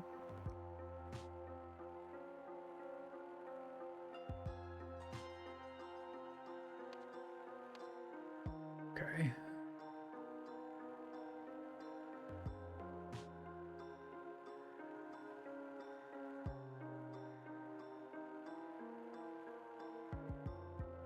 Holding the artifact and called a tribunal.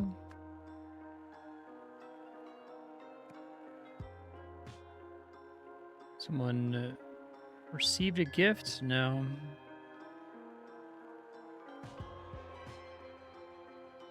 Assume this is this guy translates the dance. Gim Gim Kara.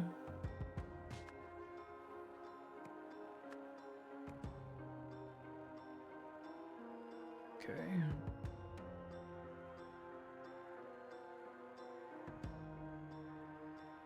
So we know who saw it, right? It was she saw it. She's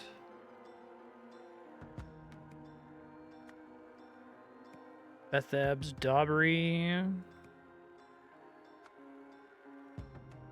And we know his name now is Gim Gim Kara. Alright, but I have to get the first part of it here.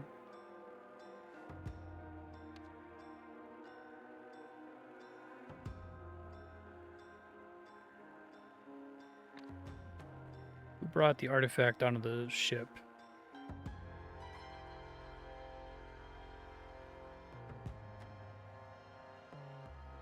It's like the one we got from the orchard. I gave it to him.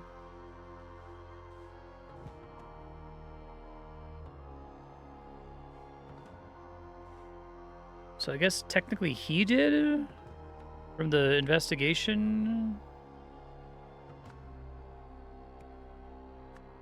All these names are great. I love Heko Sift. It's very like they all have Star Wars names.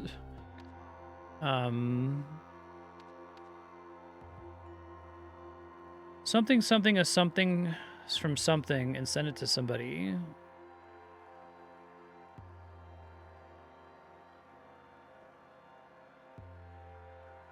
Well, he has it, right?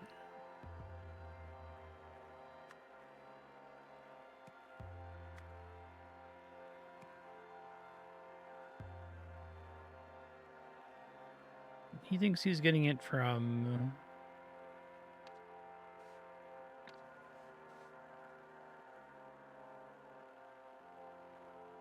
Glupsifto. I think it's really, I noticed this a second ago, like, he's like, Daria, please tell them. And then she says, I don't know what he's talking about, but it's green. So I think that you're meant to think that she sent it, but she didn't, and someone else sent it.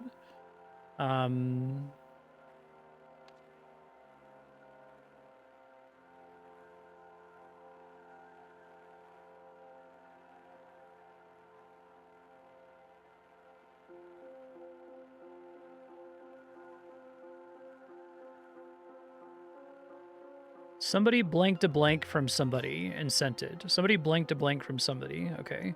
Somebody forged a note from somebody.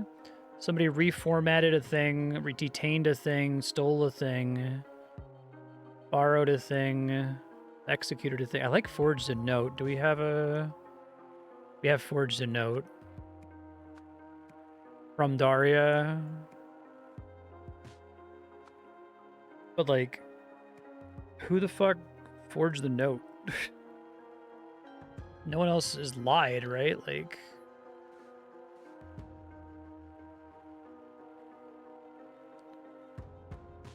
I would never so thoughtlessly violate our code.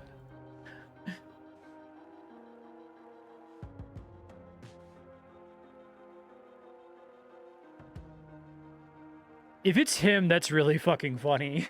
If the idea is they can get around the crystal by, like, adding things like never so thoughtlessly, but he would violate the code, just not thoughtlessly. Because everyone else is telling the truth, right? The only one who has lies is the one who did it.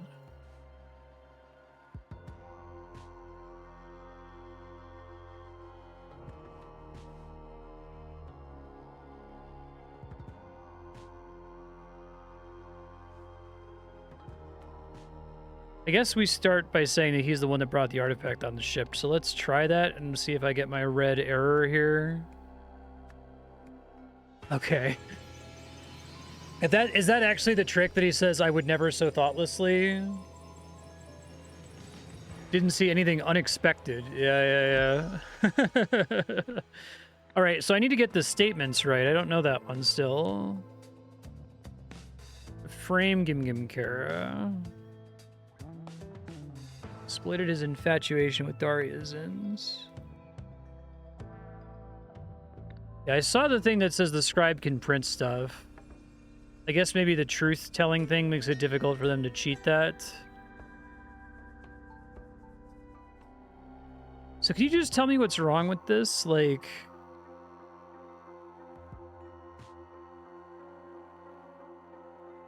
I tried putting this on here, but that wasn't enough.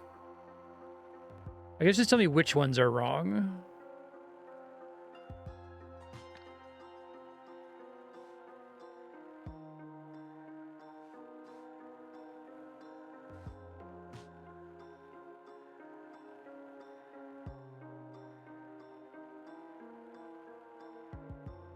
Oh. The still in his clothes of high ceremony? Say something about clothes.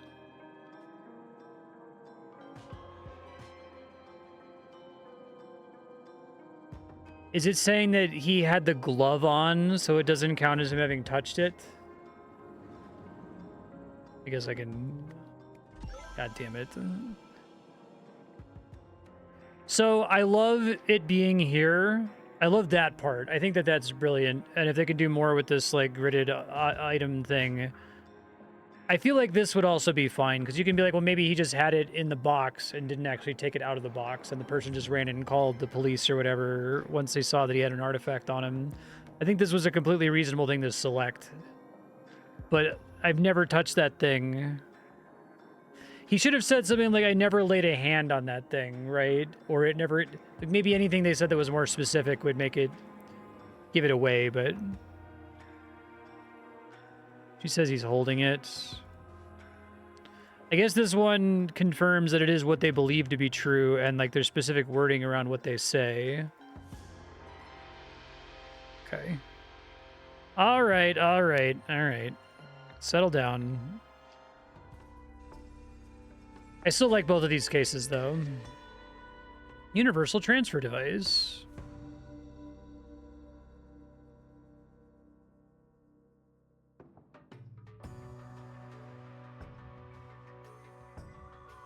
It's funny.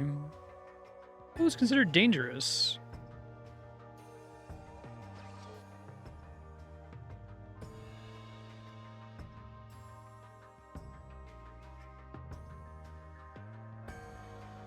Okay.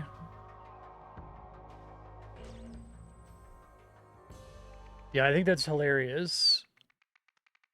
The object around which all of the games, there's like, yeah, whatever. We got a couple of those.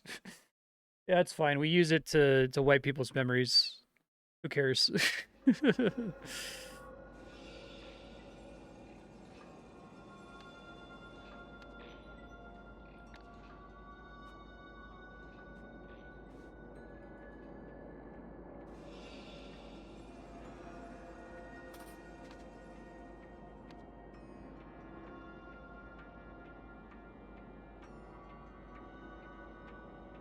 Mr. Red and Mr. Blue. The fuck? Okay. We've got the Harvester.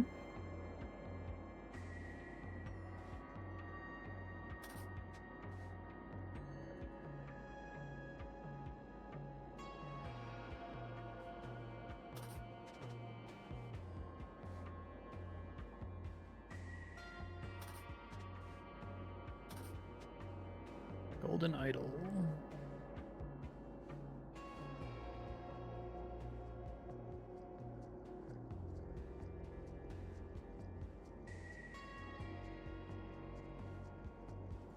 Well, this guy's just like dressed like a regular bandit.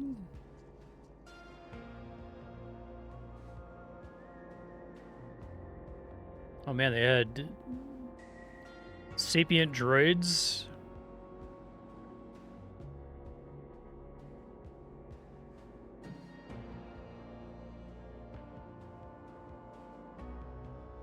You don't necessarily, okay. Death to all humans.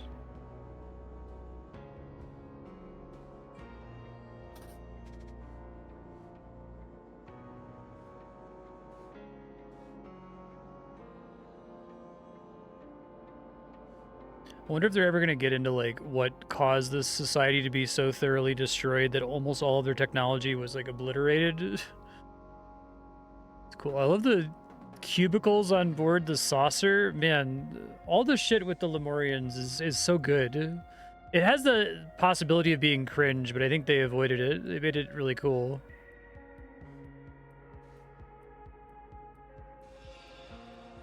This is the kind of like extremely risky, like late franchise pivot that you could really fuck up real bad, but I think they did enough laying the groundwork for it that it feels earned.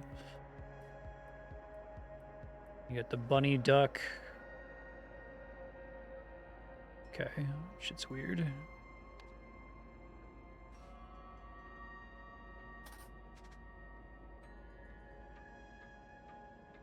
The fuck is this? It's like surveillance system of some kind.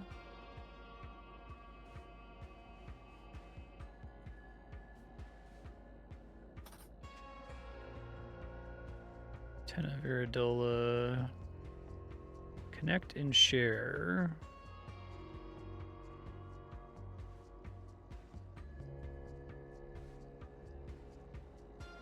Squares have 4 sides, triangles have 3 sides, squares have 5 sides, squares have 4 sides. Triangles have 5 sides. It's like a negator kind of a thing.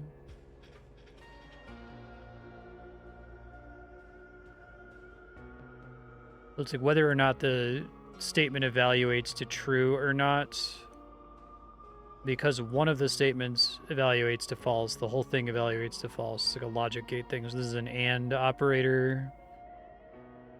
This is a negator. So, okay, I think I get it. I want them to make a language game. I really like that conlang level. Make a whole game that's just shit like that.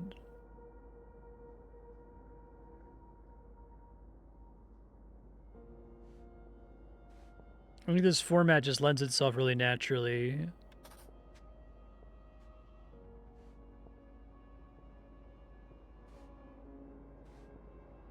Prime Sentinel entered earlier.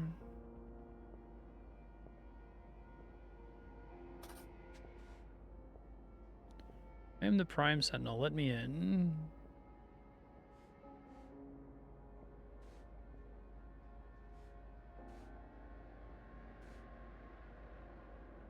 Okay, get the frozen guy from the last thing. Confiscated artifacts inventory. Chance of Sonar is good, but I don't think it's structured the way this one is.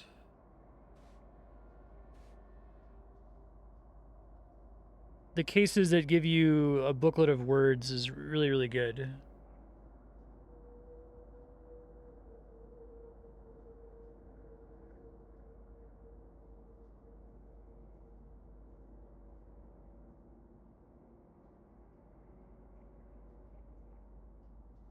Interesting.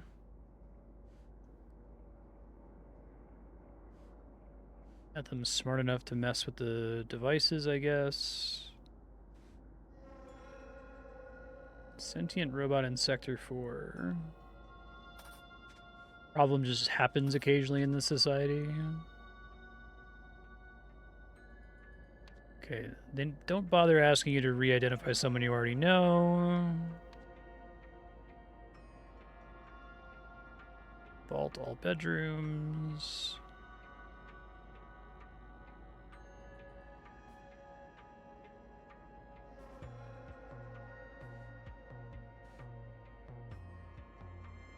Suggestions. Things with the run a lot smoother are allowed to calibrate temporary varidolas.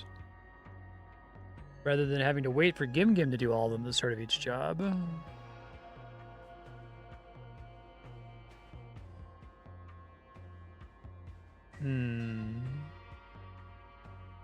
Person immediately below them in the chain of command should take on their responsibilities and a replacement as sought as approved.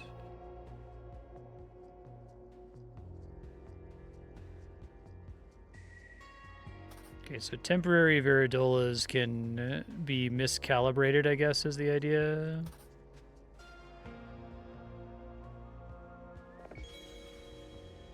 Because maybe that's what the thing is intended to say, that you could calibrate them to return the opposite. What they should actually say.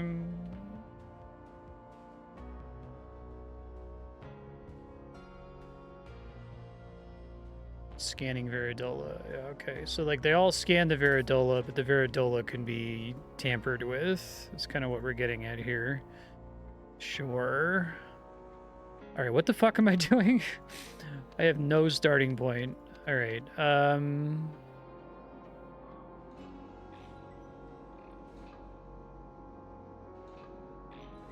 Okay, so this guy is not Mr. Red. No one in this group is Mr. Red, is the point. So that's Mr. Red. Okay. See all the items they stole. Just get me and Mr. Black. So that's Mr. Black.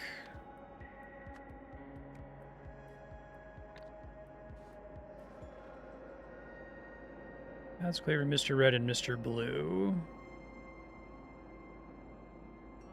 Pick me up as Mr. Green. Okay.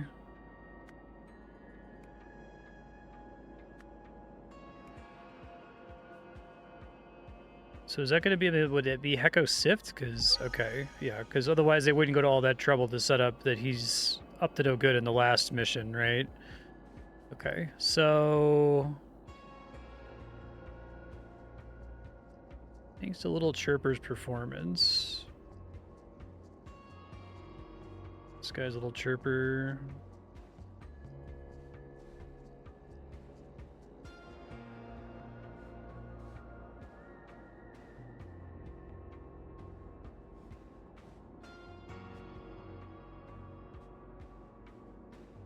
More mounted barreled gun. What all did they take here? Let me write these down or screenshot this.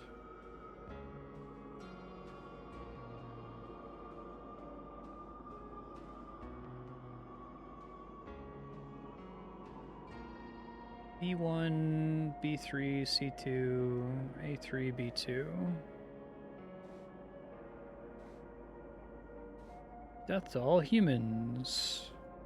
That's the Vaporon from the base game. Cool. Okay. A2, A3. My leg, it hurts so much. Is lying. Once you and Mr. Blue inside, grab the key from under the bed. And the third key to Mr. Blue. Circular saws are the keys, is that what we're saying?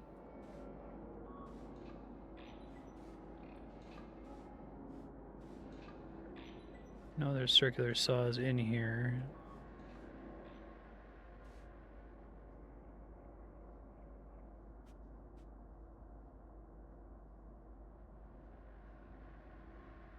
I think the idea is that he has a deliberately miscalibrated Viridola, that his leg actually does hurt, and it's registering him as lying in error.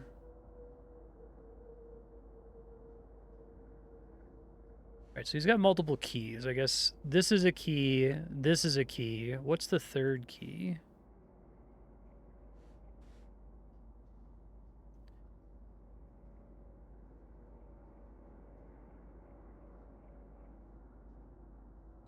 Second, pinging Andrea.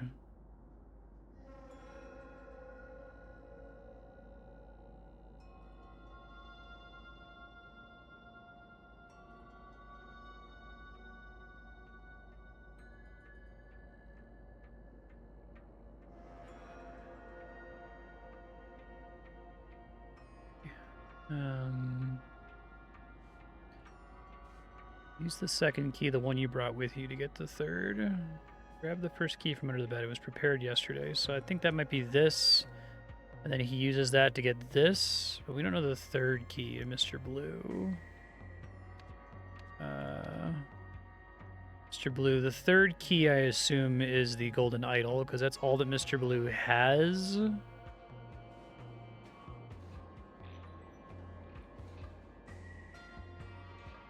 And that's the memories, right? I'll bring you the key you need. Don't mess with the controls. As you need them. Use the key to disconnect me. Looking for a duck. Duck/rabbit.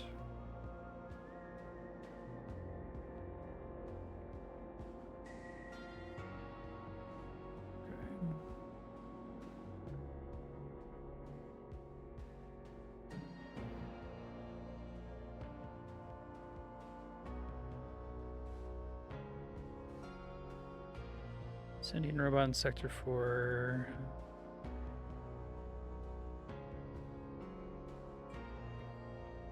Definitely there's going to be something about, like, Sentinel can't perform their duties. That person takes on responsibilities or replacement is sought. So Heko Sift gets... the idea is that Heko Sift, because they're below Gim Gim Kara, gains access to the calibration room. And the calibration room is what lets us recalibrate the Viridolas to affect what the output is. Okay.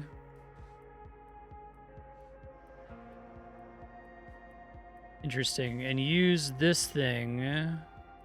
Oh, this is like a big old conspiracy. I like this one a lot better.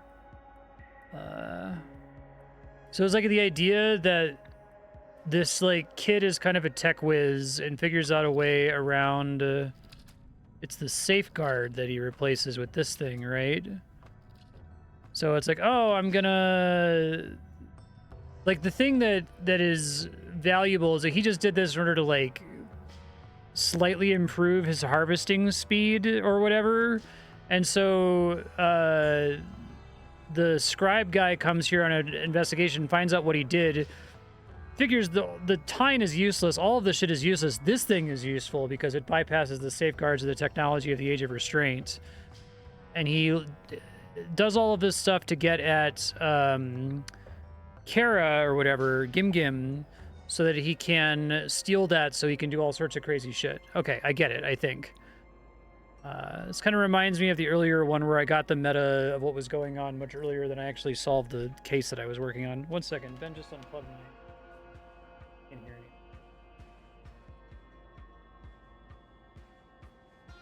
All right, so... But he left that behind. I guess he just used it so he could override the safeguard in this thing. He's got the NOT gate that was temporarily plugged into it via USB.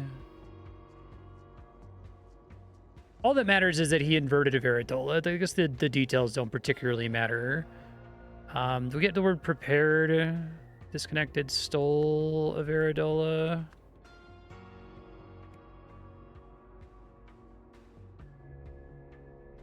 Let's see.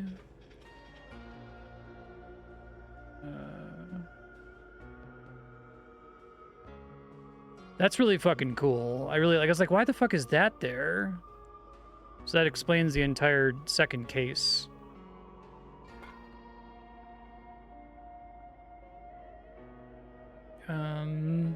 I like the formatting of this one a little bit better because it, like, by telling you that Heko Sift did it so early, it like prompts you to wonder like what he's up to. Whereas I feel like the last case, the guy who is actually behind the whole thing, you don't have any reason to think he's got anything to do with it until way too late. You know what I mean? So it's not just like in your head, like what's his deal? Why is he doing that?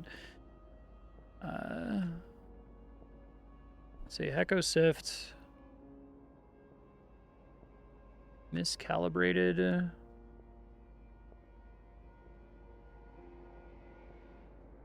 Gave war. Benedict. God, Ben's being so bad right now. Sorry, guys. Like, he unplugs the capture card like once or twice per stream these days. It's every time I yell at him, I think he knows that I'm annoyed by it, so he's more likely to do it.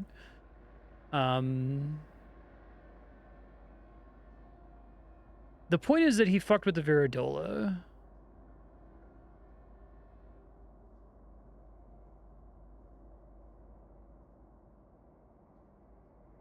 Somebody something to something that blank had something something. Purposefully miscalibrated, is this it? Use war of Veridola. Okay, so this is Mr. Blue. Hold on, no, I think it's actually not Mr. Blue. It's the guy on the ground, Mr. Red. That Heko Sift had deliberately miscalibrated. And it had to have been him. Purposefully? Purposely?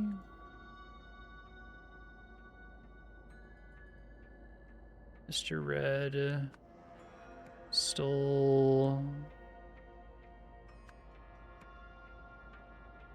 artifacts and the golden idol. Using the ladder.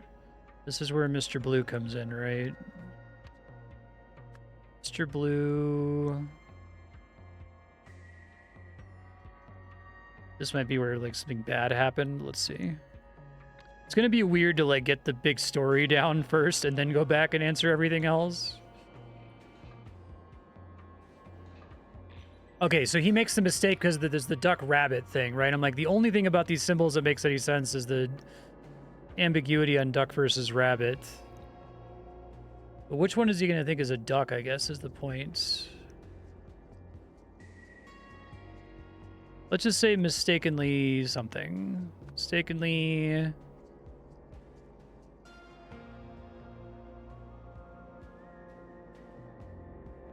shot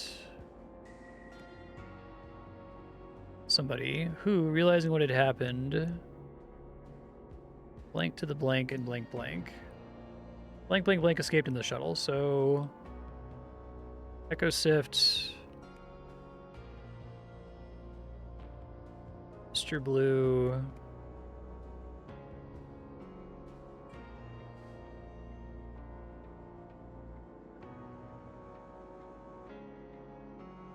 and I guess Mr. Green is the idea. Okay. So maybe I do need to back up and look at everything else here. So these like code name symbols to keep track of everybody. Also some kind of thing going on about reprogramming a robot. I don't know what the deal is with that. This man is not breathing.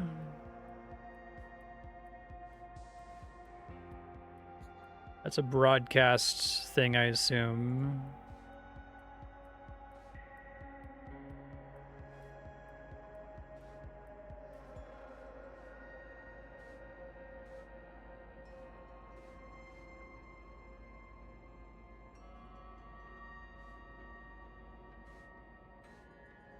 Sentient robot in Sector 4, code red, dispatching full team.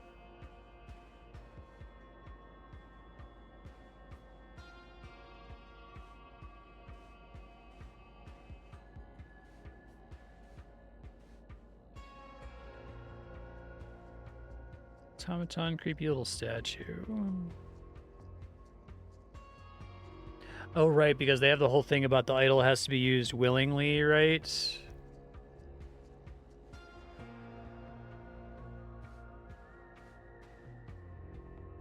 They pull the statue out of the room. It was previously in here with this kid.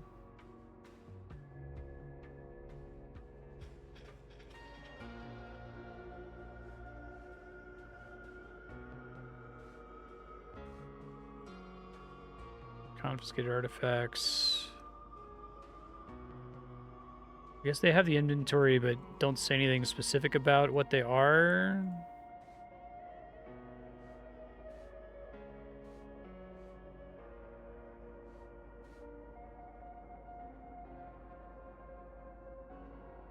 I like that idea that, like, they can be almost certain that the Viridolas are safe, so the robots just, like, scan the tiara and don't do anything else to verify identity. Clever. There's a lot of good, like, if these are the rules, this is what the implication of that rule would be, right? They like, can't imagine that someone would fuck with it. Okay, so these are people...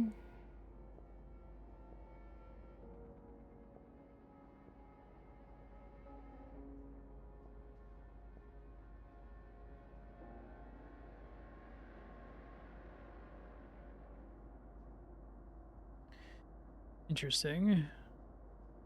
I guess figuring out which one is the duck / rabbit is going to be really important. I don't think they didn't do another one that looks like a duck.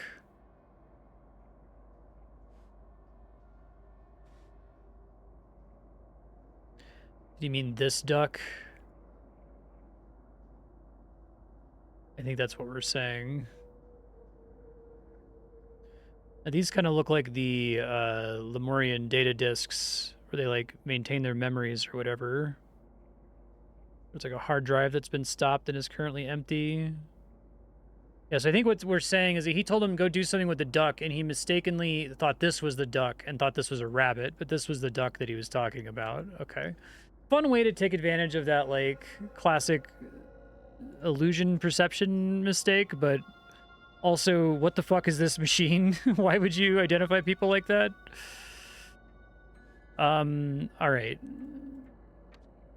Entry point. First key, second key, third key. I actually know most of these already. I forgot that they even gave me a chance to try to figure this shit out. So the third key is the golden idol. The second key is the saw. The first key is the fucked up Viridola. The entry point is what?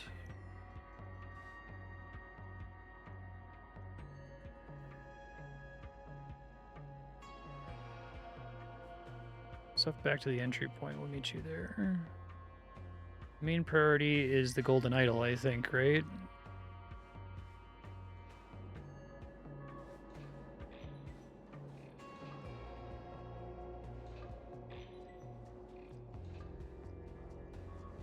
Look me at the prearranged spots.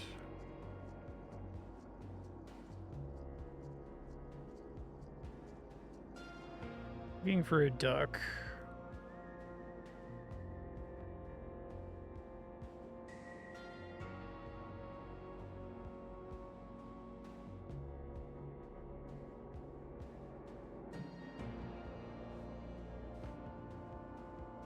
Disconnect me.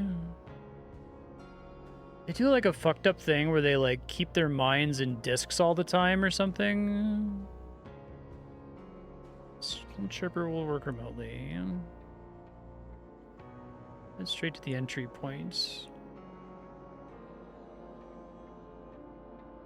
Okay, so stay out of sight. Collect me. From there, we head back to the entry point. So somebody goes there and comes back, right? Is the idea? Or what's that thing?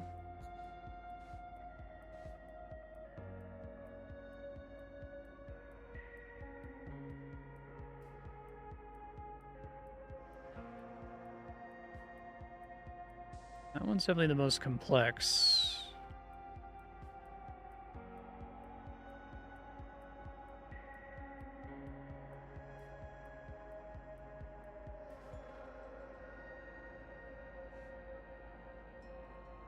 Robot's victim.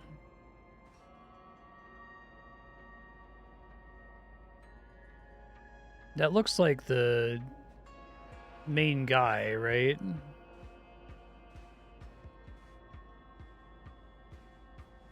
Or somewhere that's still like... Give me his name. Morn Da Silva.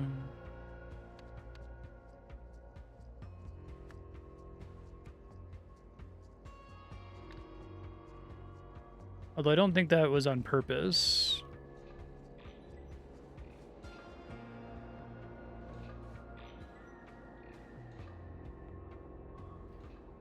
Let's see.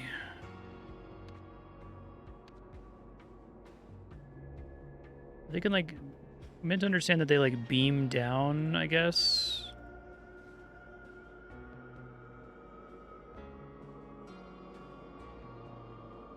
Show today's command log. Sentinel status can't be confirmed. Ignoring verbal command.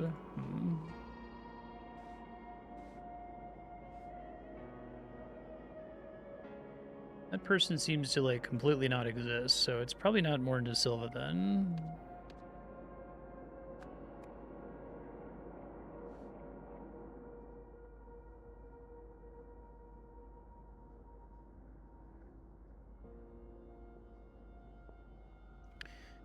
What words could this be?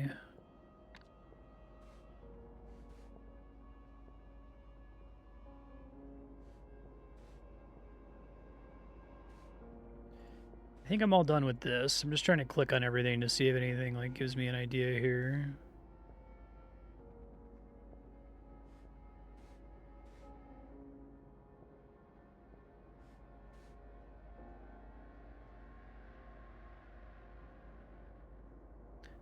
I think the whole point is they're just trying to give us Heko Sif's motive here for the previous case. Yeah, and connecting the idea that like Gim Gim is responsible for doing all of it. Oh hey, that's the room from the previous mission. That's cute. I noticed this is the interrogation area, but I didn't realize that this like little cubicle area was also from that one.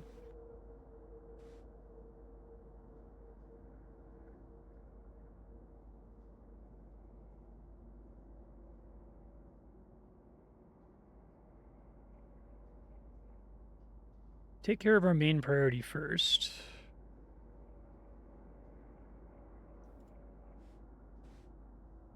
I guess the main priority, I guess it's funny, like they don't even give a fuck about the Golden Idol. I was going to say the Golden Idol is the main priority, but it's funnier if it's not true. It's just the other artifacts, because that's what doesn't even have the third key yet. I guess I don't know their entry points. Entry point's going to be a thing, right? Door, window, elevator, ship. I mean, I guess the window. There is an open window there. Try that. Is that one of the things that shows here that like someone pops out that window?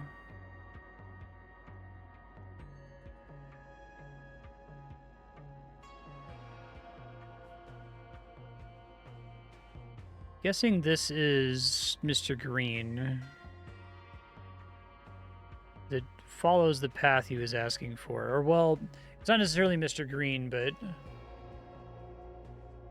And that was in this room. Interesting. Yeah, I wonder if they did a thing where they, like, transferred Heko Sif's mind into someone else's body, right? Because he does look weird in here. Like, he looks like weirdly tall compared to like the short, chubby guy from earlier, so... The whole thing is he says to this guy, head straight to the entry point, stay out of sight, collect me from the spot.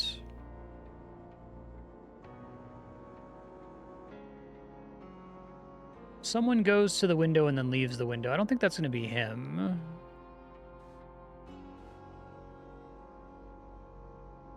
Oh, I guess this isn't rotated the same way. That's kind of annoying. This is facing southeast, but... well, I guess it's kind of... It's just slightly off.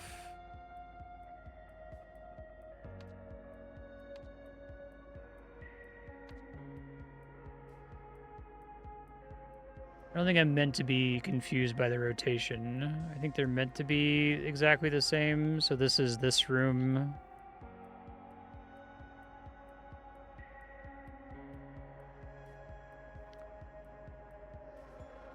A lot of people end up making it out the window.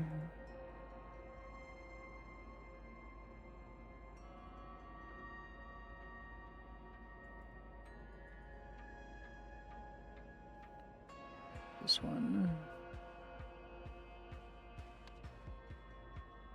I don't know who the robot's victim is. It's not Morn to Silver, right?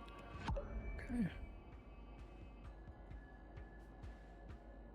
I don't think it was a robot who did this.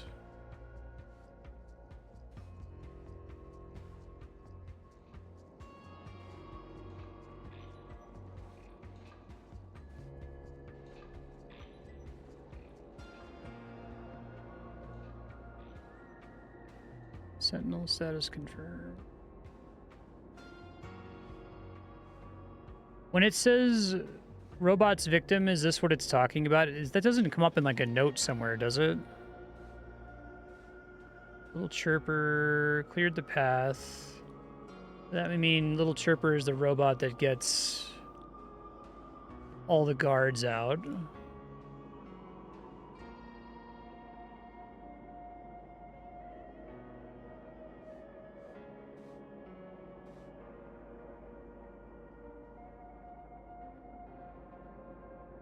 Yeah, I don't really understand why the robot's victim is even included here in the first place. I think everything else is right.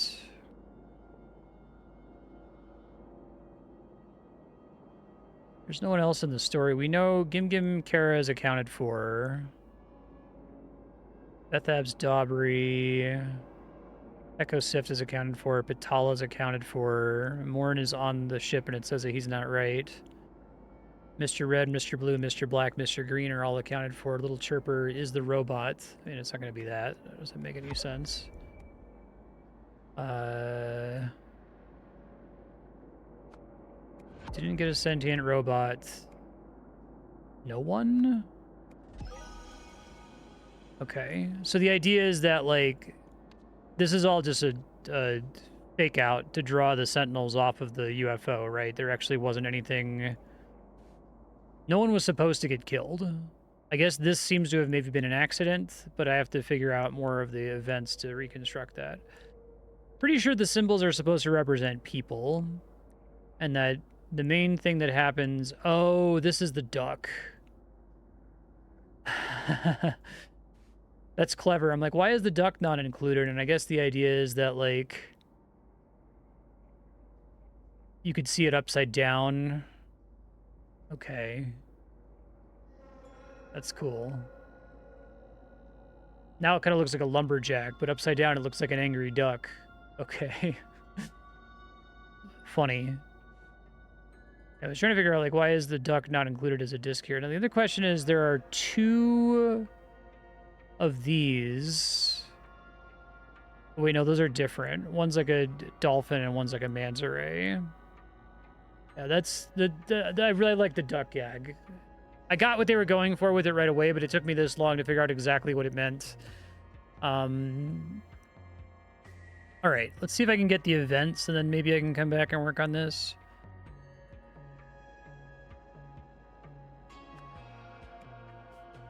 Ecosift reprogrammed a robot was the whole idea, right?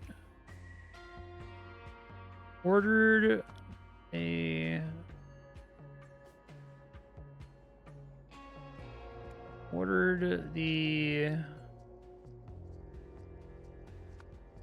sentient robot to the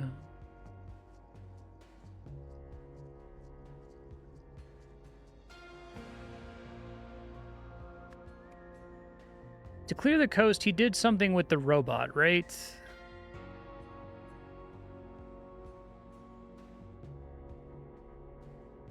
Disconnected, shot, reported, stole. Then Ecosift.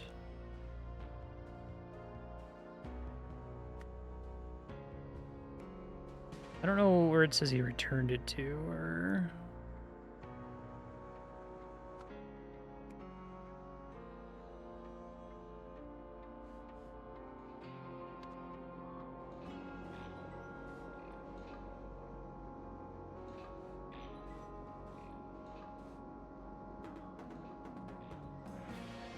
Pour on, repeat the phrase, death to all humans.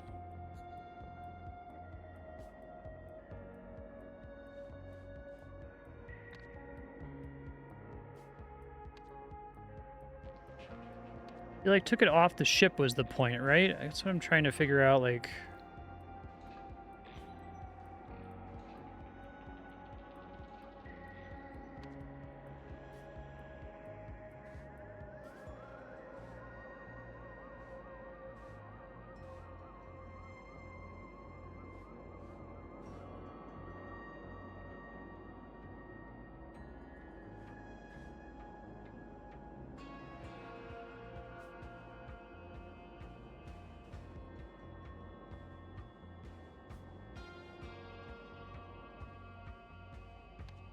So, the only locations are the ship and the gym. Where the fuck did I get the word gym? Like...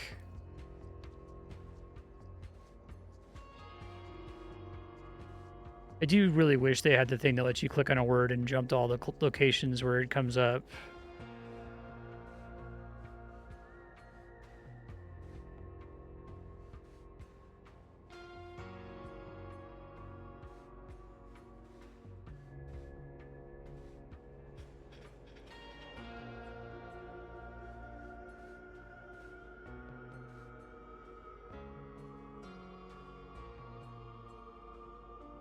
Control area to gym only. Oh, he... Okay. I thought he, like, set up robots...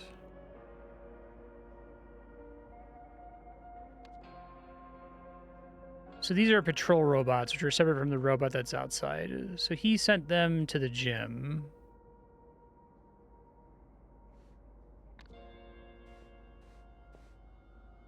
Patrol ship, running patrol duty. Set patrol area to gym only. Checking speaker status. Sentinel status confirmed. Patrol duty gym. All right. So... the sentient robot thing is a big, like, trick. He reported a sentient robot.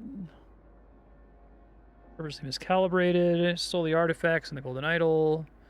Using the ladder, Mr. Blue mistakenly shot. I think he didn't mean to shoot Morn De Silva. Who, realizing what had happened, something to the something.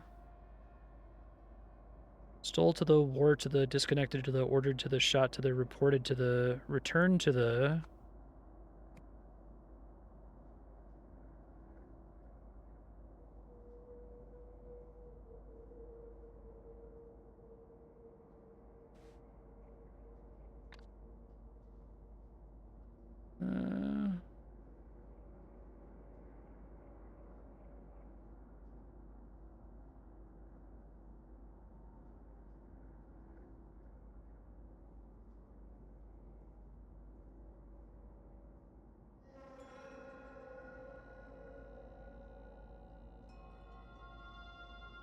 All right, so whatever had happened, he confused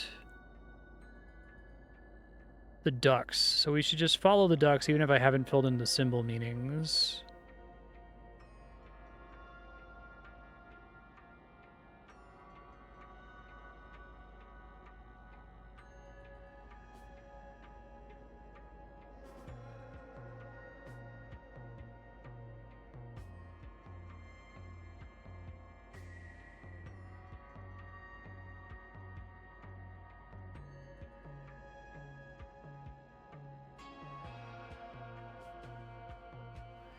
So, like,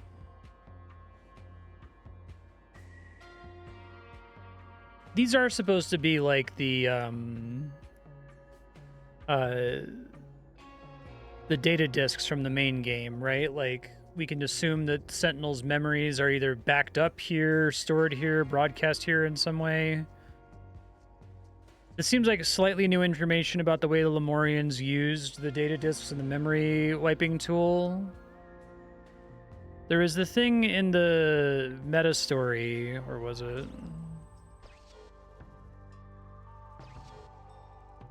Excise dangerous memories from perpetrators. I guess that all it says is it's just used for that, not for this other thing too. I'm calling it a universal transfer device.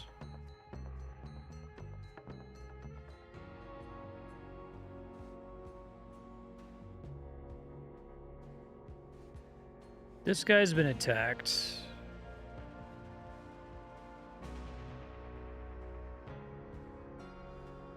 Yeah, there's a part I'm missing. There's something to do with, like, disconnect me or something, right?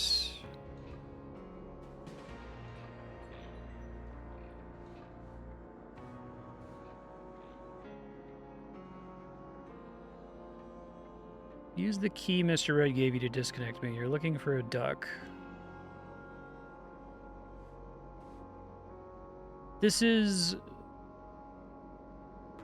Sorry, I can't... That fucking mission where Tessa reversed the meanings. Dot means remove, no dot means give? Which one's give and which one's take? I assume you don't actually need it to solve this puzzle.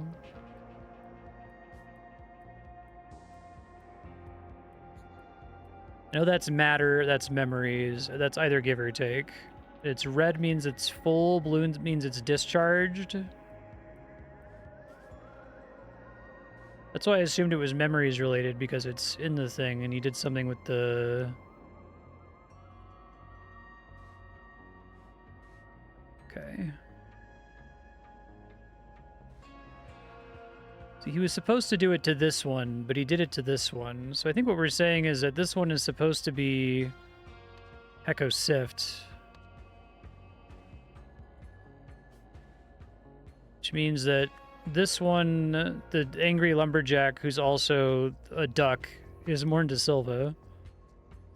I don't know if I can figure out the rest of them based on their current path. Yeah, so, like, Echo Sift is gone. He got so it's just they're, like, using it for tracking their location, I guess, is the idea. So once the thing gets turned off, we just don't have any data on what's going on with him anymore.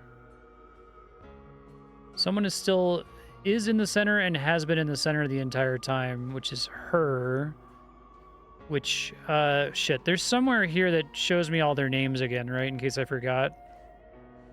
Here we go. Daria Zins is whoever's just standing in the center who hasn't moved.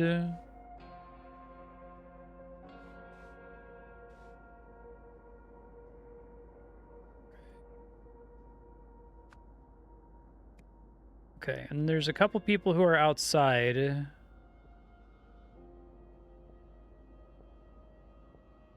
don't know how we figure out which of them is which. The people who are outside are Pitala and is it Bethabs? That's Pitala, that's Bethabs. There's probably a way for me to figure out which one's which, but then I can get the last person from the one that's not listed there. So we did Morn, Pitala. I guess Gim Gim might actually be the one that I just identified as Daria. Hold on. Assuming he's still being tracked.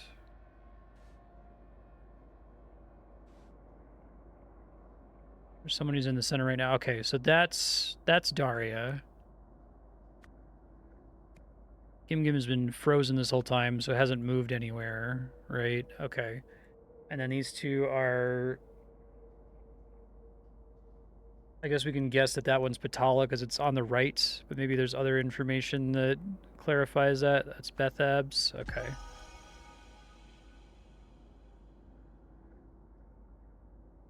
Cool. Got it. So, something happened with Morn de Silva. Turn to the ship. Because we thought he was off the ship, according to this thing. I see.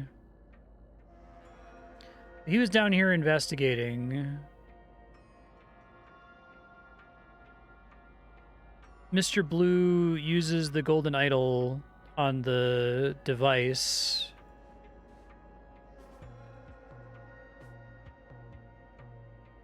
What does he do? I guess he deals with this guy, otherwise this never gets explained why that happened. Fuck. I keep thinking I'm doing such a good job. Do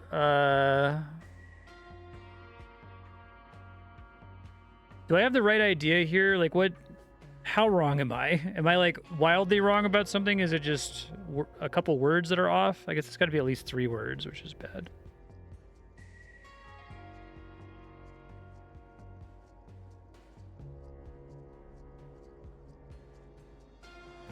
I have the general idea. Okay.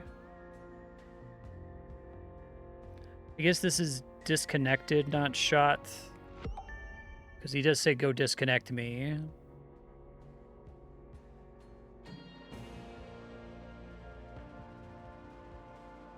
I don't know what else is wrong here. We're about at time. I just want to finish this case first.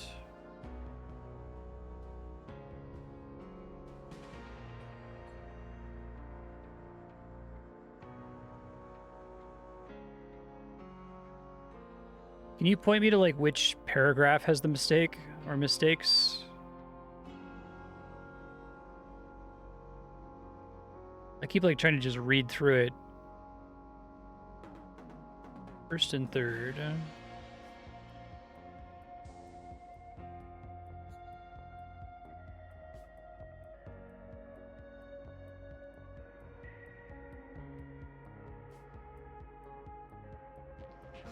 Oh, that's right. This is Mr. Red, isn't it? Because Mr. Blue... Okay. Thank you. First... Echo Sift reported a sentient robot, and then Echo Sift ordered the patrol bots to the gym.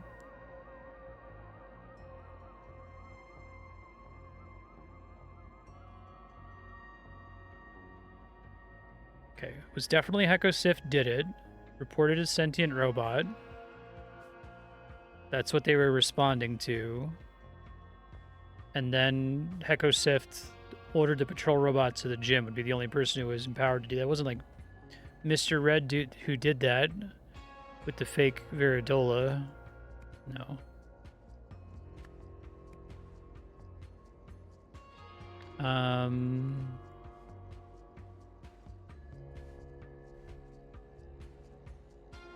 They get the report of the sentient robot. Anonymous call reports sentient robot in Sector 4. It's all the shit with the robots.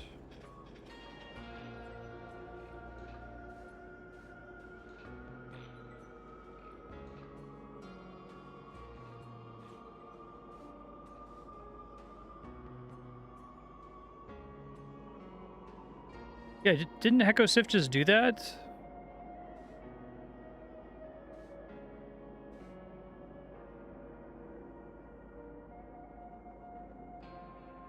Little Chirper's the robot that is performing and pretending to be sentient, right?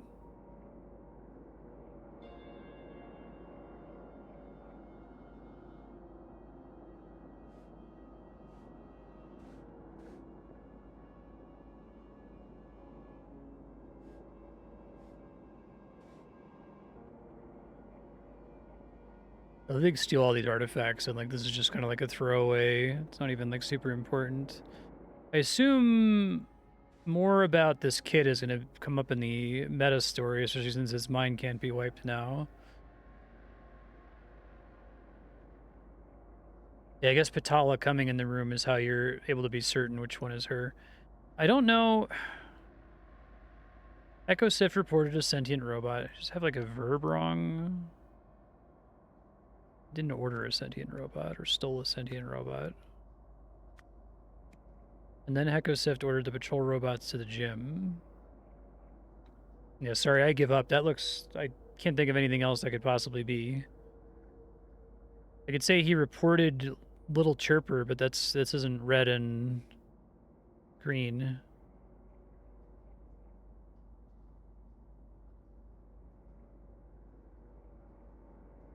Oh, is a separate accomplice? So Little Chirper, I see. Okay. So like the bit is that they're trying to disconnect him so that he can't be tracked, but because they fucked it up, he can still be tracked this whole time, is the idea.